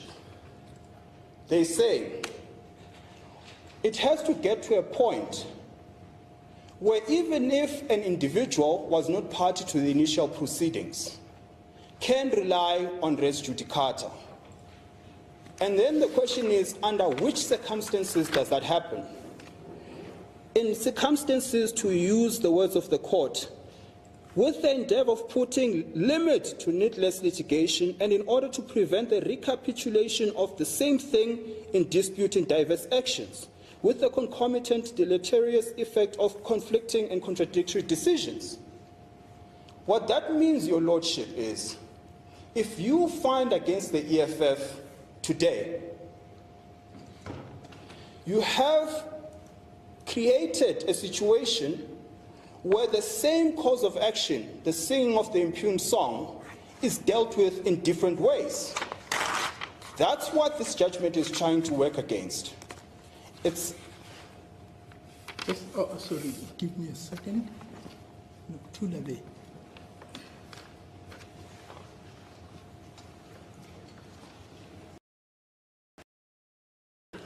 Thank you very much. What the court is saying there, Your Lordship, you must relax some of these requirements in an instance where, continuing with litigation on the same subject matter, will have the consequence of conflicting orders in terms of how the matter is to be dealt with. If you find against the EFF, for example, in this trial, what we'll have then is an order of your lordship saying it's hate speech, stop singing it. You've got an SCA order that does not say that. These are the conflicting judgments and orders that are envisaged by that qualifier in Bafokeng tribe, in the Bafokeng tribe matter. And what they're trying to deal with there, your lordship, is this. This is the absurdity of allowing the recapitulation of matters over and over. Should AfriForum lose here, for example, nothing then stops them from finding another member of the EFF and charges them for the same thing, simply because they were not party to these proceedings. That's what this court is trying to stop. It says once you've fully ventilated the issues and you've come to a final determination of how it's to be resolved, and I've made reference to the SCA order, and it's clear on how the matter is finally resolved. It says in full and final settlement, this is the outcome of the dispute. It says once that has taken place, to avoid the recapitulation and contradictory orders, you must apply the res judicata principle, even if it wasn't the same parties. For the simple reason, I hope your lordship captured the point, so I'm going to repeat it again because it's quite important. Because if AfriForum were to lose here today, what they can then conceptually do is find any other EFF member and charge them for the same thing, simply because they're not party to these proceedings. That's the absurdity that's being prevented by res judicata. And it also creates a situation where if you find against the EFF, by implication you're finding against Mr. Malema, what then does it do with the SCA order?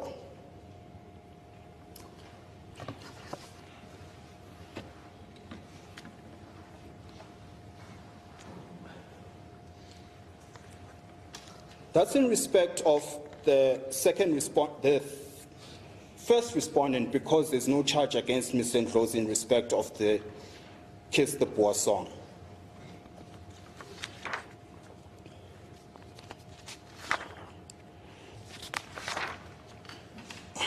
Your lordship, let me deal then with the question of whether Lamont J's, your brother Lamont J's decision is binding.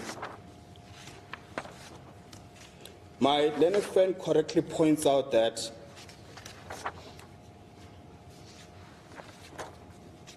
you may only set aside a decision, an earlier decision, if it's erroneous.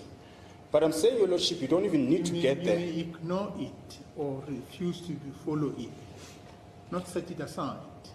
Well, it's a semantical difference, but the point is the same, your lordship, that you're not bound by it ultimately. Okay. I thought we may end up in a conceptual problem about reviews and appeals. Okay. Understood, your lordship. We say you don't even need to get there. We're saying, your lordship, the most obvious reason why you're not bound by the decision of your brother is the very fact that it is premised on an act or provision that has since been found to be unconstitutional. And it's not a semantical or just a mere technical point for the sake of technical points. It's important because, by and large, you can do a word search. I undertook this exercise, your lordship. You can do a word search on your brother's judgment, and you'll see the number of times where his ratios are premised on this idea of hurtful. Now, what I'm saying to your lordship is this. In as much as I accept that the Kwelane judgment only did away with hurtful, and the rest of the test still stands, there's a problem not of the doing of your brother, but there's a problem if that judgment is premised by and large on this concept of hurtful, which has been since found to be unconstitutional. That's the very obvious reason as to why you cannot rely on that judgment. Secondly, you being asked to do what you did and found the way you found, i.e. just follow because you're bound, is to rubber stamp his decision. Then why are we sitting in trial, your lordship? What you've been called to do is to exercise an independent mind as this court in terms of how you should decide the matter.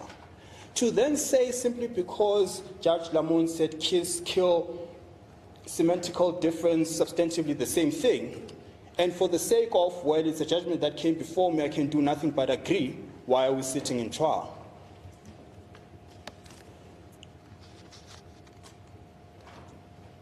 And the second important point, Your Lordship, to bear in mind is this. The judgment is being bandied about as if it's the be-all, end-all.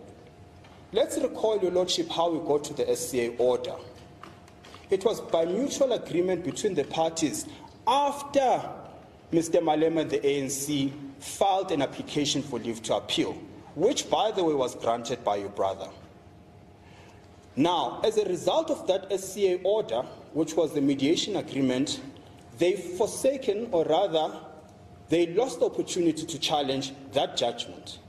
So again, it is not because of the doing of Mr. Malema or the ANC that we don't have the opinion of the SCA. It's simply by agreement between the parties. Surely then that can't be held against the respondents in this case. The substantive difficulties we have with your brother's findings are these.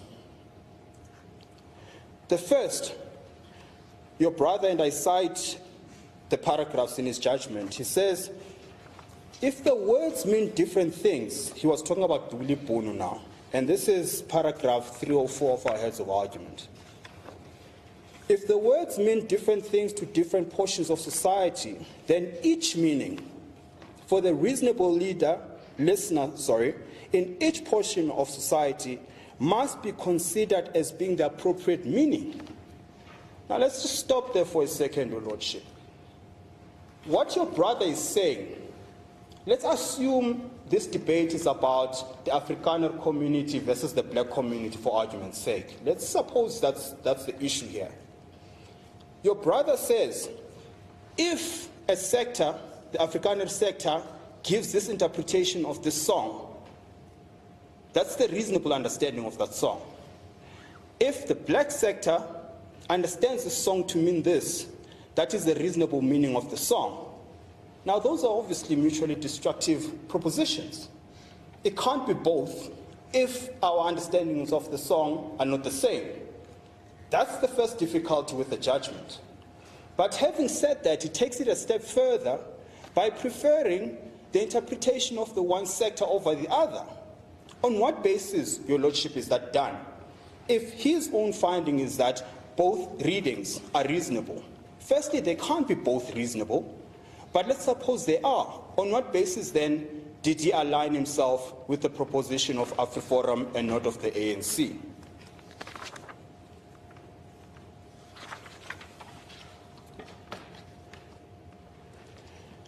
I've already dealt with the question of Section 10. The third reason... No, but doesn't he say there that you take the two interpretations and you reconcile as to which one is the most reasonable one? Because if you weigh the meaning of words and you find that the two propositions, there's evidence before you that shows that there are two mutually destructive interpretations, then ultimately it's for the court to then say which of these is more reasonable than the other. Well, except for that's not what he's saying, Your Lordship. That's the difficulty, which is precisely why we say you can't rely on the judgment. We accept that is the proper test. We're saying that's not the test he applies. He says, if you are from the Afrikaner community and your interpretation of Dubuli Bono is that it is hurtful and hateful, and then you are from the ANC community, in the case of Dubuli Bono, and your view is it's just a political song that's calling for land redistribution, whatever the case may be in relation to land. He says, for both those respective communities, provided they apply their reasonable minds, then both those interpretations are acceptable. That's mutually destructive, and that's the quote from the judgment itself, Your Lordship. You can have reference to it at one point or the other, but that's the argument by your brother, which is, with respect, of course, fallacious. And then thirdly, Your Lordship, your brother, again, the criticism is that he relied on the Human Rights Commission internal appeal, which firstly relied on Section 16(2) of the Constitution. We of course know, on the principle of subsidiarity, that when you've got an act that gives bolts and nuts of the constitutional provision, then you must apply that act. The Human Rights Commission did not do that exercise, they applied 16(2). That's the first problem. The second problem, Your Lordship, is that since then, and I'll get the right party, it's called Freedom Front versus South African Human Rights Commission. That matter, Your Lordship, was without the presence of the respondents in this matter. It was an internal appeal that was done between Freedom Front and the Human Rights Commission itself. So it can't have a bearing on a party who was not there. That is the basic natural justice principle. Fifthly, Your Lordship, we make the point that, with respect, your brother moralized on the question of Dubulipun and went beyond the call of duty of a judge, which is to confine himself to the principles of law. He says, the message which the song conveys, namely destroy the regime and shoot the Boer, may have been acceptable while the enemy, the regime, remained the enemy of the singer. The enemy has now become a friend. Now, this is where I'm asking Your Lordship to have regard. The enemy has now become the friend, the brother. Members of society are also enjoined to embrace all citizens as their brothers. Hence, the Equality Court allows no justification on the basis of fairness for historic practices which are hurtful to the target group but loved by other groups.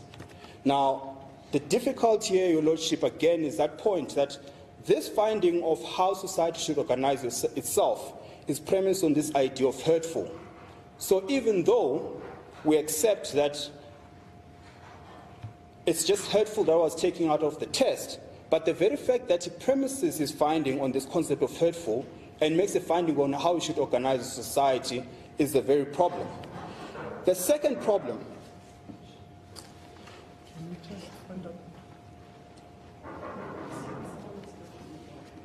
Oh, okay. So somebody's just going to help us to find out what's the story. Sorry, they just locked us in. Just trying to check the door. Okay. Go to the toilet. Okay.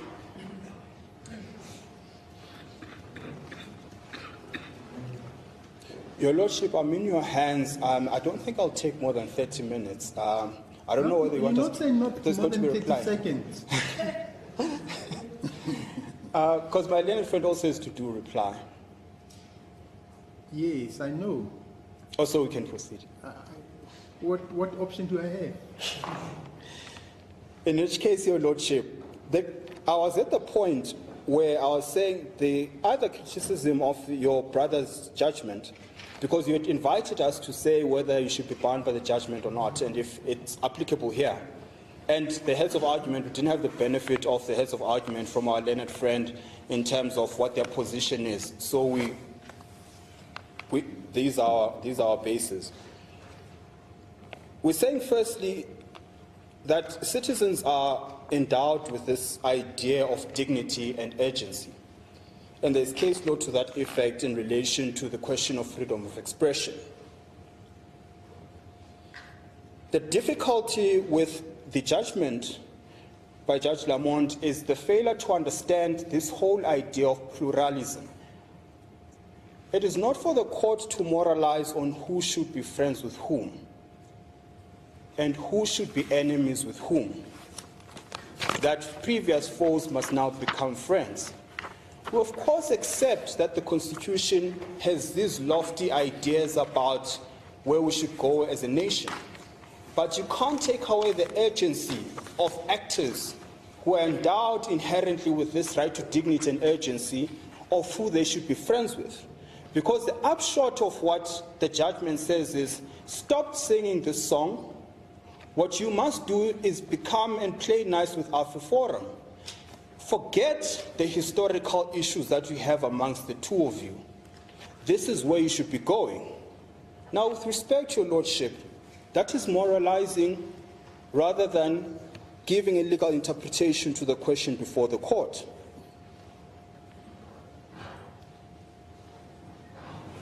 And then, your lordship, it's the same with my learned friend's argument, which is to say, simply because when Mr. Malema sings the song, he gestures with a gun sign.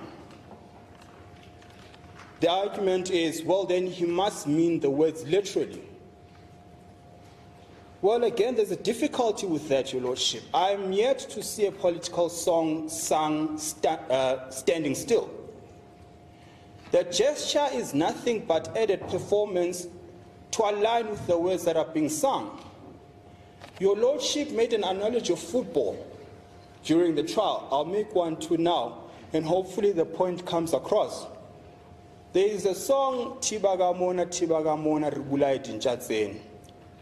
Block that side, let's kill the dogs. Now, the very fact that the gestures are being used to kill these dogs, which is opposing fans directing to the other team's fans, does it now all of a sudden simply say, let's kill these dogs, gesturing with a gun, means suddenly now the speech or the song is literal? All the hand gesture does is add performance to the songs that are being sung. No political song is ever sung standing still.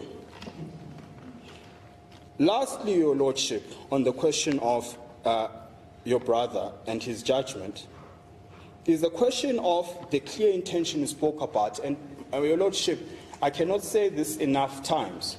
It's clear intention, not intention. Have regard to his judgment at paragraph 109. The test he applies is intention and not clear intention. To the extent he fails to understand that the threshold is higher than just intention but clear intention, in other words, with no scope of doubt, then of course then he's going to reach the wrong conclusion. And your lordship, I'm not going to go through our rebuttals. Our rebuttals speak for themselves at page 359, our rebuttals to our learned friends' written submissions. And then lastly, on the question of the remedies that they seek,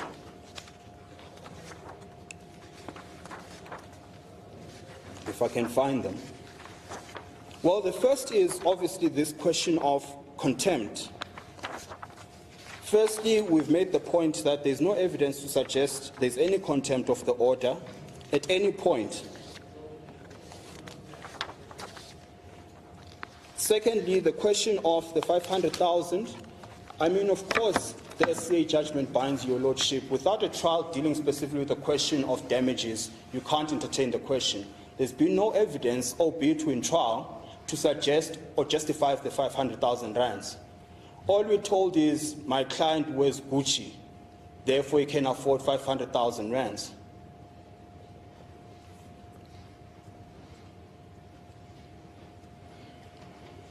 Nothing on how do you get to the quantum of 500,000 rands.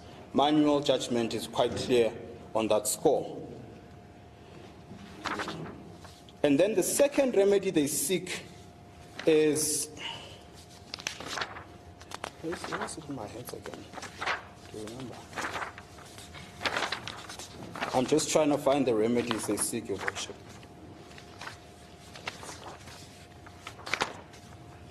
There you go.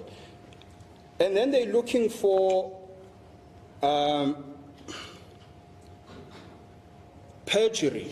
Well, they're asking that you refer the matter for criminal investigation for perjury, because for the first time, we're told by my learned friend that the EFF received 3 million rands. He wears Gucci, therefore he must afford to pay 500,000 rands. Well, firstly, that's evidence from the bar that is uncontested because we've never had an opportunity to contest it. It can't be simply because you wear a certain brand that necessarily means you can afford a certain amount of money. In any event, there's never been any evidence other than the evidence of my learned friend on that score.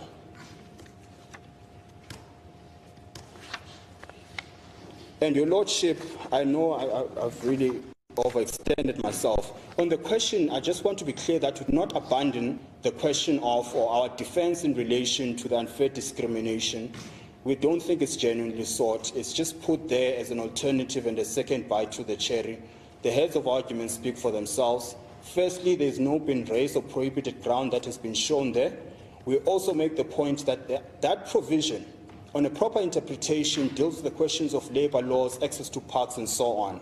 It is not meant to deal with this because it deals with the concepts of propaganda and this idea that on the basis of a prohibited ground you're not allowed access to certain things. That, Your Lordship, is more concerned, like I say, with labour laws and access to parks. You may not simply because someone is white not allow them to a park, for example. That's the sum total of what 7 is about, and the heads of argument speak for themselves on that score.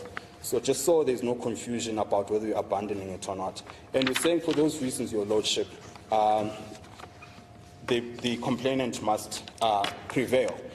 Lastly, Your Lordship, you asked us to comment on the costs issue. We suggest, Your Lordship, that this ought not to have run for as long as it did. From the start, we did say a large part of the evidence by the complainant was unmerited, particularly the evidence of the 2 lay witnesses. What was intended with those 2 lay witnesses, despite your advice that we don't need evidence outside of the pleadings, what was being done there, Your Lordship, is to try and link the two, the song and the harm. All they've simply told us is that I suffered a robbery as a farmer, and I suffer from psychological effects as a result of that. That's Mr. Prince's version. Ms. Muller says, I don't suffer any consequences as a result. Well, then we must ask the question, what was their relevance? What value did they add to these proceedings with respect? Similarly, the evidence of Mr. Rhodes dragged on for nothing shorter than 2 days. On matters that have nothing to do with the case, political matters where Mr. Malema was targeted politically, evidence about genocides were being led to a point Your Lordship came and intervened to the effect of, let's focus on what the subject matter is. We certainly shouldn't have run for as long as we did. And certainly my respectful view is this, particularly in respect of Mr. Human. It is wholly unacceptable and untenable that in a trial we spend time listening to hearsay evidence of someone without any corroborative evidence, Mr. Human specifically. No affidavit is brought to support his version. We're sitting here listening to his ipse dixit.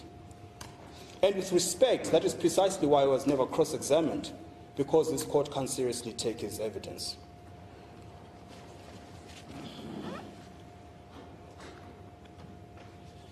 And Your Lordship, in respect of the submission of the evidence, the new videos, we make reference to, well, in my heads of argument I do, but I don't in the version that I've given you, Your Lordship, and I promise this is the last point. What my learned friends have cited in the application to submit this evidence is one part of that judgment. And I'm asking Your Lordship, because it's not in the heads, to make note of it. This is a paragraph 40 of Woodway CC versus Valley. They rely on that decision in their application to have this evidence admitted. Just give me the judgment again. It's Woodway's. Oh, Woodway. Yeah, Woodway's CC versus Valley. It appears in their application. They are replying affidavit to the application for admission of the evidence. And it's paragraph 40 specifically that I rely on, which they did not make reference to and which is dispositive of the application. And it's their own judgment, but they failed to cite paragraph 40, which says, it is correct that where the parties are asked in a court of law to plead their cases, they would normally not be permitted to venture outside the ambit of the disputes outlined by those pleadings. And you've been at pains, Your Lordship, to make that point, that, Mr. Oppenheimer, is it in your pleadings? Multiple times you've asked that question. That was obviously an invitation to amend their pleadings such that the facts that relate to this matter are discussed by myself and the client, and we make submissions in that respect. And the reason why there must be an amendment, Your Lordship, the court continues, a party cannot rely on cause of action or defences which are not put up an issue were consequently not fully investigated. In other words, you can't simply because, well, it's a relaxed court, you just bring up evidence which has such an important bearing, by the way, because it's not some innocuous evidence. It goes to the heart of the matter. The court says, where the court says you must bring an amendment because you kept asking the question, have you amended your pleading such that you include these videos? The answer was no. And the court says that cannot be permissible because it deprives the other side of the opportunity to fully investigate the matter.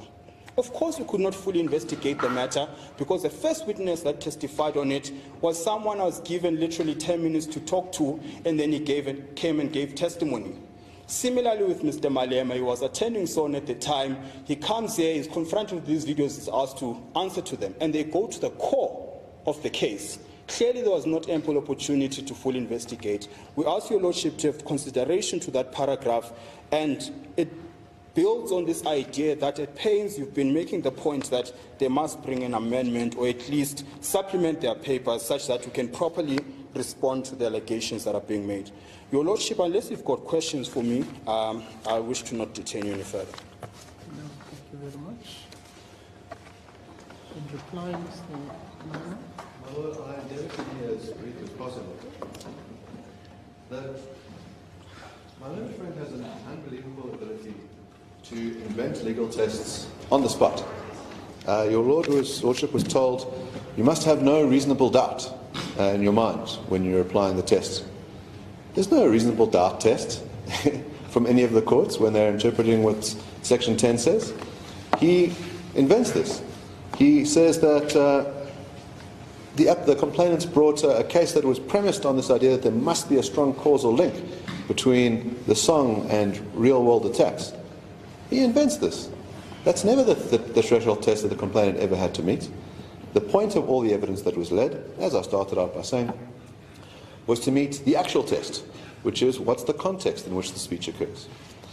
There's further inventions with regards to what the intent test is. My learned friend said on many occasions, we must find out what was in Mr. Malema's mind, what was his intent. I stated earlier, that's not what the test is. The test is, what is the meaning of the text? It has nothing to do with what the intention of the speaker is. We're not in a criminal standard here. We're not trying to peer into the mind of someone who kills someone else and we work out, did you do it intentionally or not? We're in a situation where we're doing an objective reading of the text. My learned friend makes reference to Professor Gunner and says, she's given us the definitive meaning of this text. And it's uncontroverted. But he neglects to mention that the Constitutional Court in Kolani says it is only this court that gets to determine what the meaning of the song is, and that any evidence led on it by an expert is irrelevant. So of course there's no need to counter it with our own expert of what the meaning of the song is. That evidence has no status whatsoever. It is only this court that can determine what the meaning of the song is. With regards to these sort of claims about hearsay evidence, firstly we must ask, what is the purpose of the evidence that was led by the complainant's witnesses? Well, it matches exactly the structure of the evidence of the witnesses in Kolani. It's to give evidence of what does the society look like, to give this broad sociological evidence or criminological evidence. That's what Mr. Roots does. So this notion that when he talks about specific instances of someone being tortured, that person needs to come and testify to endorse that, that's not the purpose of the evidence. The purpose is to give this broad sense. What you have in the Kolani case, for example, Ms. Mokwena talks about a number of people who'd suffered homophobic violence. Those people weren't called to come to court to corroborate it because she's giving evidence of a general trend. It's also useful to get the story from the horse's mouth. So MN, who testifies in camera in that matter to protect her identity, talks about what she personally endured. She doesn't say, people in my community read Mr. Kolani's article and because of that I was harmed. She says, I just want to tell you what it's like to be a black woman who's a lesbian in townships.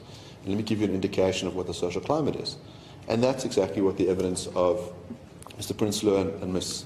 and De Leon's evidence is to say, this is what a farm attack involves. That's giving all the context that's required by the case law. Now, Lamont, in his judgment, when he's talking about evidence, makes reference to the fact that in that matter there was hearsay evidence that was led. But we're not dealing with a criminal case or a civil case where it's hearsay evidence to prove a certain thing, because we're not saying, on this occasion, Mr. Malema sang this song, and this person was killed, and we need to tie up all the pieces in that manner. That's not the obligation that's on the complainant.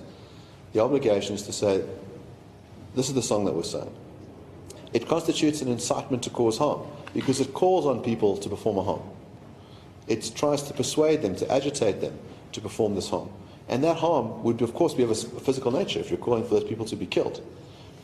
And then there's direct evidence of Mr. Prinsloo saying, well, let me tell you what it's like when I hear that song. The fact that he says, look, I don't know if the people that attacked me were motivated by the song or not, that's not relevant. What's relevant, he says, when I hear that song, it causes this re-triggering of my trauma.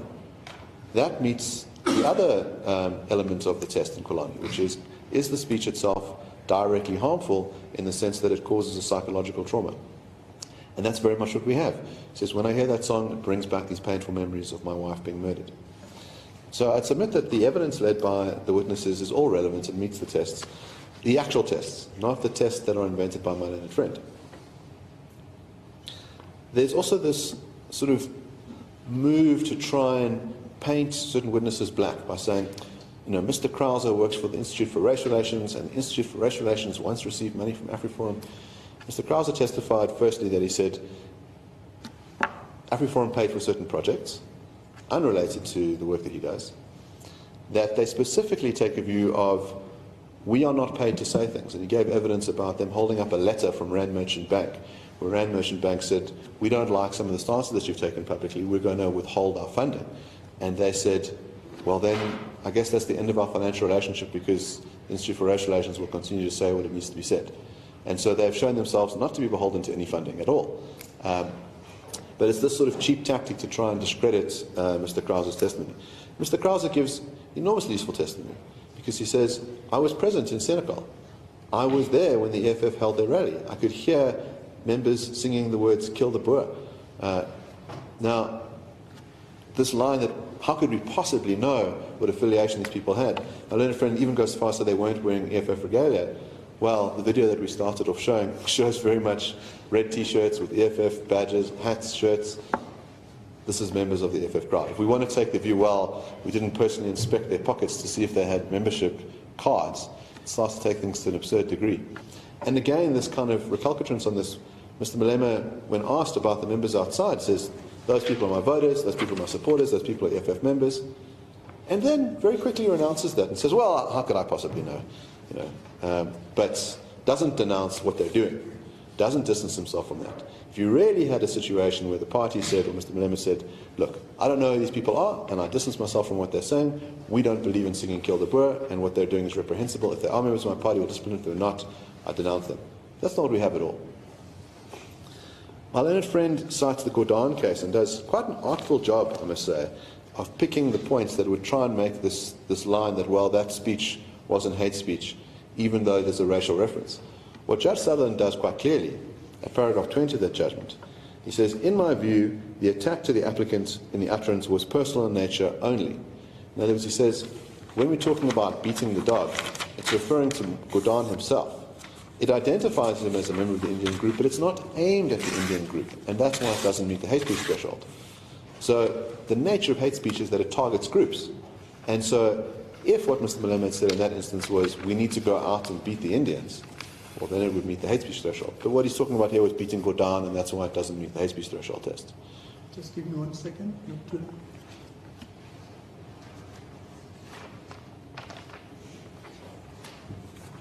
Thank you. You may proceed. there's also this strange line to say, I mean, we couldn't possibly understand what the word Boer means. Or Boer can only possibly mean farmers, and farmers aren't a protected category. What we have are two legs here. The one is farmer and the one is Boer. Those are the two groups that have been targeted.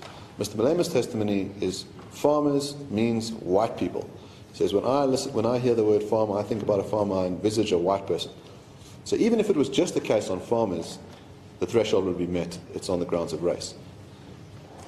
But it's also about Boers. And there's ample case law that says Boers are people of Dutch heritage. They are an ethnic group. They are a racial group. Throughout Mr. Rutz's testimony, he refers to white Afrikaners. The two witnesses who testified about their attacks are white Afrikaners. The huge list of people that were murdered are white Afrikaners. It's very evident what Boer means. It's true it can have a dual meaning. In other words, it can mean farmer and it can also mean someone of this, this heritage.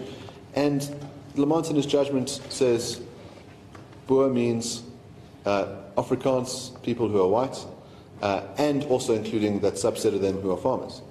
So it's clear that it's both. It's a finding that was made by the Human Rights Commission. They say it's obvious that it's on the grounds of ethnicity and race, and I'd say it's obvious in this situation as well. And yeah, there's something sinister about saying we suddenly don't know what Boer means, and you can say whatever you like about these people and call for their extermination. No one could possibly know who it referred to. I mean, in the Masuku case, this kind of question comes up, where Mr. Masuku refers to Zionists throughout, never says the word Jew. And the court sees right through it and says, look, not all Jews are Zionists, not all Zionists are Jews, but the overlap between the two is absolutely gigantic. And it's clear that when you're referring to Zionists, you're referring to Jews, and that makes it a ground on the basis of religion, and therefore a prohibited ground.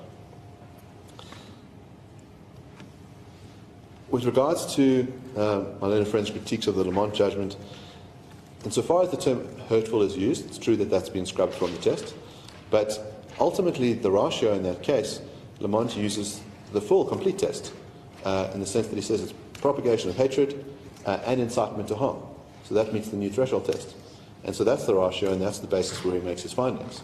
And so all the elements where there's ratios on that test are presumptively binding on this court.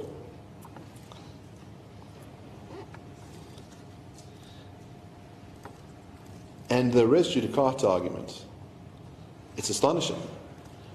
It's to have a situation where, let's say, Philippi Kumalo, who's held liable for hate speech, where he says, he says, white people, we should do to white people what Hitler did to the Jews, and there's a finding against him, and it's found to be hate speech, he's made to apologize, and then let's say 2 weeks later, he does it again.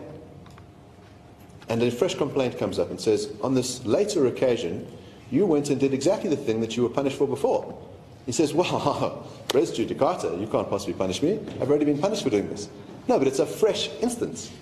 In other words, if AfriForum laid a complaint against Mr. Malema and said, in 2010, you sang this song, well then yes, it's res judicata, obviously. In other words, that particular instance has been dealt with by the court. Isn't the question of res judicata really an issue of public policy? Now, I wrote in a judgment recently, and thanks to the people sitting in front, they were able to find it immediately. It's in Novella versus Shomwani and others. It's an unpublished judgment, and I said something to the following, at paragraph 14. It is tried that the doctrine of res judicata is founded on the public policy that requires finality on issues in dispute in litigation. It is a defense for a litigant faced with continued litigation of the same matter concerning the same issues and involving the same parties. The inquiry into whether the defense of res judicata is sustainable is not whether the judgment is right or wrong, but whether there is a previous judgment which concerned the same parties and whether the issues raised in the current litigation were resolved in that judgment. That's the judgment I penned recently. Yes, my lord, I'd submit that's a very accurate representation of what res judicata involves. My learned friend talks about the dispute being resolved and by this agreement. What was the dispute? It was the singing of the song on these particular occasions in 2010. That's resolved by an agreement. one can imagine if you kept going after someone for the same set of facts on the same occasion, well, of course you'd be protected by res judicata. But if someone performs a new offence on a later occasion, well, that's not protected by res judicata. The example that's given in Beck's Principles of Pleadings on this issue is someone who sued successfully for failure to make a rental payment in a particular month. And there's a judgment that says you must make this rental payment. And then the next month, they don't make a rental payment. And they are then sued for that failure to make a payment. Beck says, well, it's the same parties, it's the same issue of non-payment of rent, but it's a new cause of action, because it's a new occasion in which rent wasn't paid. And so obviously it's not res judicata. And that's what we find ourselves here, in that it's a new occasion in which Mr. Malema sings Kill the Boer. I mean, what's astonishing, if we thought about applying my learned friend's res judicata test, is that basically you could have a situation where we say, let's treat all crimes like declaratives. One person has committed a murder. We now know that murder is unlawful. We don't need to have any more murder cases. We know murder is unlawful. There's no point in prosecuting anyone. They're all protected by this res judicata principle, and therefore no one should ever be prosecuted for murder. Now, your Lordship correctly pointed out that if what was sought was identical relief between the parties, let's say a permanent declarature about the song, and that was granted by one court and held, wasn't set aside by the Supreme Court of Appeal, and then the same relief was sought between the same parties, and there was no other relief about interdicts or punishment or anything like that, it was just solely on the declaratory question, then I think that would be res judicata. But that's not the situation we find ourselves in. The declaratives were made in the Lamont judgment about those specific instances. The order itself was set aside, and what we have here are new instances of the singing of the song, therefore cannot be res judicata. And this court has all the power in the world to make findings of fact and determine, whether Mr. Malema should be held liable for hate speech and unfair discrimination.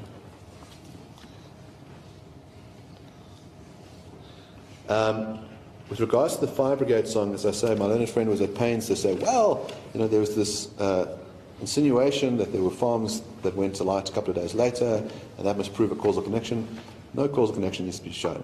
What Mr. Krauser said is it at least raises the question of the fact that farms are being burnt 3 hours away, close by, a couple of days later, and Mr. Ndlozi is saying, let's go burn these Boers. It's not definitive proof that there's a causal link, and it's not what's required. But it at least raises the question. What's required of the complainants in this case to say, does it constitute hate speech? So is it propagating hatred against the group, saying burn these Boers? Does it call upon people to do something? Yes. It tells the crowd, go and burn them. Now, it turns out that we've had a number of fires, and in the bundle, there are a number of instances where Mr. Ndlozi is seen to discuss these kinds of fires. The most famous one, of course, is the burning of Parliament. Now, at page 1622 of the bundle, Mr. Ndlozi says, we must welcome the fire in Parliament as an opportunity to move Parliament to Tshwane. He says, then showing an image of, this is at 1624, an image of Parliament burning, a tale of a beautiful fire. No lies about best-run city and or province will stop it. Parliament building in the self-destructive mode to offer us the gift of a new beginning. We must move to Tshwane. So this is someone who celebrates the burning of the Boers, of Parliament. There have been a number of fires of other kinds of structures in South Africa. This is a dangerous thing. And I don't have to prove that there's a causal link between Mr. Ndlozi saying these things and Parliament being set alight. But there is a question that gets raised when someone says it's okay to go and burn things, and then they do actually burn, that we should take notice. We should say, well, the speech is an incitement, and it might very well be worth punishing that speech and encouraging people not to engage in that territory. My learned friend also cites a number of songs where he says, well, clearly this song is metaphorical. So there's songs about, I will never visit Natal. Well, just because there are some songs that are metaphorical doesn't mean that all songs are merely metaphorical. Some songs can be very literal. Some songs can use metaphors that have a literal meaning. So in Rwanda, when they said we must go out and exterminate the cockroaches, it was using a metaphor, but it literally referred to a particular ethnic group, saying these people must be exterminated. 2006, it's a foreign article, it's not binding on this court at all, and I would submit completely at odds with Judge Sutherland's finding in Kamala, which talks about enshrining the value of non-racialism and equality before the law, that those that are subaltern are not treated differently from those that are ascendant.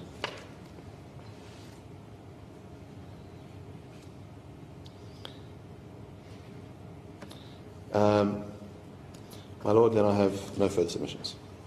Thank you. Mr. Kasiboto, just one point that's been raised about the membership of EFF. I think it's at Senegal. Your case is that there was no evidence to prove that they are members of the EFF. Now, again, I wrote a judgment also very recently. Facts are not same as the current facts, but very similar, where I'm trying to see.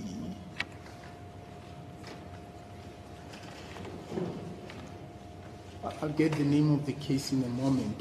But the essential facts were that this particular individual walks into a shopping mall wearing a red T-shirt, presenting himself as an EFF member and demanding that the shop owner should dismiss everybody else and employ only the EFF members.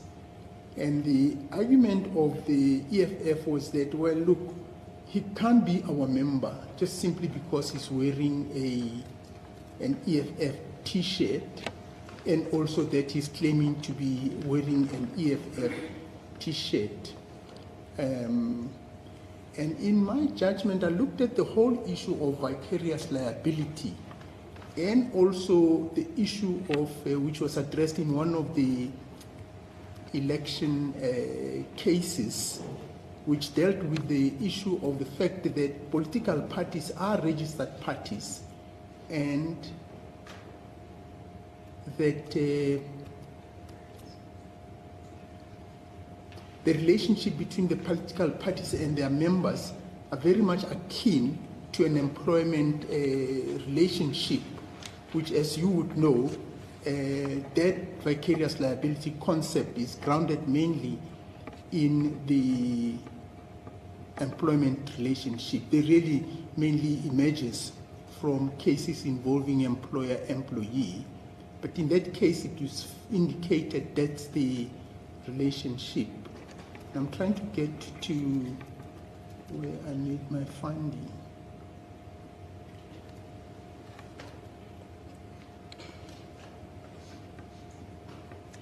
Yes.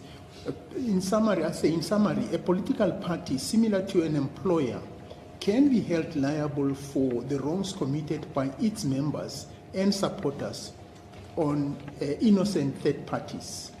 The underlying consideration for this is that the political party recruits members and supporters to promote and advance its political goals and put them out to interact with communities at large.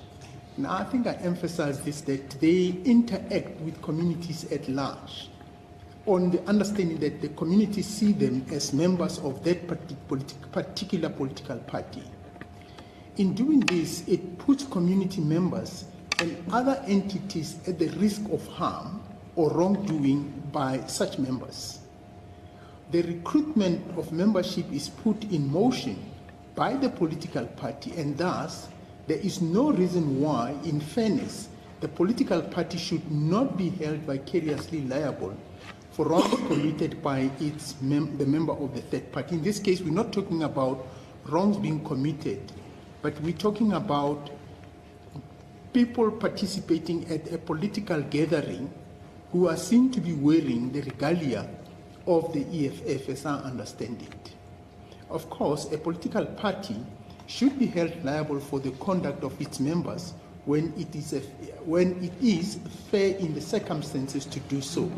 The underlying principle is to ensure that the public is not put at the risk by lack of discipline on members who fail to uphold the ideals and the values of the Republic's constitution. Here we're not talking about them committing any wrongdoing, But as I understand their case is, for all intents and purposes, standing there looking at the people who were present, they represented the members, or they had the regalia of the EFF. Well, I'm grateful for the engagement, Your Lordship. And it sounds eerily like the Cream case in Midrand. Was it perhaps that matter? As I understand it, it never came before you, but the facts are similar. And Mr. Malema, in fact, testified on this. Something similar to that happened, where someone who presented themselves as an EFF member, which they were, in fact wearing the EFF regalia, conducted himself in a manner similar to that, something along the lines of, by X date, you must have fired X number of foreigners and employed South Africans. Now, that case shows the exact danger of the line of reasoning that's been proposed. Because Mr. Malema, because now the accusation was, that's the EFF's position. We accept he's a member, but that's the EFF's position simply because they're an EFF member. Evidence was led by Mr. Malema in this very court on that very issue. And he shows evidence where he denounces specifically that position adopted by that member. Now, that's the difficulty with vicarious liability and absence of urgency.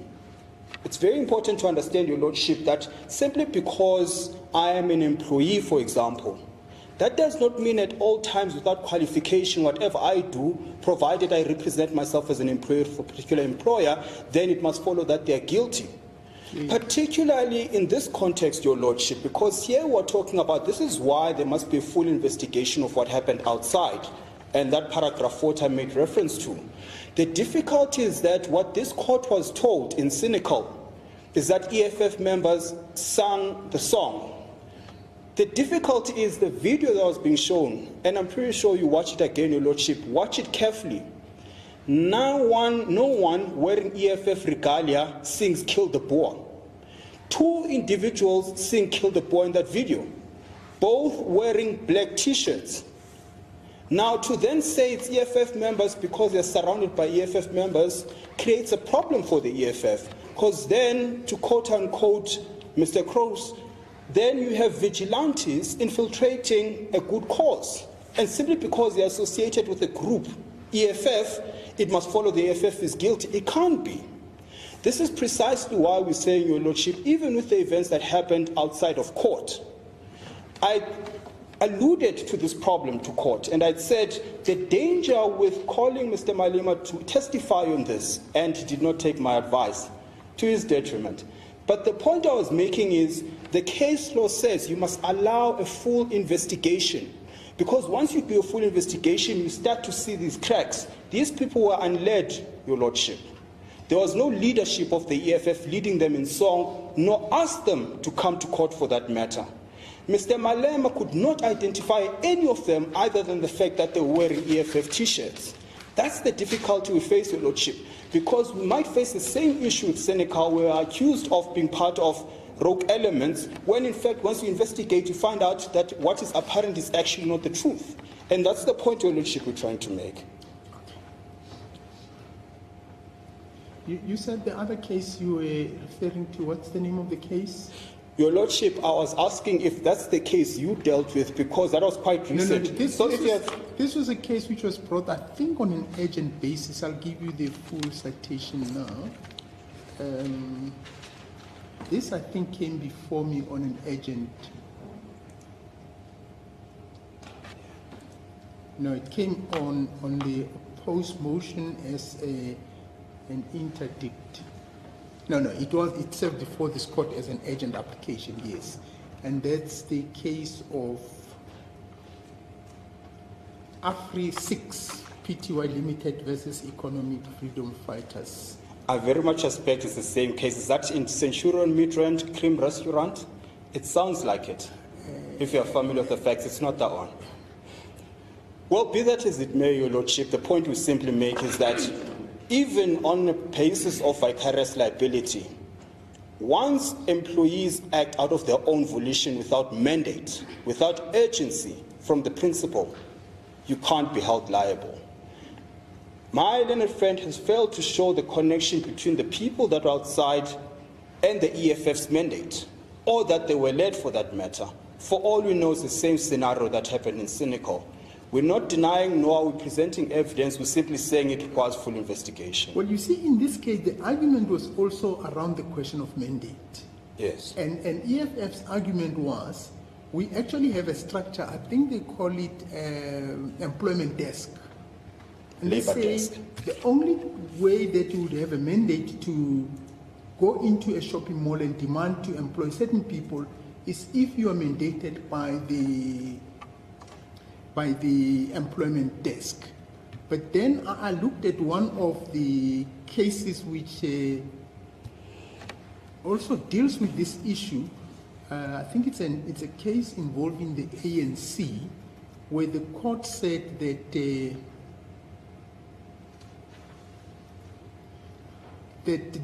political parties are parties registered under the some legislation, I think it's referred to in their country called now, and therefore they enter into some form of a contract with their members. But look, it seems your argument now is that in this particular case, in your case, the facts are not similar to, well, the facts are different, but also the facts are distinguishable in that there, people were not, the people who were identified as singing didn't have the EFF regalia. But there were people from the EFF present at the gathering. When you say EFF people, Your Lordship, we're simply saying people wearing red. We're not suggesting the leadership of the EFF, particularly when that song was being sung. But the crucial point to make, Your Lordship, is there is no evidence that they are members of the EFF. So it could well be that they sang the song. Even on vicarious liability, you can't link it to the EFF until you establish that they're actually members of the EFF. And that's the point we're trying to make, Your Lordship. So you can't even apply vicarious liability and the principles of urgency without establishing first that they've even got an official relationship with the EFF. So your case would be you need to produce proof that these are members of the EFF. One. Two, the case law says if you're going to introduce new material, then you must allow full investigation so that you can properly plead to the case. What we are saying is the two witnesses of the EFF who commented on the videos. One, I only had 10 minutes to consult with the first one. Two, Mr. Malema was inundated at the sauna, couldn't consult with him. He was asked the questions on the spot. And I'm saying until we're given due process in terms of proper consultation on the issue, then a determination cannot be made where you say the EFF is vicariously liable, having not even established whether the persons in question belong to the EFF or not. The EFF dishes out T-shirts on the daily at the rallies, Your Lordship, so it doesn't follow simply because you've got a T-shirt on that means you're the member of the EFF. And that's the point we're making, that there needs to be an investigation. Mr. Malema could not identify any of the parties on the video. They were unled. A proper investigation has to happen, a proper supplementing of the pleadings has to happen, and then we can plead properly to the case. Just give me 1 second.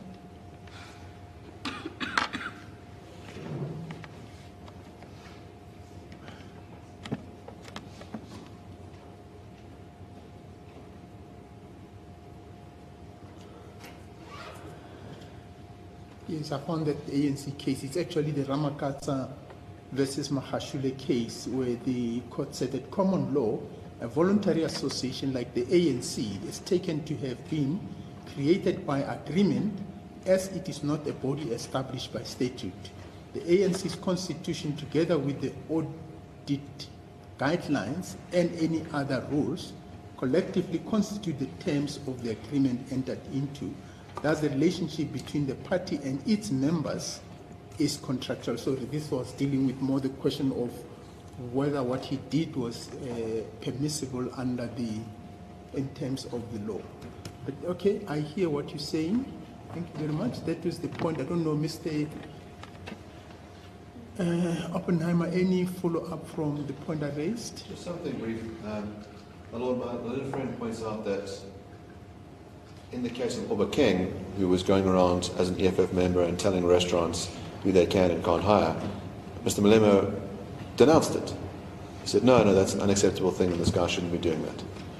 Mr. Malema is given an identical opportunity with regards to the people in Senegal, the people outside of court. He says, I'm not going to denounce them. He says, they must be allowed to sing the song. He says, I will sing the song. That shows you, in other words, that people who purport to be members of the EFF, wear the regalia, attend the rallies, are willing to come outside this court and protest. I imagine some of them are quite fervent members.